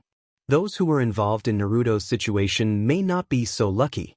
For now, the purple-haired woman was grinning over her Ibiki, her subject. He was definitely terrified of her. So, you still don't know why someone hired you to sneak in here? Really? She was perched on the man's lap, a senbon in her hand, rhythmically tapping the space between his eyes. The man, a missing nin from Rain, was panting and shivering. Ibiki had been watching for nearly an hour, cataloging each reaction, every flinch and twitch. It would be his turn soon. No one particular. He rasped, staring at Anko with a vacant and unhinged look. Ibiki turned and left the observation room. He tapped the door to the interrogation room twice. Anko emerged moments later. "So, boss, what do you think?" He hummed and led the way back to his office. He is nervous of someone outside of Konoha. He knows something. He shot the bloody woman a quick look. "What did you think?" She shrugged. "I think I'll go get some dango. Let him stew a bit. There's some info there." Ibiki let her go without another word. She was a good fit for Tanned Eye, but everyone had their own way of dealing with their jobs. If Anko had to indulge in a dango obsession and a string of one-night stands, so be it. He, on the other hand, would be using Tanned Eye as his way of dealing with his other job. Jonin-sensei really was too much work. Naruto sat at home, exhausted and sore. He had showered quickly after he got back. His clothes were in the tiny washer in the bathroom, and he had a small pot of herbal tea steeping. It was mostly mint and lemongrass he had picked outside the village, but it soothed his nerves most of the time. The doctor visit hadn't been nearly as bad as he had expected. Naruto was still embarrassed about asking his sensei to stay, but other than that, he had held out fairly well, all things considered. Irika had talked to him about recognizing his progress, and he was trying his best to focus on those things, and not the miles still left to go. He was out of energy today though. He needed a break. It would be Sunday in 2 days. They would likely have a rest day then, and he was looking forward to it. He absently stirred his tea and picked up the large book on seals. He'd read over the others already, and he wanted to get lost in something other than his thoughts. It was common for him. He was eternally grateful to the Hokage for taking time to teach him to read, and to Irika for helping him learn to understand bigger, more complex books. Without those two, he wouldn't have been able to learn as much as he had from his mysterious collection of scrolls and books. He picked up the large tome on sealing and flipped to the first page again. Calligraphy and base symbols, huh? He muttered. He studied the symbols and strokes closely. Then he got up and fetched a worn brush and a half-empty pot of ink from his primary school days. A scrap of paper slowly began to fill with doodles and clumsy renderings of the base seals. Hours later, Naruto would run out of ink and drift off to sleep slumped over the table with the tome open next to him. The next day, training went much the same, without any injuries this time. They were developing a routine. Shino and Shikamaru were worn out long before Naruto, but they frequently beat him in the pair spars. Ibiki, feeling much more settled after a nice evening of PG-13 activities at the office, spent much of their day putting the 3 genin through their paces. He was going to push them to the edge of their limits before backing off and focusing in on training. As with the other interactions the team had, Naruto was somewhat withdrawn and stuttered here and there. There was improvement, and both clan heirs were more comfortable with their third teammate. Ibiki was becoming less and less intimidating to them as well. The normal day took a turn during their lunch break. Ibiki left them for half an hour. The 3 boys had sat around the training ground and picked at their food. They were already exhausted. Shikamaru was almost asleep where he sat. Shino coughed, gathering up his nerve. He shifted closer to the other 2. "I would like to put forth an offer," he said formally. Shikamaru lazily blinked at him. He questioned. Naruto had looked up from his sandwich as well. Shino felt his hive buzz slightly, sensing their host's discomfort. The Aburame put on a calm facade regardless. It was practically a clan law to remain cool and detached in public after all. "Tomorrow, it would be our pleasure for my family to host a small dinner." He pushed up his dark glasses. "But because eating together with my genin team is a good dash," Naruto interrupted, shocking all 3 of them. "So, you want me and Shikamaru to come to your house?" Shino blinked. "Yes, logically, this should cause 2 issues with your schedules, as it is our team rest day, but if this does not accommodate your personal life Naruto interrupted again, looking confused, as he had the first day as a team. "You want me to? Won't your parents mind having me there?" Shino didn't move, but his eyes met Shikamaru. The other boy had a wan look. "It will be no inconvenience. The Aburame clan cares little for village politics." A subtle barb of anger entered his voice. After all, logically, Aburame have more reason than most to ignore such things. Shikamaru understood the veiled anger at the attitude towards Aburame and also Naruto. The blonde, however, just shrugged and blushed a bright pink. Well, that is nice. Sure. He turned around to hide the blush. Thanks, I'll be there. Shikamaru rolled back and stared up at the cloudless sky. Yeah, what time? My mom will throw a fit if I don't tell her where I'm going. Shino felt an odd sense of satisfaction. His plan for team bonding, and dare he hope friendship, had been accepted. Naruto's doubt was worrying, but this meeting would also start on his idea to fix that as well. He continued eating steadily. They had training still. If you arrive around 5:30, it would be convenient. But because supper will be served at 6. The talk died after that. There was a quiet acceptance that settled on the group. An unspoken agreement to further their connection had been made. Ibiki returned to find the training ground soon after, and they resumed his grueling practice drills. Naruto once again found himself engrossed in his book on sealing. He was tired. 2 days in a row with Ibiki was making him wonder if the Jonin understood their rank as genin. But the ideas and symbols he'd read the night before had been swirling around in his head all day. He couldn't stop processing them, even when it cost him his sparring matches on occasion. The blonde boy had no idea, but the pace he had going in the book was extraordinary. He had already read and understood almost a month's worth of study. That night, he blazed through another chapter and delved into his other scrolls on the subject. He'd glanced and skimmed them years ago, but now, with the base from the new book, he reread each one closely. It took him much longer than expected. It was past 1 o'clock by the time he put down the scroll he'd been studying, one on combining and layering matrices, and crawled into bed. Morning dawned over Konoha. Several important events were to occur that day, starting with a meeting between 4 people of great influence. Ibiki Marino, Shikakana, Inoichi Yamanaka, and Hiruzen Sarutobi congregated at the Hokage's personal office in his family estate.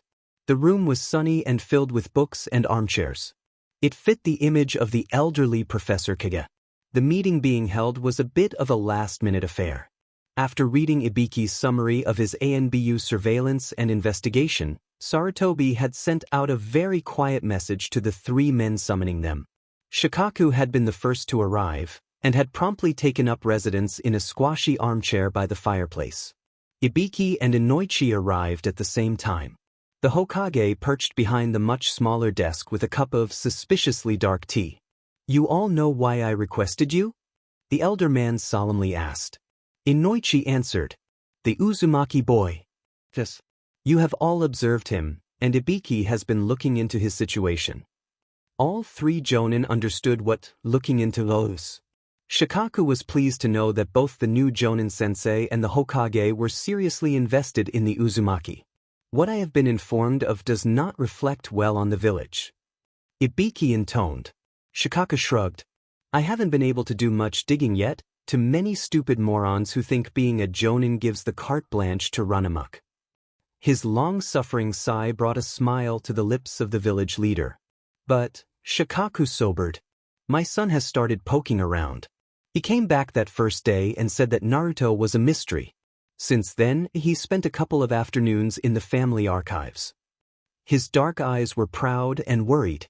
"He is sharp, maybe even more so than me." The statement was calm, no pride or arrogance in it. The other men knew that it was a true statement. The Nara was Jonin commander for a reason. Shika is likely to find out some things that, shall we say, ought not to be spoken. Insinuation was heavy. Ibiki nodded. "Both Shikamaru and Shino have been paying close attention to Naruto, subtly. It wouldn't shock me to find out that they had worked out the truth somehow." Hiruzen sighed. "Yes, both boys are quite intelligent, and it seems that Naruto is as well. I haven't had much interaction with him since he started the academy. He has to be better at lying than I thought for me to have not noticed his behavior." He sighed again. "I thought he would have thrived in the academy. I miscalculated greatly." Inoichi frowned. "What have you found out?" He was still trying to piece together a picture of the boy from the brief interaction they had during the graduation exam. Hiruzen waved a hand toward Ibiki. "My people found a disturbing amount of slandering and vicious verbal abuse has and is going on. There are also instances of corporal punishment unfairly given and blatant attacks on his person and home. Inoichi nodded. That fits with the profile I came up with. Shikaku felt sick at the admission. He should have kept an eye on the boy, for him if no other reason. How long? Ibiki had a dark look that promised pain and misery on someone decorating his normally stoic face. At least 6 years, possibly longer. Dimmin it all. Inoichi stood up to pace. This is such a oya screw-up. Hiruzen motioned him back to his seat. I need a drink for this conversation. He reached out and poured himself another cup of and pushed the pot towards the others. I have let the village council get away with many things over the years, but this is drawing the line. Punishment will be dealt. A dark aura crept over the god of shinobi, and Ibiki grinned. I can guarantee you Enko will volunteer, along with several other ANBU. He offered, almost gleeful. Inoichi nodded. Some of the Yamanaka can be there to help profile and catalog data. Shikaku just sighed. But Ibiki, have ANBU start to identify any possible ringleaders and have them brought in. Let me know when you have them. Inoichi, keep an ear out for anything else that can be used to add to this investigation. Shikaku, I want you to check through records and find out if any of the shinobi have taken part in this. A cold look flashed across his eyes. If there are any, I want them removed from their ranks. Shikaku shrugged. It's gonna be a troublesome few weeks. They separated then, each off to their own tasks. Naruto woke up with ink all over his face and a crick in his neck. Tables were definitely not on his list of recommended napping spots. He yawned and stretched before carefully tucking away his new books. He was going out today, and he would not risk anyone getting at his precious books. The boy yawned again and meandered off to shower quickly and went to dress in one of his now frequently worn, normal outfits. I really should just get rid of those orange jumpsuits. Ibiki would never let me wear them, and I don't really want to be that way. Naruto fingered the worn sleeve of the nearest orange outfit. He had to get rid of them at some point. They were nearly too small as it was. He sighed and pulled them out of his closet and stacked them up on the floor. I guess no one will have to see that orange abomination again. Wonder if anyone will be pleased. He muttered somewhat morosely. He looked at his closet. He'd never had much, but now there were only 3 sets of clothes left. At some point he'd need more. Ninja's clothes didn't last all that long, sturdy though they were. Dirt, blood, and who knows what kind of damage from jutsu and sparring did them in much more quickly than a civilian's. Money was going to be an issue, along with shops that would sell to him. Naruto shrugged off the negative thoughts and memories with some effort and just pulled on a blue long-sleeved shirt and brown cargo pants. He taped the ankles to his legs and put on a sleeveless vest with a hood. Irika had encouraged him to try shopping using a hinge. He tried at one point, but at the time he couldn't hold the jutsu steady and was found out. That encounter with angry shopkeepers had made him too weary to try again. It would have to be time to attempt it though. He had used up all his ink, and to use real seals, he would need both chakra paper and ink. Neither thing could be replaced with a more common, household variety. The blonde whiskered boy was just going to have to get some. Out in the village, there were many people coming and going. It was Sunday, and the working-class villagers were taking advantage of the weekend to spend the day out. Naruto was henjed to look like a pale young man a few years older than he was, with gray-green eyes and dusty blonde hair reminiscent of the Yamanaka clan. He was wearing his hitayate and a utility pouch on his belt. He had his money, saved from who know how long ago. He had quite a bit of Ryo saved, but he had no idea what he would have to pay for all his supplies. New kunai, a pack on senbon, a sharpening stone and the sealing materials were immediate needs. Clothes and some food would be nice if he could swing it. He had so far gone unnoticed, a huge relief after the week he'd had. The shops that sold ninja gear were clustered together, near a gym and a few restaurants. The first place he stopped and had the sharpening stone, but their kunai and senbon were lacking. The boy was disgusted to find that student-quality weapons were a fraction of the price he'd been forced to pay for them. He just grumbled and moved on to another store. Both the other weapons he found easily in a larger store. He failed to locate any sealing materials though. He hesitantly asked the clerk at the counter. Chakra paper? Kid, I dunno where you think you'll get that stuff.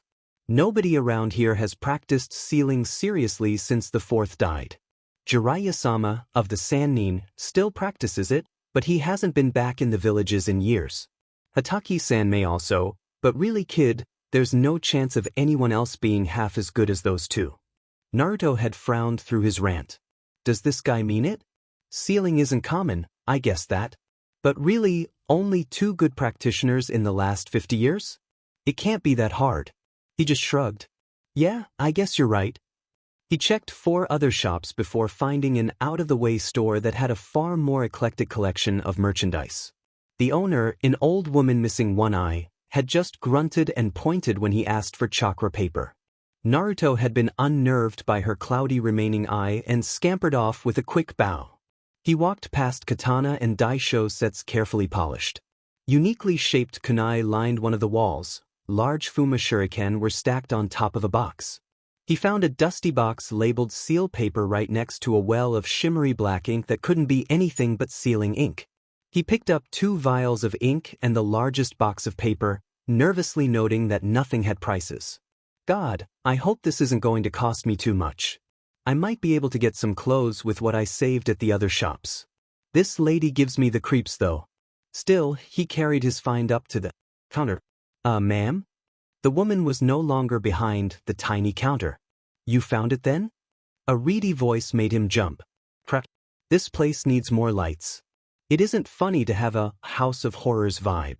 He found the woman standing in a doorway that must have led to a back room of some kind. She was holding a paper-wrapped package about as long as her bony forearm. She hobbled out to stand behind the counter again. Naruto cleared his throat and nodded. Weiss. The tea paper and some ink too. He set them up on the counter. The woman eyed the items and then pushed some levers on the old cash register. Fine, that'll be 700 ryo. Naruto felt a wave of relief. That was well within his budget. It still cut a gouge in his wallet, but it wasn't the fortune he expected. He started digging out the required coins. The woman laughed. It's been near 10 years now that I last sold this stuff. The brat that came in here bought up so much of this stuff. She trailed off. The Hokage even came in here on his lunch breaks to get more. Brat thought that he could charm me into lowering the price. She barked out a laugh. Didn't work though.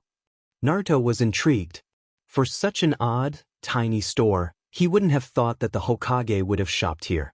He handed over the coins and the woman deposited them in the register. He reached out to gather up his purchases when she smacked his hands out of the way. Hold your horses, boy. No customer of mine will walk out without their crap wrapped up proper. Naruto just blinked his henjed eyes and shrugged. You're okay? The shopkeeper dug out sturdy brown paper and easily cut a sheet of it. His box of paper was set in the middle, then the vials of ink were wrapped and set on top. Then the paper went over all 3 things, secured by packing tape. The woman pushed the wrapped package across the counter, but kept her hand on top. You know I can see through genjutsu and the like, brat.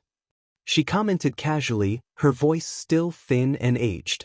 Naruto felt like his blood froze and burned at the same time. He backed up a step, feeling his pack of senbon tucked against his thigh under his pants. It was his emergency stash, his comfort. She's an old woman, I can't hurt her. But what if she comes after me? I mean, looking at this shop and her, she has to be some kind of fighter. I don't give a rip about them idiots out there. She jerked her chin towards the front of the shop and its windows. In my shop, so long as you pay your bill, I could care less who you are. She shoved the parcel closer to him. Naruto saged with relief. Thank you so much, Dash. The woman huffed and tossed the long, thin package at him. The boy caught it easily. He looked down at it and then back up at the woman. You take that crap with you too. Some nut job ordered it and never came to pick it up. I can't have it crowed in my shelves. Naruto was feeling decidedly unbalanced. The hell is her deal? Doesn't mean me harm, but what is she doing? Throwing stuff at me and insisting on wrapping everything up. And why doesn't she just resell it if someone didn't pick up their order? He fingered the old package.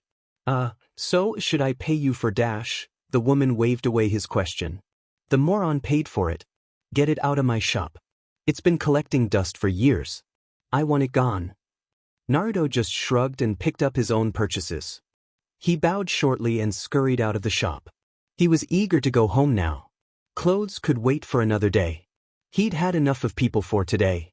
Irika-sensei had told him to make sure to take time to rest when his team wasn't working. He had to go back out to meet with Shino and Shikamaru for dinner, so he would be holing up in his apartment for the rest of the morning and early afternoon. After he'd gotten back home, Naruto had dropped the henge. The relief from a constant struggle to hold the jutsu was enough for him to almost wish for a quick nap. The draw of his new supplies and trying out a seal for the first time overrode his tiredness.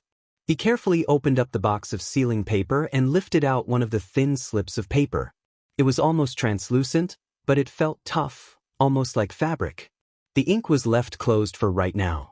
He was also curious about the extra package the old woman had literally thrown at him.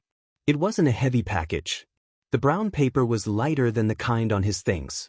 It was slightly dusty. The blonde pulled old cracked tape off and unrolled the paper.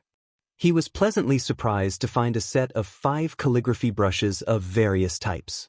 They were in pristine condition. The bristles were smooth and maintained their shape well. He could hardly believe his luck. That lady must have known what this was. Why wouldn't she make me pay for them? Obviously I am doing sealing, what with the ink and paper. Or I guess. He found himself smiling slightly. Who knew that he could become fond of a strange old woman who scared him so quickly?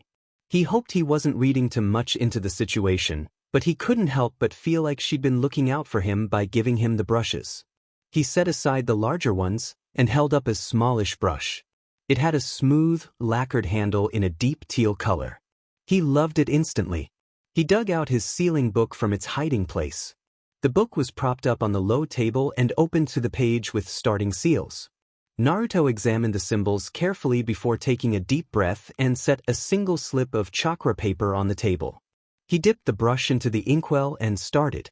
The characters flowed from his memory onto the paper, and then he blew gently on it to make sure the ink was dry.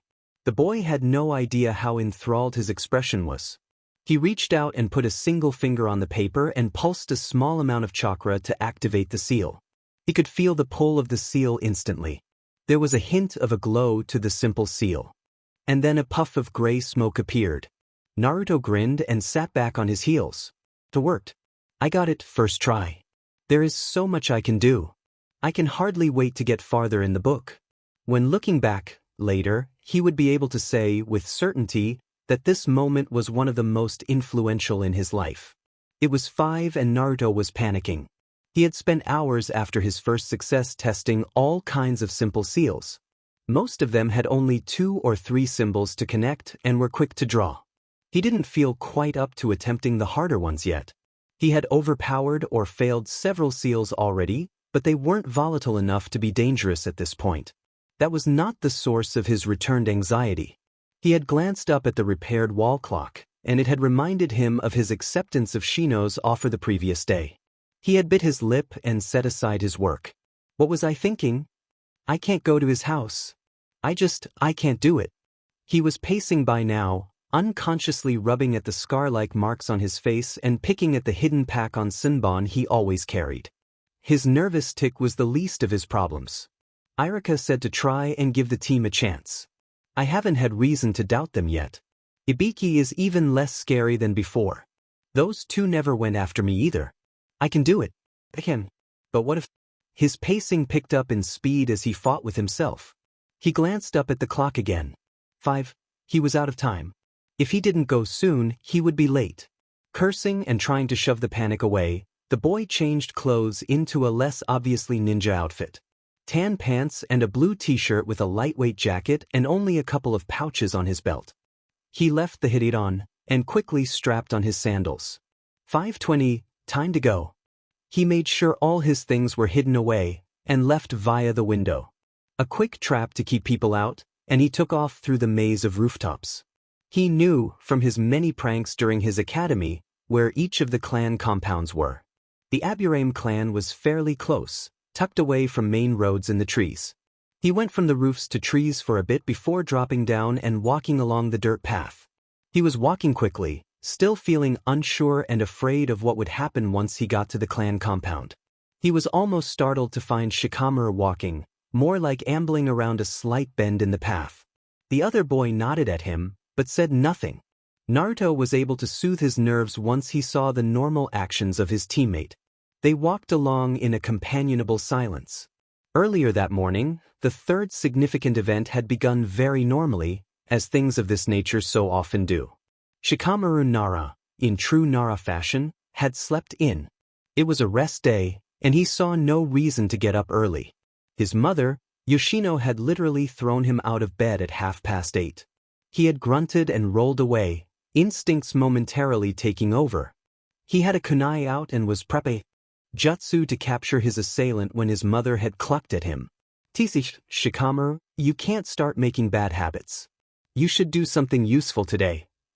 She had huffed and walked back out mumbling about lazy men and something to do with honey and ants. Shikamaru had no interest in finding out more, so he yawned and got dressed for his day. He did have something to work on today. Half an hour later, a plate of filled onigiri in hand, the boy took up a spot in the family archives again. There were things to find out, he was sure. The volume he pulled down from the shelf was an older one this time.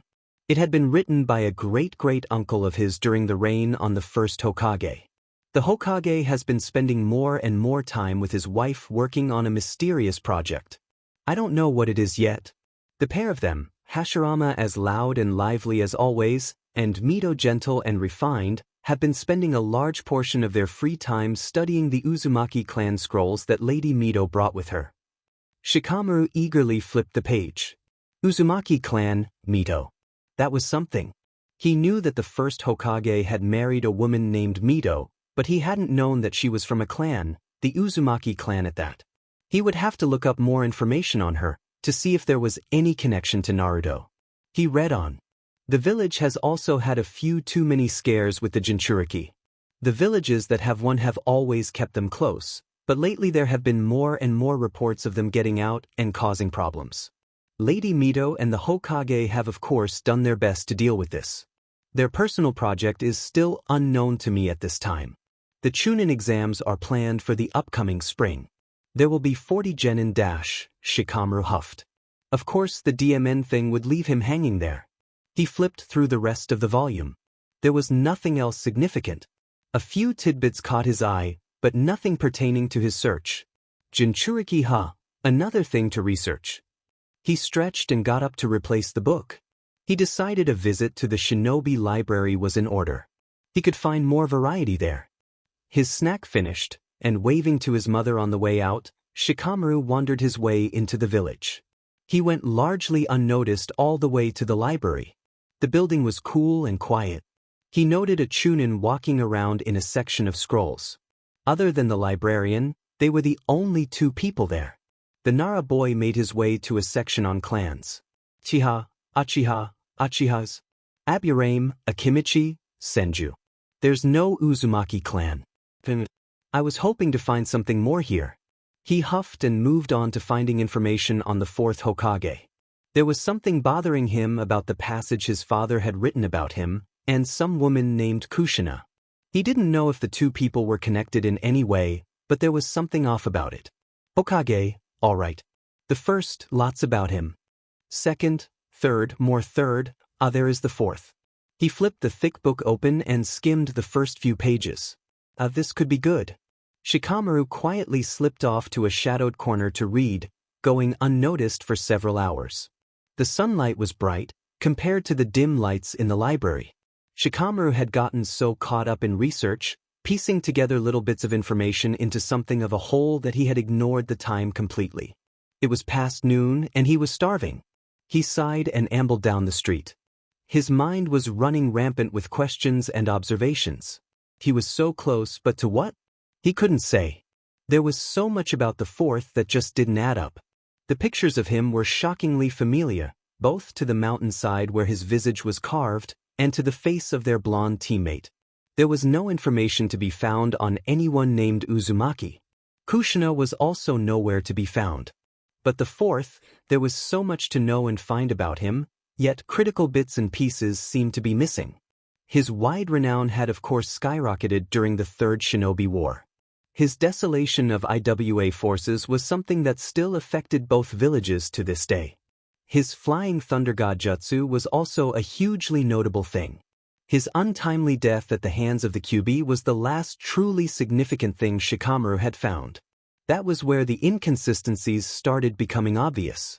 The Hokage had made a will, but it had been sealed by the third before it could be read. His home and bank account were also sealed.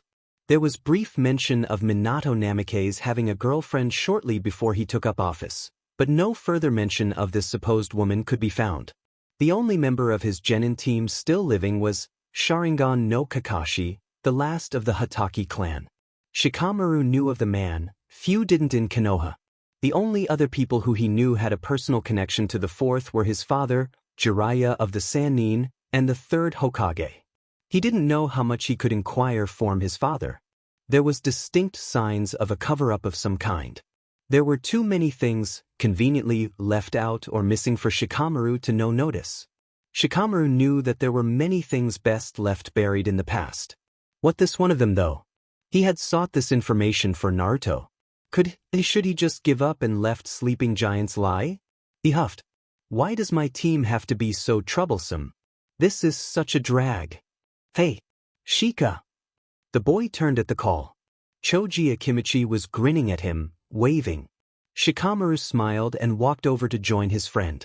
Hey, what have you been up to? The Nara asked, falling into step easily. Choji gave him a wan smile. Well, I have been dealing with me team. I know it's only been a few days since we graduated and all that, but it seems like a lifetime. I fondly recall our days spent watching and eating snacks. Shikamaru had to laugh at that. Yeah, just you, me and the clouds. Man, that does seem like a long time ago now. The two boys shuffled along, Choji sharing his bag of chips as they walked. So, how has your team been? Shikamaru hadn't known what to think of Choji's team. He had no idea who Haku was, and Sasuke Uchiha was somewhat unbearable. Kurenai was a newer jonin, pretty capable from what little he knew. The Nara was a bit ashamed to realize he hadn't spent much time considering his best friend. The chaos that was his own team had monopolized his thoughts and energies. Ibiki was a hard taskmaster. Choji only shrugged though. It's coming along. Haku is nice, he's from outside Konoha. A bit of a quiet guy, but he's good and he might turn out to be a good friend. He hasn't teased me at all. Shikamaru was glad of that. But I guess Ino Shikacho wasn't to be this time around. But I'm glad at least one of your team is turning out well. Choji heard the unspoken question. Sasuke, he is something. Shikamaru knew that in Choji speak, that meant that Sasuke was an utter prat. The pair stopped and sat in a quiet park shaded with large silver maple trees. Shikamaru lay down in the grass and Choji sat beside him. He sighed and closed his eyes, listening to his friend munch away beside him. How about Kurenai-san? Choji paused. She's different. Most of our teachers have been men, and so that makes things a bit different. Yuhi-san is great though. She's been really good with working with each of our strengths. Haku isn't that good at working with more than one person, so she has us do unit drills and stuff. I've gotten a bit faster, using some weights to train. Sasuke is sulky and withdrawn, but he doesn't criticize the rest of us too much. I think his brother got mad at him a while back and got him in trouble. Shikamaru hummed. But that one was always a bit. Never mind. He knew Choji was intensely loyal and didn't like to criticize anyone. His new team would fall under his friends category. Choji flopped back onto the grass and folded his arms behind his head. What about you? I was pretty shocked with your team. Ibiki-san is freaky. I didn't have a clue Naruto was that good either. The Nara shrugged, yawning. Well, it isn't what I expected. I had resigned myself to the Ino Shikacho group. I never thought Dad and Inoichi-san would change things up themselves. I mean, they raised the three of us like siblings almost. Choji laughed. Yeah, but Ino will probably do better with Hinata and Kiba. The three of them balance out better than the three of us do. Shikamaru nodded and sat up. True. Where to begin? He is both intimidating and very, I don't know, earnest I guess. He quickly continued when Choji gave him a confused look. He had this whole cross me and die thing going on during the exam and the first day after, but then after listening to him, he sounds a lot like Irika-sensei sometimes. He really encourages teamwork and building our skills. Choji was dubious. If you say so. I don't think I could handle him as my teacher. They sat together in silence for a few minutes. Shikamaru broke the respite. Shino and Naruto are different. They are both really quiet, even though Naruto was often so loud in class. Shino just has this observant air about him though. Like he keeps to himself, but not because he doesn't like attention. He's just quiet and methodical. Choji nodded. Yeah, about how I thought he was. Naruto though. He's an oddball. I don't really get him. It's such a drag trying to figure him out. During the academy, he was all loud and getting in trouble all the time, but now it's like he is afraid to make one wrong move. He's great at some things and this at others. He sighed. He can hardly talk to anyone without stuttering. Choji frowned and put away his chips. That's odd. I guess. Maybe he was trying to distract people, or trying not to be shy. Shikamaru hid a grin. He could forget, at times, how astute Choji could be. The rotund boy didn't let on about how capable he was. Yeah, I think it's something like that. I don't mind him. I just wish I could help. Choji patted him on the head. Shikamaru playfully slapped at his hands. Oi, you're not my mom. Choji laughed. It was an old argument they had routinely. Yes, but you know you don't mind so much. I have to get going. I'm making dinner with Mom and cousin Jensui tonight. I'm glad we got to talk. Shikamaru stood up with a groan. The break had been nice. He'd been mulling over his finds while he talked, in the way he often did. A few solid theories had formed, and as a plus, he got to spend time with his best friend. Yeah. I have somewhere to be later too. I'll see you around. If you see Ino, tell her I said hi. He waved and headed off home. This is a bit late, but I'm rushing off on a spring break trip. I had my first midterms and first class presentation in the same week, so I didn't get as much written as I'd like. I bet there are some mistakes, sorry, but I can't edit this for a few days, and I would hate to make you all wait that long. Please enjoy. That evening, Shikamaru was well rested and ready to go. His mother had nagged him for napping, but he'd ignored her as only Nara men could. Now, he was wandering down the tree-shaded path to the Aburame clan lands. There was no one else in sight, the Aburame not being a popular clan. A soft set of footfalls behind him had the Nara air turning. Around the bend came Naruto, looking a bit pale and anxious. Shikamaru gave him a slight nod and kept walking. It didn't look like the other boy would appreciate being questioned right then. A few paces later, the blonde had relaxed and they kept on in a quiet peace. Shino had been uncharacteristically anxious and fidgety for the past 20 minutes. His mother had brushed a hand through his short hair as she walked by. The boy had frowned and shifted in his seat. He supposed this was normal? Friends were anxious to see one another, correct? Logically, I am only showing mild signs of impatience, nothing more. But because I am accustomed to entertaining guests. Yes, clearly that is the only issue here. He huffed and got up. He could work on something for a while before Naruto and Shikamaru arrived. Almost as soon as he stood, a soft knock sounded at the front door. He walked over and slid the shoji door open. Naruto stepped away and flushed slightly. Hey, he mumbled. Shikamaru was standing just to his left, looking bored as ever. Shino bowed slightly. Welcome. Please come in. The other two boys stepped up onto the smooth hardwood floor. They kept their sandals on. No self-aware shinobi left their shoes off when out in public. There was always a chance of needing to move quickly. As the Aburame clan was primarily a ninja clan, their clan compound and the homes it held reflected a slightly different style to that of civilians. The hardwood was one such difference. Naruto, who had never had the opportunity to see a clan house, looked around cautiously and curiously. He'd read a history of some of Konoha's clans once. The walls were bamboo, wood and thin rice paper. On the left side of the short hallway, A scroll covered in graceful kanji was hung. Further down he could see a pastel painting of a sunset with cranes flying over a river. A woman poked her head around a partially open door. She was lightly tan, dark-haired with sharp brown eyes. She wore a yukata, but Naruto could see the telltale pouch of weapons tucked in one sleeve. "Shino, you must bring your team into the kitchen. Dinner will be ready in about 20 minutes. Shino was a bit off-kilter now. He silently beckoned the other two boys farther into the house. This was not quite how he planned the evening to go. What happened to spending time talking before we eat? Logically, it would put us all at ease more so than attempting to share a meal. He tried to ignore his own discomfort as he sat the others around the low table. Naruto was staring at his lap determinedly. Shikamaru sat next to him and nudged his shoulder. "Hey, so, what have you been up to today?"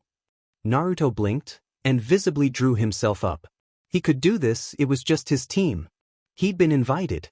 The two brunette boys waited patiently. I went shopping and after that I just read a book."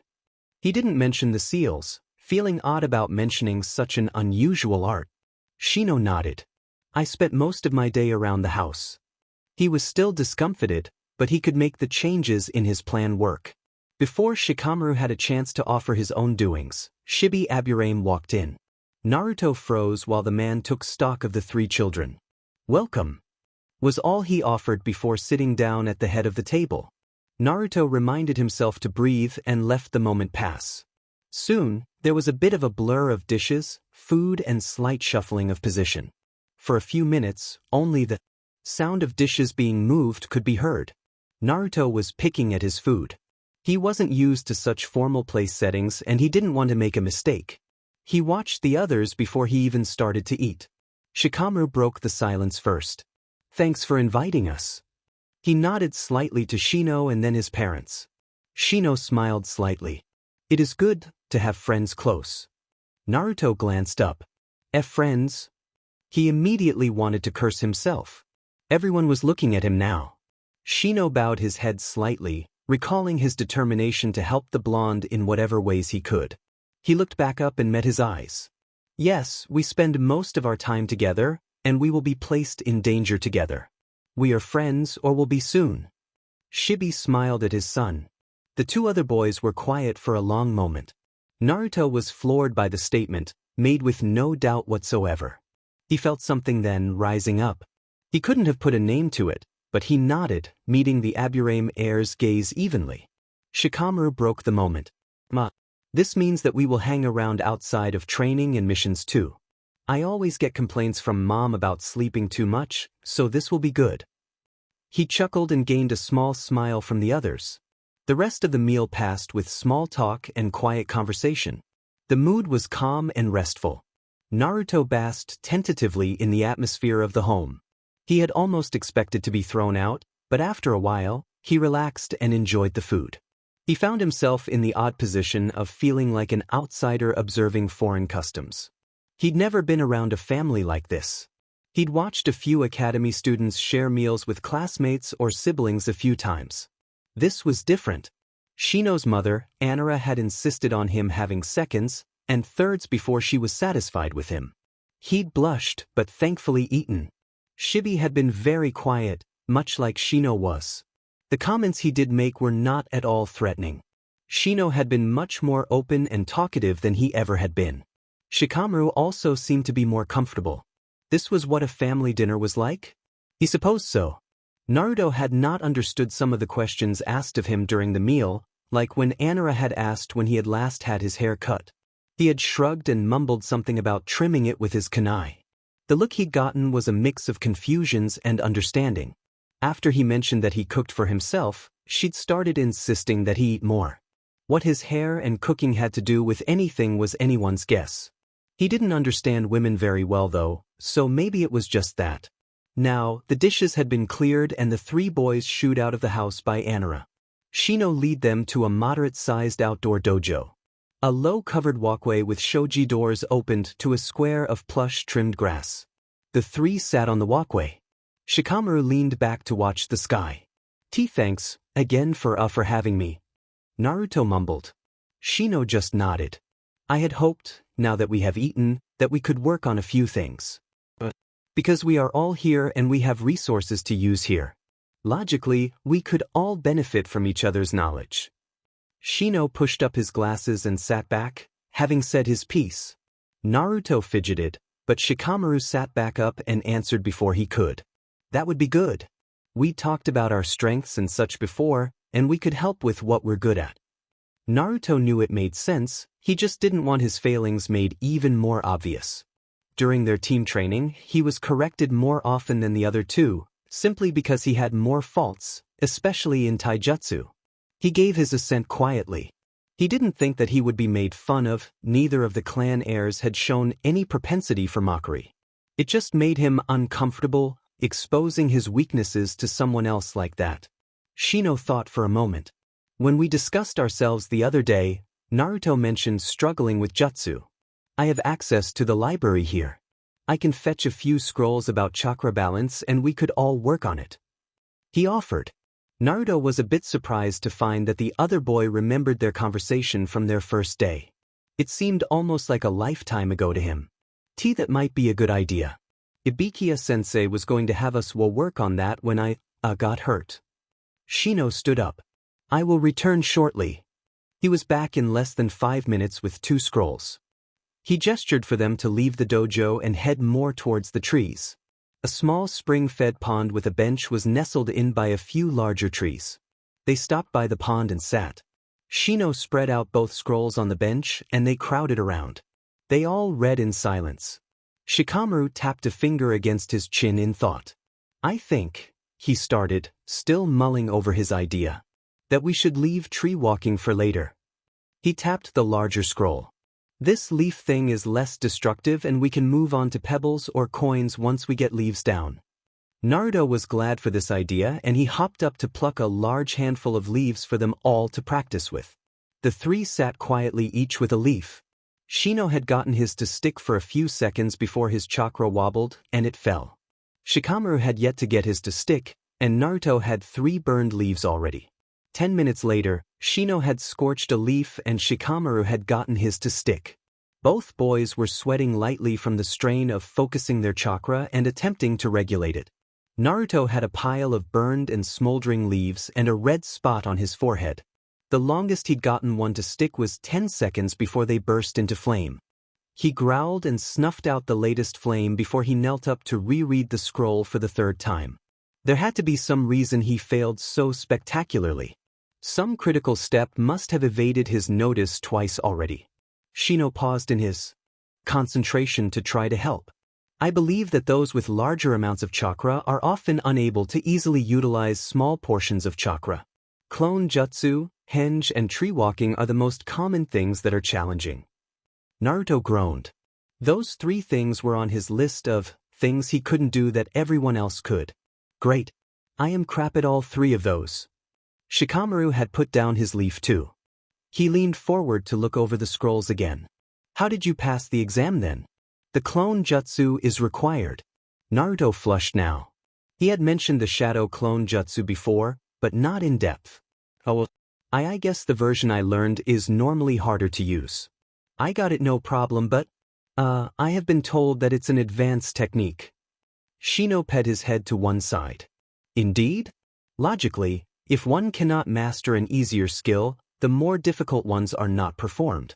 Would you demonstrate? Naruto shrugged and stood up. I guess. A lot of clones though.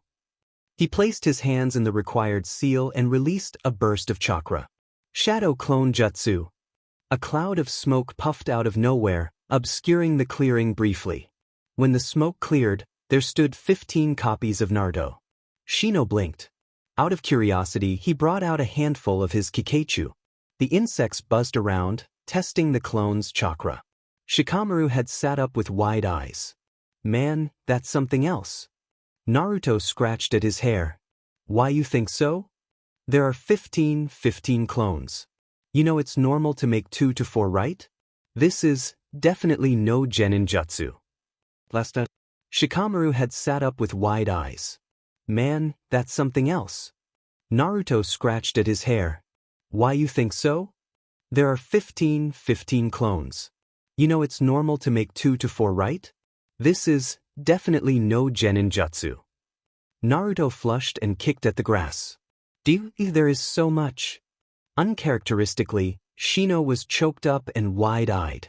His kikai were buzzing languidly around him, satisfied from only the ambient chakra now in the air. Shikamaru shot a questioning glance at him.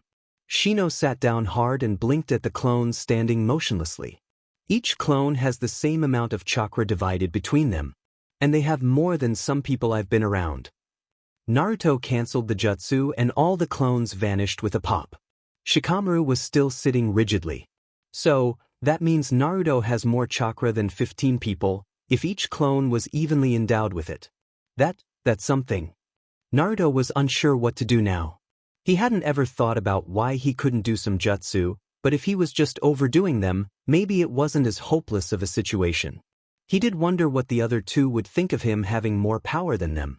Before he could get to anxious, he was already fidgeting with his senbon. Shikamaru's eyes lit up. There are so many things we can try. I know of all kinds of jutsu that are out of normal reach.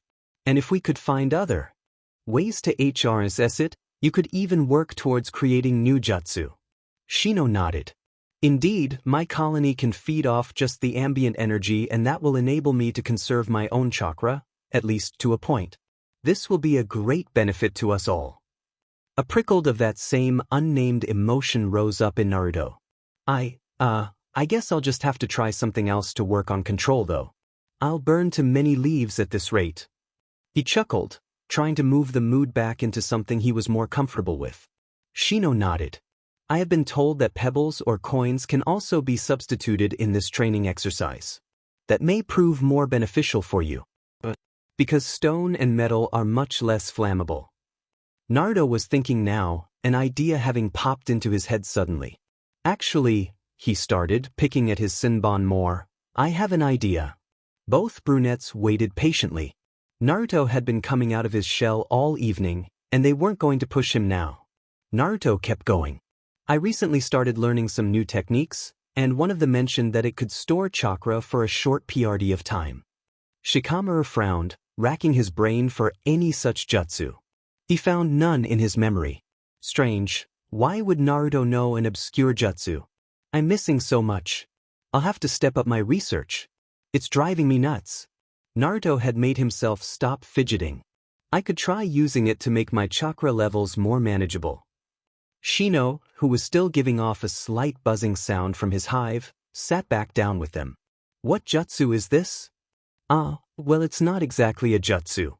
Naruto pulled out a few strips of his chakra paper and set them on the bench next to the scrolls. Shikamaru frowned. What are those? Naruto set one of the brushes down as well. It's chakra paper, you know, for seals and stuff. Shikamaru could not keep the incredulous look off his face. Sealing? Naruto was focusing on the paper, recalling the exact formation of the seal, and didn't see the look. I found a book on it a few days ago, been reading it in my spare time. Shikamaru didn't know whether he should say anything to the boy or not. He couldn't let him cause himself damage, but he didn't want to hurt him either. Naruto had started drawing the seal, smoothly and with no error. Shikamaru could tell he was very practiced, just from the movements. Shino was just looking on calmly. Naruto finished the elaborate network of symbols in less than a minute. Shikamaru wasn't sure what to make of the obvious mastery in conjunction with Naruto's professed novice level. Naruto sat back and let the ink dry. I might move it. He picked up the paper and set it on the grass a few feet away. Just in case it blows up on me. He answered the silent question. I haven't actually tried this one yet. Shikamaru bit his lip and watched as Naruto touched the seal. Phew! The seal glowed, and Naruto shuddered. His hand was still on the paper. After a few more seconds, it moved his hand. The ink on the seal was still glowing. Shino leaned over to look closely at it. You have very neat penmanship. This does not look to be the work of a beginner. Naruto shrugged. I made my first seal earlier today. It worked pretty well after the first couple of tries. Shikamaru coughed to hide his incredulous gasp. He believed the blonde. He doubted Naruto could have hidden this skill from Ibiki. It did make him wonder just what the blonde boy was capable of though. Great. Do you think it stored enough of your chakra to help? Naruto shrugged. I just pumped chakra in it, till it wouldn't hold any more. I can't really tell how much it took, so I guess I'll just have to try the leaf thing again. Shino stood and scuffed his shoe over the ground near the pond. He came back with a few flattish pebbles. These may be better than the leaves. Naruto nodded and picked one. Shikamaru sat and picked up his own leaf and started again. 2 hours later, the three stood up to return to the house. Naruto had made some minor progress with the pebble, and both the others had been able to stick their leaves to their skin for around 10 minutes tops. Naruto wasn't as discouraged as the heirs expected with such minor progress made. Most of what I do goes that way. I learned to take what I can get, Heat said when asked about it. Inside, Shino asked them to wait outside a dark room. He reappeared with a few more scrolls. These have more chakra drills. He handed 2 to Shikamaru and 1 larger one to Naruto. Those, he pointed to Shikamaru's, have drills and such to increase stamina and chakra reserves. Naruto's has more for chakra control and balance. Shikamaru nodded once. Naruto fingered the scroll. Are you sure it's okay for us to take these? Shino heard the me in that sentence. It is fine. But because you are my team, ninja of Konoha, and sharing information is helpful. They aren't family jutsu or anything of the sort. The Aburame boy wouldn't let Naruto put himself down. If you are sure. Shino just nodded and led them back to the front door. I suggest that we meet up on our off days and after team training to work on our own. Naruto frowned. What about Ibiki-sensei? Shikamaru grinned, a hint of mischief in his expression. I wonder how long it would take him to notice. Also, we have specific goals and such we wanted to focus on. Ibiki-san can't exactly do that during our regular training. The other 2 nodded, not realizing that they all shared the same thought. What if he were to tell us to stop? Yeah, I guess it wouldn't hurt anything to keep training on our own. Naruto muttered. Shino nodded. Right, then we will start tomorrow. I'll bring a snack to share so we can stay out longer. They parted ways, each with their own thoughts about the night. Naruto returned to his apartment that night with a lighter mood than he'd had in months. Something about the evening with his team had loosened the hold his anxiety had on him. He expertly got past the traps set around the door and flopped on the couch with an arm over his eyes. Diamen. That was something. He muttered. It went, I don't even know. Nothing happened like I thought it would. No one said anything about my manners and I guess we hung out? Shino's parents were great. Our extra training will be good. I hope, well I guess we can all gain something at least. The blonde sighed and rolled over to work on his report for Ibiki. He hoped the Jonin-sensei wouldn't be too mad if he ever found out the 3 of them were working on their off days and after training. In ANBU headquarters, a few new faces had been added to the cells. Enko and Inoichi had spent most of the day having a chat with 2 men who had been ID'd by some of the ANBU on Naruto's case. What they found had both in a foul temper. Enko had been so furious she turned down Dango in favor of beating the living daylights out of a training dummy. Inoichi had been much more put together. He had made an expansive profile of the 2 men and documented what they had done for future use. Ibiki had spent the day on one of the other, more pressing cases that Tandai had. The Hokage wanted to keep everything as quiet as possible when it came to this kind of issue, so Ibiki himself was handling it. The Jonin was somewhat relieved to be back in a more familiar environment. He was doing much better with his kids, but being a sensei was much different than just being an active Jonin. He was pleasantly tired and loose from his latest interrogation when he returned to his office to go over the reports from Anko and Inoichi.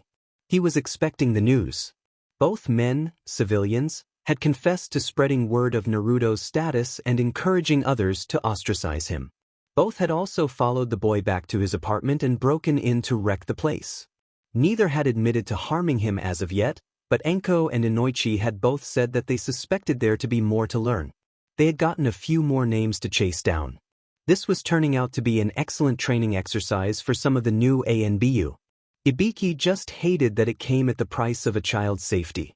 One ANBU in particular, a veteran, was going to flip when they returned to the village. Ibiki sighed and signed off on a new Black Ops mission. He wondered if Naruto was aware of his guardian angel. Hound was back home. Konoha even smelled more comfortable than any other city to him by now. He was buzzing with energy despite the 3 days he'd been traveling at top speed to get back. His brother in all but blood was a genin now, and Hound had been loath to leave the village the week before his graduation. He knew he would pass, and so his summons had delivered his gift, but Hound wanted to see for himself. He wasn't able to be near the boy often enough for his protective instincts to be satisfied, but he did what he could. Hound came into sight of the village walls and he picked up a fraction more speed. The outer wall was breached silently, with skill born of long practice. The guards at the gate were none the wiser to his return. Hound flashed over the rooftops and made his way to headquarters. He hated to do anything else first, but seeing his brother would have to wait. His own genin team would see him late the next morning. It would be amusing to see how they had fared with his shadow clone. He smirked. The dear little things likely hadn't. None of them were quite up to snuff. Hound would get them into shape soon, or eventually maybe. He continued to pass by the village unnoticed by even the shinobi that were out and about. A handful of ANBU in uniform and out noticed him. As he neared the location around headquarters, he slowed his pace slightly. The ANBU on guard outside headquarters let him pass when he flared his chakra. Bear had always been good at recognizing chakra. Inside, Hound went straight to the office of the head. Ibiki was at his desk still and Hound bowed briefly before launching into his brief report. Mission success. No casualties. Target was recovered and replaced. No hostiles were met in return. Hound unsealed a scroll and set out a battered book and set of 3 scrolls heavily decorated in a traditional style. Ibiki looked up from his report and set it down to look over the recovered items. He briefly flicked through the book. Mission report accepted. You are dismissed. Hound was staring at the papers on Ibiki's desk while the jonin had looked over the book. Hound did not like what he was seeing. He knew he'd been gone away on missions frequently, and he knew he overlooked many if not most social niceties, but this was far beyond what he had been aware of. He bowed again and left the office before Ibiki could notice anything off. He kept up his normal front until he was halfway to his new destination. Hound felt his hackles raising. His killing aura was almost visible by the time he reached the nearly abandoned apartment complex. The building looked even more rundown now that Hound took the time to look at it. Now that he had seen those reports, Hound landed on the windowsill and peeked in. The boy was laying in bed, fast asleep. Hound quickly dismantled the rather well-made web of traps on the window and slipped inside. There were a few books on the low table, one being the large red tome Hound had most recently given the boy. Papers and a brush were also laid out. He started already, huh? Just like them? Hound was uneasy in the small, unfamiliar apartment so soon after his mission. His nerves were on edge and he couldn't calm down. He moved silently to check the door and found it warded with traps that included seals and several nasty tripwires. A thin smirk touched his lips. The seals were fitting. Satisfied that he would be able to hear anyone coming, Hound was able to calm some of his instincts. He moved back towards the bed and flipped through the open books. He had fond memories of some of these same chapters. A slight sound had him glancing up. Blue eyes, wide and startled, met his own. Naruto had gone to bed after a few hours of working on his seals and Ibiki's assignment. He was satisfied with his day. Sleep came easier with the extensive traps and seals he'd put up in the last few days. He wasn't aware of what woke him at first. Drifting up out of dreamless sleep was a slow process. Something almost like a voice, niggling in the back of his head, stirred him. A tingle urged him up, just a brief sensation he normally associated with chakra. He snapped open his eyes. There was someone in his apartment. Naruto didn't move, kept his breathing as steady as he could. He sat up and pulled his knees up underneath his body, preparing to move. His hands grasped at the pack on Senbon he always wore out of instinct. When his eyes met mismatched ones behind a bloody mask, his heart rate nearly doubles. Oh God, what dash? He frantically noted the black uniform and chest plate along with the white mask beneath blood and dirt. Umbu was his only thought. The ANBU had turned when he sat up. The man seemed to freeze at the same time. Naruto wasn't sure what to do. He'd seen ANBU from a distance, and a few times in the Hokage's office. He'd never been caught by them when they chased him after pranking. A thrill of fear coursed through him. Is he here for me? What is going on? ANBU tipped his head to one side slowly, still staring at him. Naruto wondered what the hell he was doing. Hound was still, watching his self-proclaimed charge. The boy looked fine, he had no noticeable wounds, he wasn't moving stiffly. So, what was in those reports must have been a bit older information. It still chapped him that anything had been missed during his watch, sporadic as it was. He focused, vaguely noting that something seemed to be wrong with his actions and thoughts. It wasn't important right now though. Hound turned his head to take stock of the way the boy was sitting, crouched on his bed with 3 senbon in his hand. Why was he doing that? What would make him react like that? There are no threats. Hound didn't feel himself wobble, didn't feel how cold his limbs were. He didn't even feel himself falling. Naruto watched with growing confusion as the ANBU seemed to stagger slightly.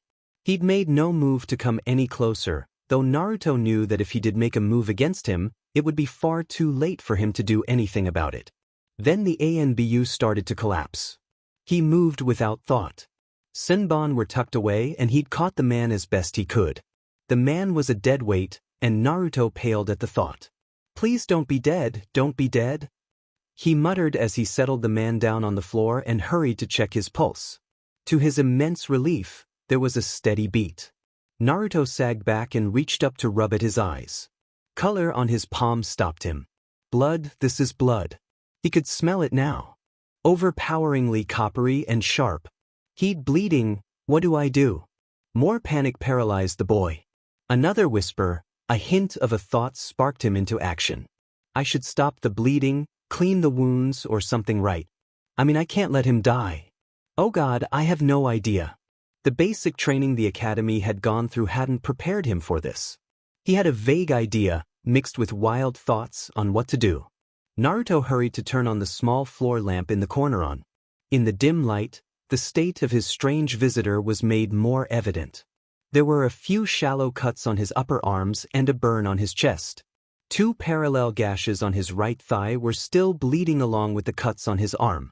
A scrape on the back of his head had colored some of his pale hair crimson. Naruto winced. A couple of his fingers were also broken, and who knew what else? Naruto dug out a plank from the paneling on his wall to reveal a stash of medical supplies. He grabbed some of everything and piled it on the table. He bit his lip and then fetched a deep bowl from the kitchen and filled it with water.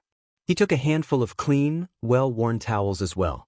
Back in the main room, he wet and wrung out one of the towels and dabbed gingerly at the gashes in the ANBU's thigh.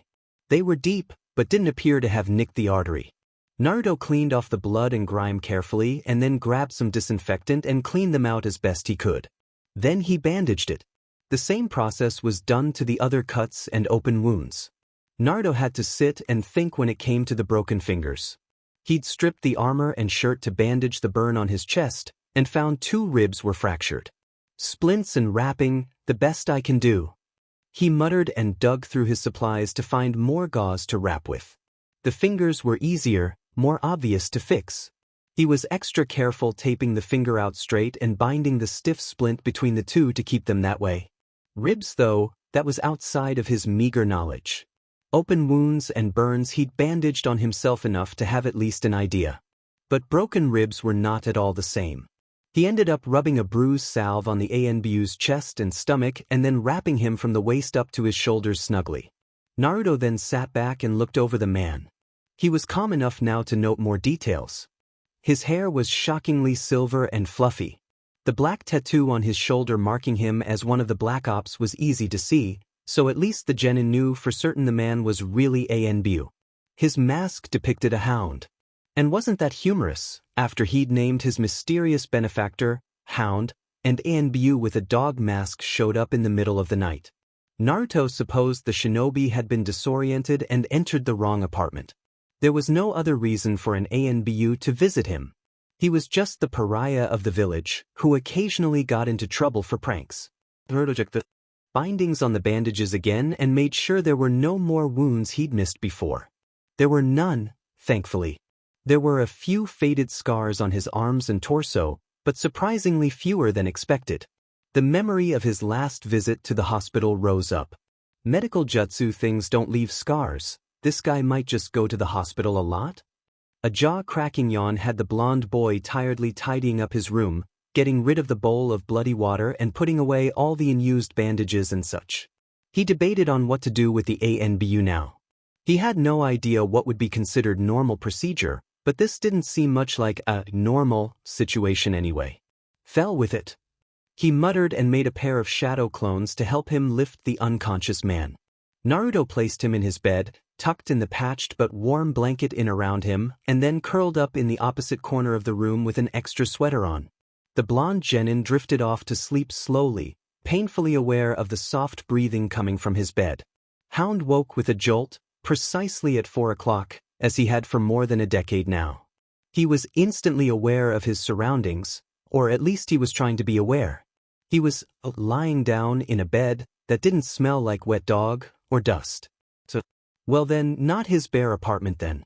He didn't move or allow his heart rate and breathing to shift at all. He was laying down, in a bed with blankets on top. His body had the usual aches and pains from a mission. There was no sound to indicate a hospital, and the cloying scent of decay and antiseptic was absent. Not hospitalized then. Hound could hear the faint sounds of voices and movement. A city, and it smells more like home, so Konoha? Hound let his chakra out just a tad and found that the building he was in, whatever that was almost completely empty. There was one, maybe two people, he couldn't tell from the amount of chakra alone, nearby. He kept still then, trying to remember what had happened. He could recall entering the village, keeping out of sight as usual. Thinking about the brats, Bear was on duty outside. Ibiki, desk, sure, the papers. Naruto. I went to check on him. The memories ended there. He couldn't even remember if he'd made it to the boy's apartment. Although, the empty state of wherever he was indicated his success there at least. Hound felt he had analyzed the situation more than enough now, so he sat up carefully. He noted the bandages on his chest and arms first. He was indeed in Naruto's home. Kid did a half-decent job, he noted, looking down at his hand. He noted that his shirt and armor were gone, but fortunately his mask was still in place. The coffee table had been cleared of books and in their place was his shirt and armor. A slight movement had him snapping his attention to his surroundings. He found the sight that met him terribly adorable. A blonde head was peeking out around the doorway to the kitchen. Wide blue eyes and a frown completed the picture. Naruto shuffled, clearly uncomfortable. Anbu-sen? Hound stood and was pleased to note that his legs held his weight remarkably well. He must have recovered enough from his previous exhaustion and blood loss. Naruto edged out from behind the wall. Hound was pleased to note the absence of one glaringly orange piece of clothing. The boy looked fine, Hound noted, paying close attention in light of what he'd seen the night before. There were no visible scars, and while the boy was keeping his distance, that wasn't too unusual, considering ANBU were quite intimidating in general. He would be having words with a few people as soon as possible. But for now, there seemed to be nothing pressing. Great, still alive. The boy slapped a hand over his face after the words tumbled out. It's just that you were super pale last night, and I didn't know what to do, but then I just did something. And today I thought of better ideas, but then you were asleep, so, I don't know. His face was scarlet by now. Hound was smiling slightly behind the mask. Naruto squeaked when he stepped closer. I made breakfast, so dash. So why you could eat? If you want. Hound shrugged and reached out to gather his clothes. A slight nod was enough for Naruto to scurry back to the kitchen. Hound checked over the bandaged injuries, and was pleased with the healing. He'd have to stop by either the hospital or headquarters later, but he'd make it till then. The smell of miso and rice drew him to the small table. Dishes, chipped and mismatched, were set out.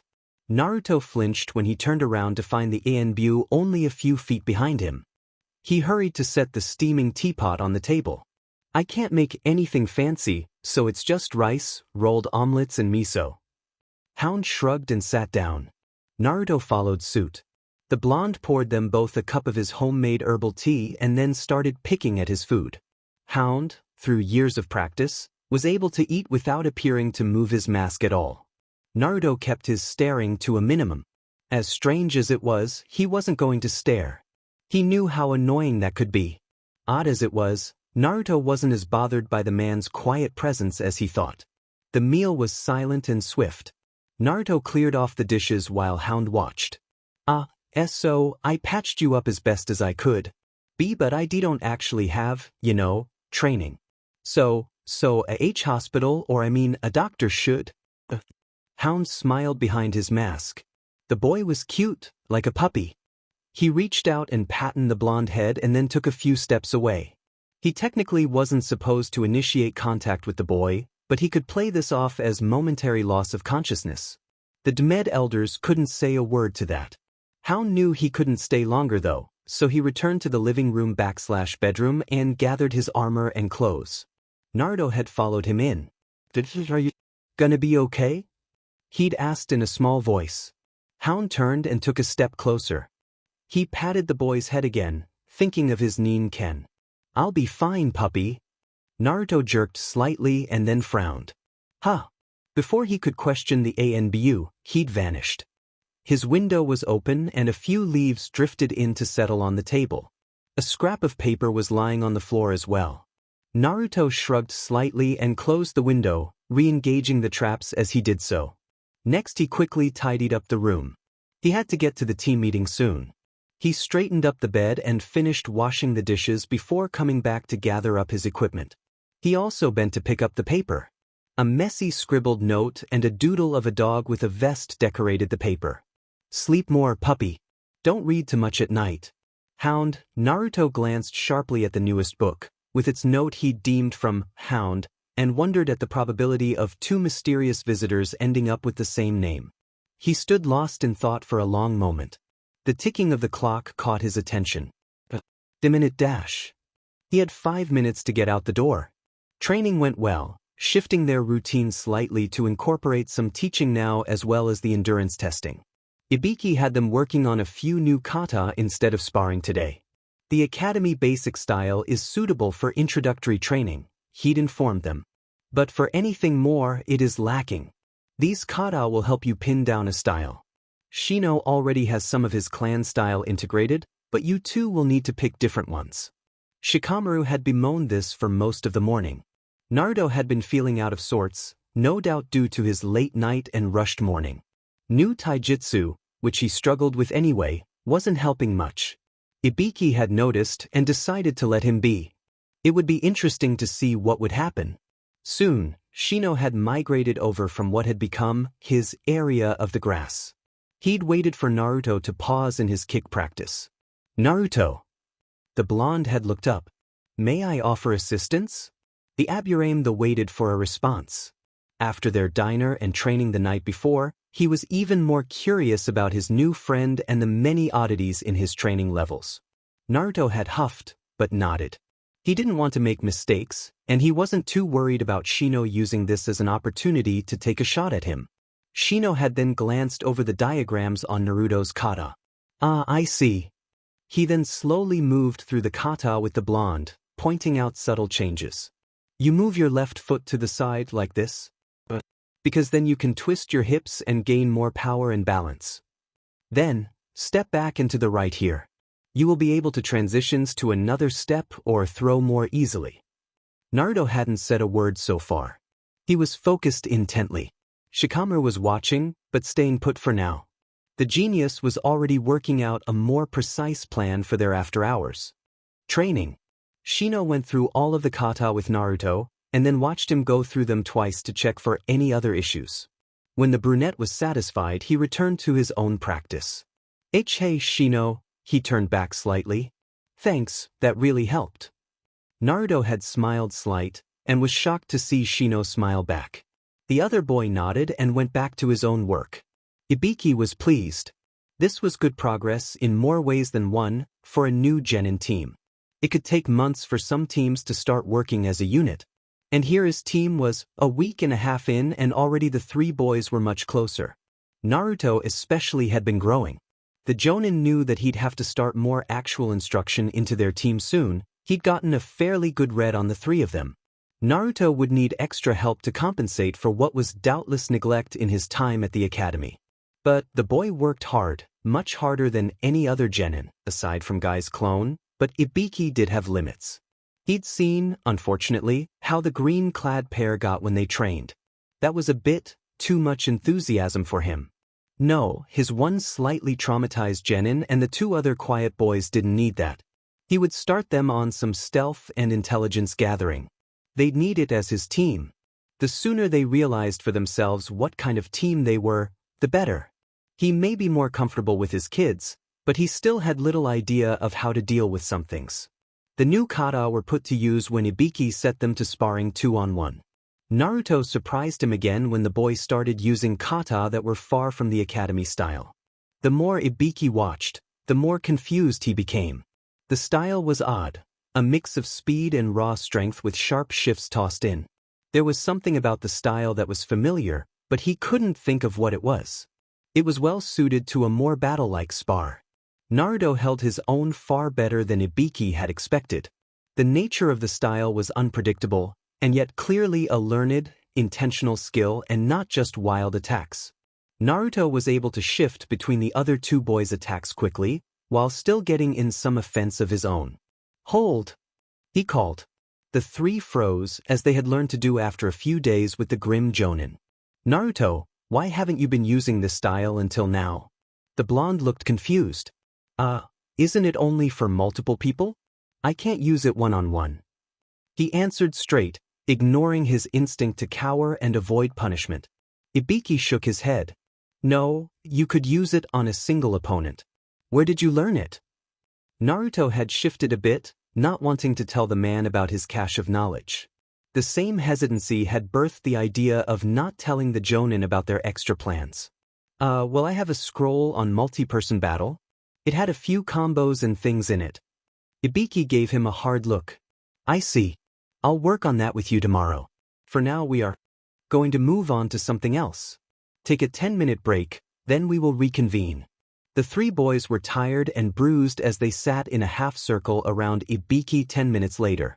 Naruto had ditched his sleeveless jacket and rolled up the sleeves of his shirt. Shikamaru was blinked especially slow, and if Ibiki didn't know his father, he'd have said the boy wasn't going to retain anything from his lesson. Even Shino was showing his tiredness in the slope of his shoulders. What is one of the most important skills for a shinobi to have? The three exchanged a glance.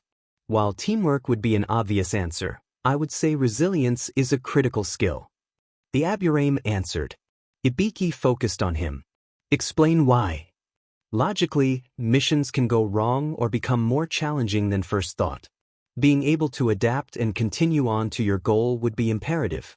But because you do not have the luxury of stopping or changing your group and plan in the middle of a mission. Ibiki nodded. "While that is true, and your reasoning is quite accurate, that isn't what I was after." Shikamaru spoke up then. "I'd assume, with the way our team is set up, information gathering and data analysis is a big thing. Trust the Nara to get exactly the right answer. But give me a reason." Shikamaru shrugged and leaned against Naruto's shoulder. The blonde shifted slightly, but didn't push him away. Shino is well suited to information's gathering, and Naruto as well. The Aburame's Kikeichu hives are versatile when it comes to reconnaissance. Naruto is able to cover long distances and is not easily identifiable as a Konoha shinobi. He has the possibility of becoming a jutsu specialist, which would lend itself to getting in and out of enemy areas. He also has lots of experience sneaking around, what with all of his pranks. He even got into the Hyuga compound once, so avoiding detection is a strong suit of his. The boy yawned. "I plan and piece together data, and I have a very low chakra presence, which aids in stealth." Naruto was pleased to hear that he would be good at something in the eyes of his team. He half wanted to hug the Nara, and half wanted to blush and avoid looking at anyone. "Excellent. The three of you are going to start training various methods of intelligence gathering today. As we go through more of them, you will start demonstrating them. The three genin settled in for the lesson. Their jonin continued. For now, we will be focusing on stealth and personal awareness. Knowing what is around you and where your body is moving is the first step. You will be going through a parked area several times today, then we will be moving on to something else after lunch. The three nodded and paid close attention to Ibiki's explanation of quiet movements and chakra dampening sound. Then he set them loose on the course.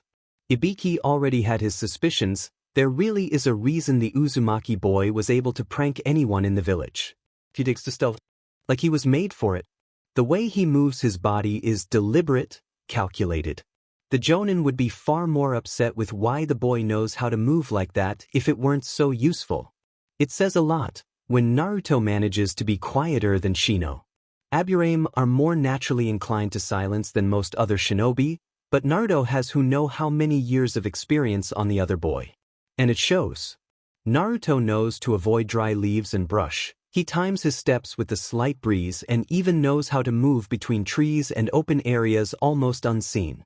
Ibiki can recall how frustrated ANBU patrols would get when a pre-genin student, wearing eye-bleeding orange of all things, could escape their notice and then outrun them on occasion. The other two boys do well for genin, but there is always room for improvement, and Ibiki will have nothing less than the best from his team. He pushes them hard for several hours, correcting their mistakes. Each times, it takes a few minutes longer for them to slip up. They broke for lunch, Ibiki taking off to stop in his office. The three genin curled up together at the training ground. Shikamaru started their discussion with a wide yawn. Man, this is going to be such a pain, but I started a rough outline for some extra work. If we do it right, we can start working up our chakra reserves along with some jutsu or other techniques. I thought after training today, we could focus on some stamina building for Shino and I. He leaned back to munch on a rice ball. Shino nodded and pushed up his glasses. This is a good plan. We could alternate what skills we work on. But because each of us has something to help the others with, and the most effective way to evenly build skill is to mix the training. Naruto, feeling more balanced and at ease than he could recall, spoke up next. I can make shadow clones and set them off running for you two Deshays. Then we could work on those exercise from last night again. Shikamaru hummed in agreement. Okay, that will be today. Tomorrow we could move on to some taijutsu. I don't have many scrolls for that. He rubbed at his nose with a light frown. I have a few. I don't know how useful they will be, but I can bring them tomorrow. Naruto offered, reaching out, like Irika-sensei had encouraged. He could meet their effort with equal measure of his own. They were a team, and he would work to trust them.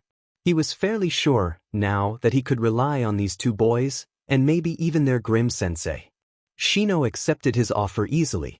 I can bring some of my clan's kata scrolls, but they may not suit either of you well. Shikamaru just yawned. Well, we can at least try, right? The blonde mumbled. Sure, I mean it's a pain to have to work through styles and pick one, but I don't see any way around it.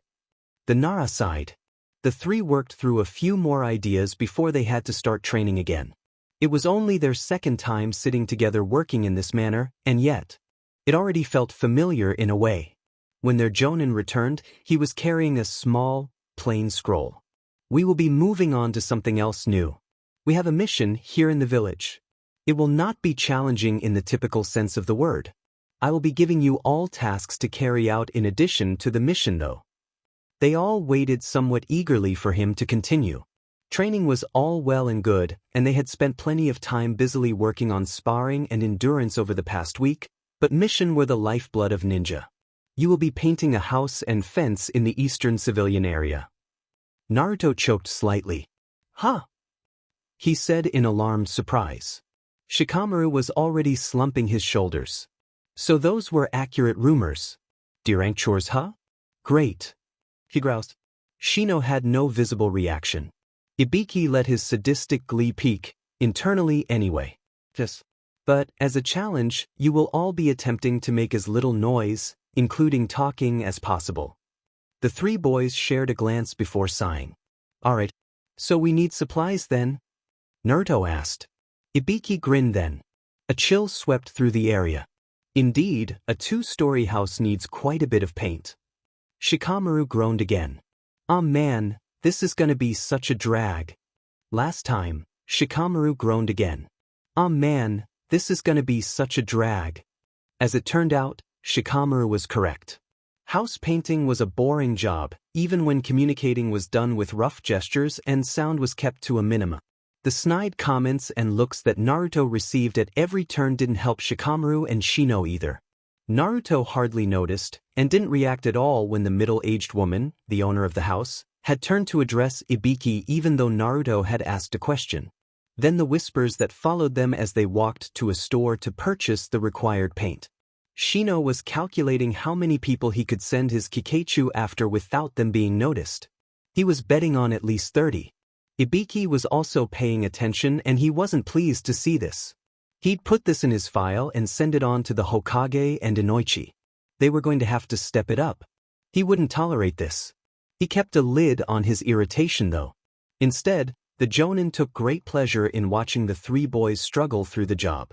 The first mishap occurred when Naruto, being shorter than the other two, had climbed on a stepladder and proceeded to drip paint on Shikamaru. The Nara had just sighed and moved slightly. Naruto, fearing that he'd upset his teammate, and scrambled down to apologize. "Hey, my bad. You okay?" In his haste, he'd bumped into Shino as he was reaching for a larger paintbrush. The brush landed in the dirt and then had to be washed out. Shino and Shikamaru had then spent about 5 minutes reassuring Naruto that it was fine, he didn't need to keep apologizing. Ibiki found it all very amusing. He couldn't wait for them to end up on an academy mission or a missing pet retrieval. He'd reminded them of his extra task as well. The way they all snapped their mouths shut was quite the sight. All in all, it took them 4 hours to get the whole house painted and then tidied up. Ibiki congratulated them gruffly once they were a ways away from the house. "You did well. There were only a few major issues. First, during a mission, you can't let the objective interfere with your actions. Stealth was the focus today, and at times, the painting was more your focus than keeping quiet." He stopped them in a quiet area. On a real mission, you have to be able to balance both parts. On an escort mission, you have to keep the principal safe and reach your destination. You cannot allow one part or the other to overshadow the others. The three boys nodded, properly chastised. Ibiki glared slightly at them for a moment. He reached into a pocket and pulled out 3 folded slips of colorful yellow paper. "These are pay slips for the D rank. For a mission like this, the pay isn't much. The more difficult or longer the mission is, the higher the pay is. Take this to the treasury office in the Hokage Tower to receive the pay. We are done for today." Hound had gone home, changed out of his ripped-up clothes and visited headquarters to get a bit more patched up before going off to find his team. The clone he'd had watching them reported back with a somewhat mixed report.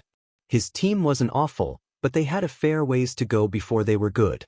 Hinata was already opening up a bit with Ino and Kiba, which was good. He didn't deal all that well with young girls, or older ones either. Ino he could treat a bit like a mini Inoichi, and Kiba was as wild as some of his Nin Ken, so they wouldn't be too hard. Hinata would be the most delicate one. Hayashi wasn't the best of parents after his wife died, and he'd neglected both his girls and his nephew. Kakashi could push Hinata to move away from the rigid Hyuga training, but it would take time. In the week he'd had his team, they'd done mostly review and some small practices with the basics. He'd have fun letting them chase him around for hours. The clone had started that the second day. Kakashi grinned and sauntered off to wait for the kiddos to come get him. Naruto stood still in the center of the training grounds, keeping track of each clone he had running around. There were only 4, so it wasn't as difficult as he'd expected when Shikamaru suggested it. He and Shino were pursuing 2 of the clones, with the other 2 running interference. Naruto was trying to test the limits and abilities of the jutsu. None of them knew where to find information on it, as it was a kenjutsu. So, they were going to test it themselves. They'd been at it over an hour when Shikamaru called it quits. He came back to the clearing and flopped on the grass, sweaty and panting. "That was a terrible idea. I'm gonna be so tired now." Naruto dispelled the two clones assigned to him and sat next to him. I guess so. We could work on those chakra exercises for the rest of the day. He'd offered. They only had about an hour and a half before the sun started to set. Shino joined them soon and readily agreed to do something else for the remainder of the day. They moved to an area closer to the small stream, as last night more than one fire had started. Naruto pulled out another thin piece of paper and a tiny vial of his chakra ink. I thought I'd make another seal so I can try to get some headway. He waited for a nod before he swiftly traced out the symbols and connections for the seal. Shikamaru watched his movements sharply. He confirmed what he'd seen the day before. Naruto was either a prodigy with seals, or he'd been studying them for years. As he doubted the blonde would lie, it looked like the former was their answer. The Nara kept the idea to himself. There was no need for him to curb Naruto's progress. It would be far more interesting to let it play out for a while. The way Naruto breezed through something that the Nara genius had no hope of understanding without years of focused study was somehow freeing to the brunette. He was used to being hailed as a prodigy, as the hope for the future, and other ridiculous things. He was glad that his teammate could best him in some things. When the seal was finished, Naruto activated it. The surge and then vanishing of such a large amount of chakra made the two clan heirs' skin tingle. After a short pause, the three pushed on with their training. That night, they all went home tired, bruised and very satisfied with their work. This became their new pattern. Get up early, train with Ibiki-sensei, take a mission or two with more training incorporated, eat lunch, work on new skills, and then the three boys would move on to their own training. They all knew that they were pushing their limits farther than was expected. Shikamaru had spent time catching up with Ino and Choji and knew that their teacher was already doing much more work with them than other jonin were. Their stamina and skill with basic level arts were steadily growing. Their spars were more like harsh dances than clumsy steps. Ibiki was still taciturn, but he didn't intimidate the tree boys much anymore. He was always fair with them. Naruto had felt a bit guilty about trying so hard to keep their jonin from noticing their extra work. He might have grown out of much of his angicity, but his distrust of authority hadn't quite relinquished its hold yet. Shino and Shikamaru were understanding and went along with him. Shikamaru might complain about how troublesome training was, but he didn't exactly want to stop either. Shino would just shrug and mutter something about friendship and bonds before moving on to something else. All three boys were different than the students they had been only months ago. They knew that they were changing too. In the privacy of their training sessions, it was easy to see. Shikamaru had more energy than he'd ever had before. It was no longer a struggle for him to maintain his shadow possession for upwards of 15 minutes solid. Shino had gained speed and his chakra reserves were growing, albeit slowly. His colony were developing well. Naruto, though, had felt the growth the most acutely. The blonde didn't know how much others could tell, but he'd lost much of the anxiety that plagued him for years. It was still there on occasion and he still had some issues, but he no longer stuttered or hesitated to speak up with his team. He still carried his secret stash of senbon, tucked underneath his clothes, and he still felt wary of the villagers on occasion. Shikamaru and Shino, though, knew almost all of his secrets and he didn't feel out of place with them. There had been a few bumps along the way. Some misunderstandings had caused tension. They'd worked their way through. Shibi Aburame had quietly encouraged each of them here and there when they spent time in the clan lands. The easy acceptance he found with the Aburame paved the way for Naruto opening up about his life. After a drunken villager had nearly attacked the blonde on one of their late-night trips home from an after-practice snack, he'd felt like he needed to tell them.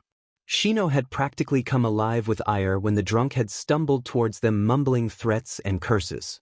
The Aburame had never reacted to anything as strongly as he had that night. Shikamaru had calmly stood in front of Naruto and stared down the man. Shino had delivered quite the tongue-lashing, from what Naruto could recall. He hadn't heard as much as he wished, too caught up with a sudden fear of abandonment. Something along the lines of, "You are not worthy to lick the feet of a true Konoha shinobi like Naruto," and "no comparison of character.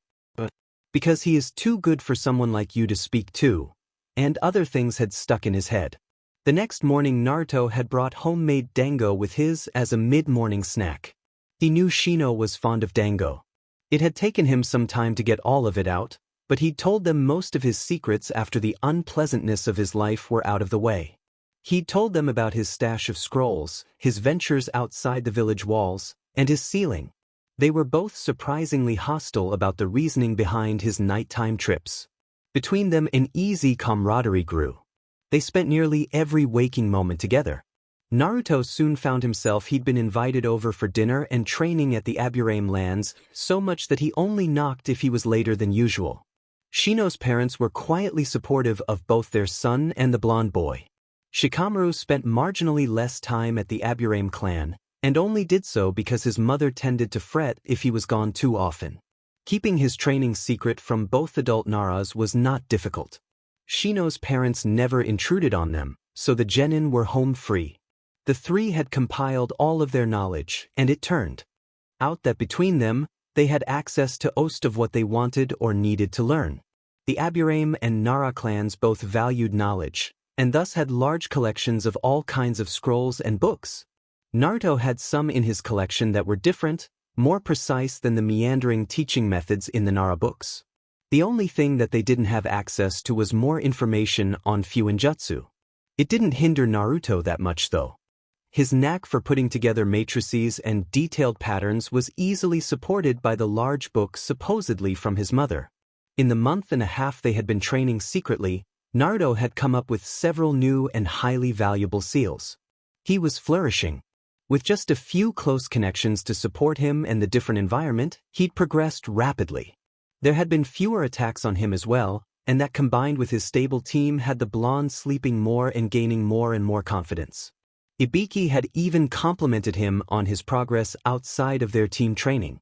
His brush with the hound Anbu had brought a new routine into his life as well. Now, every few days, he'd wake up at night to find something left for him on the small coffee table. Some days it was food, bought from village shops. Other times it was new kunai or even just a note scribbled on the margins of his ceiling theories.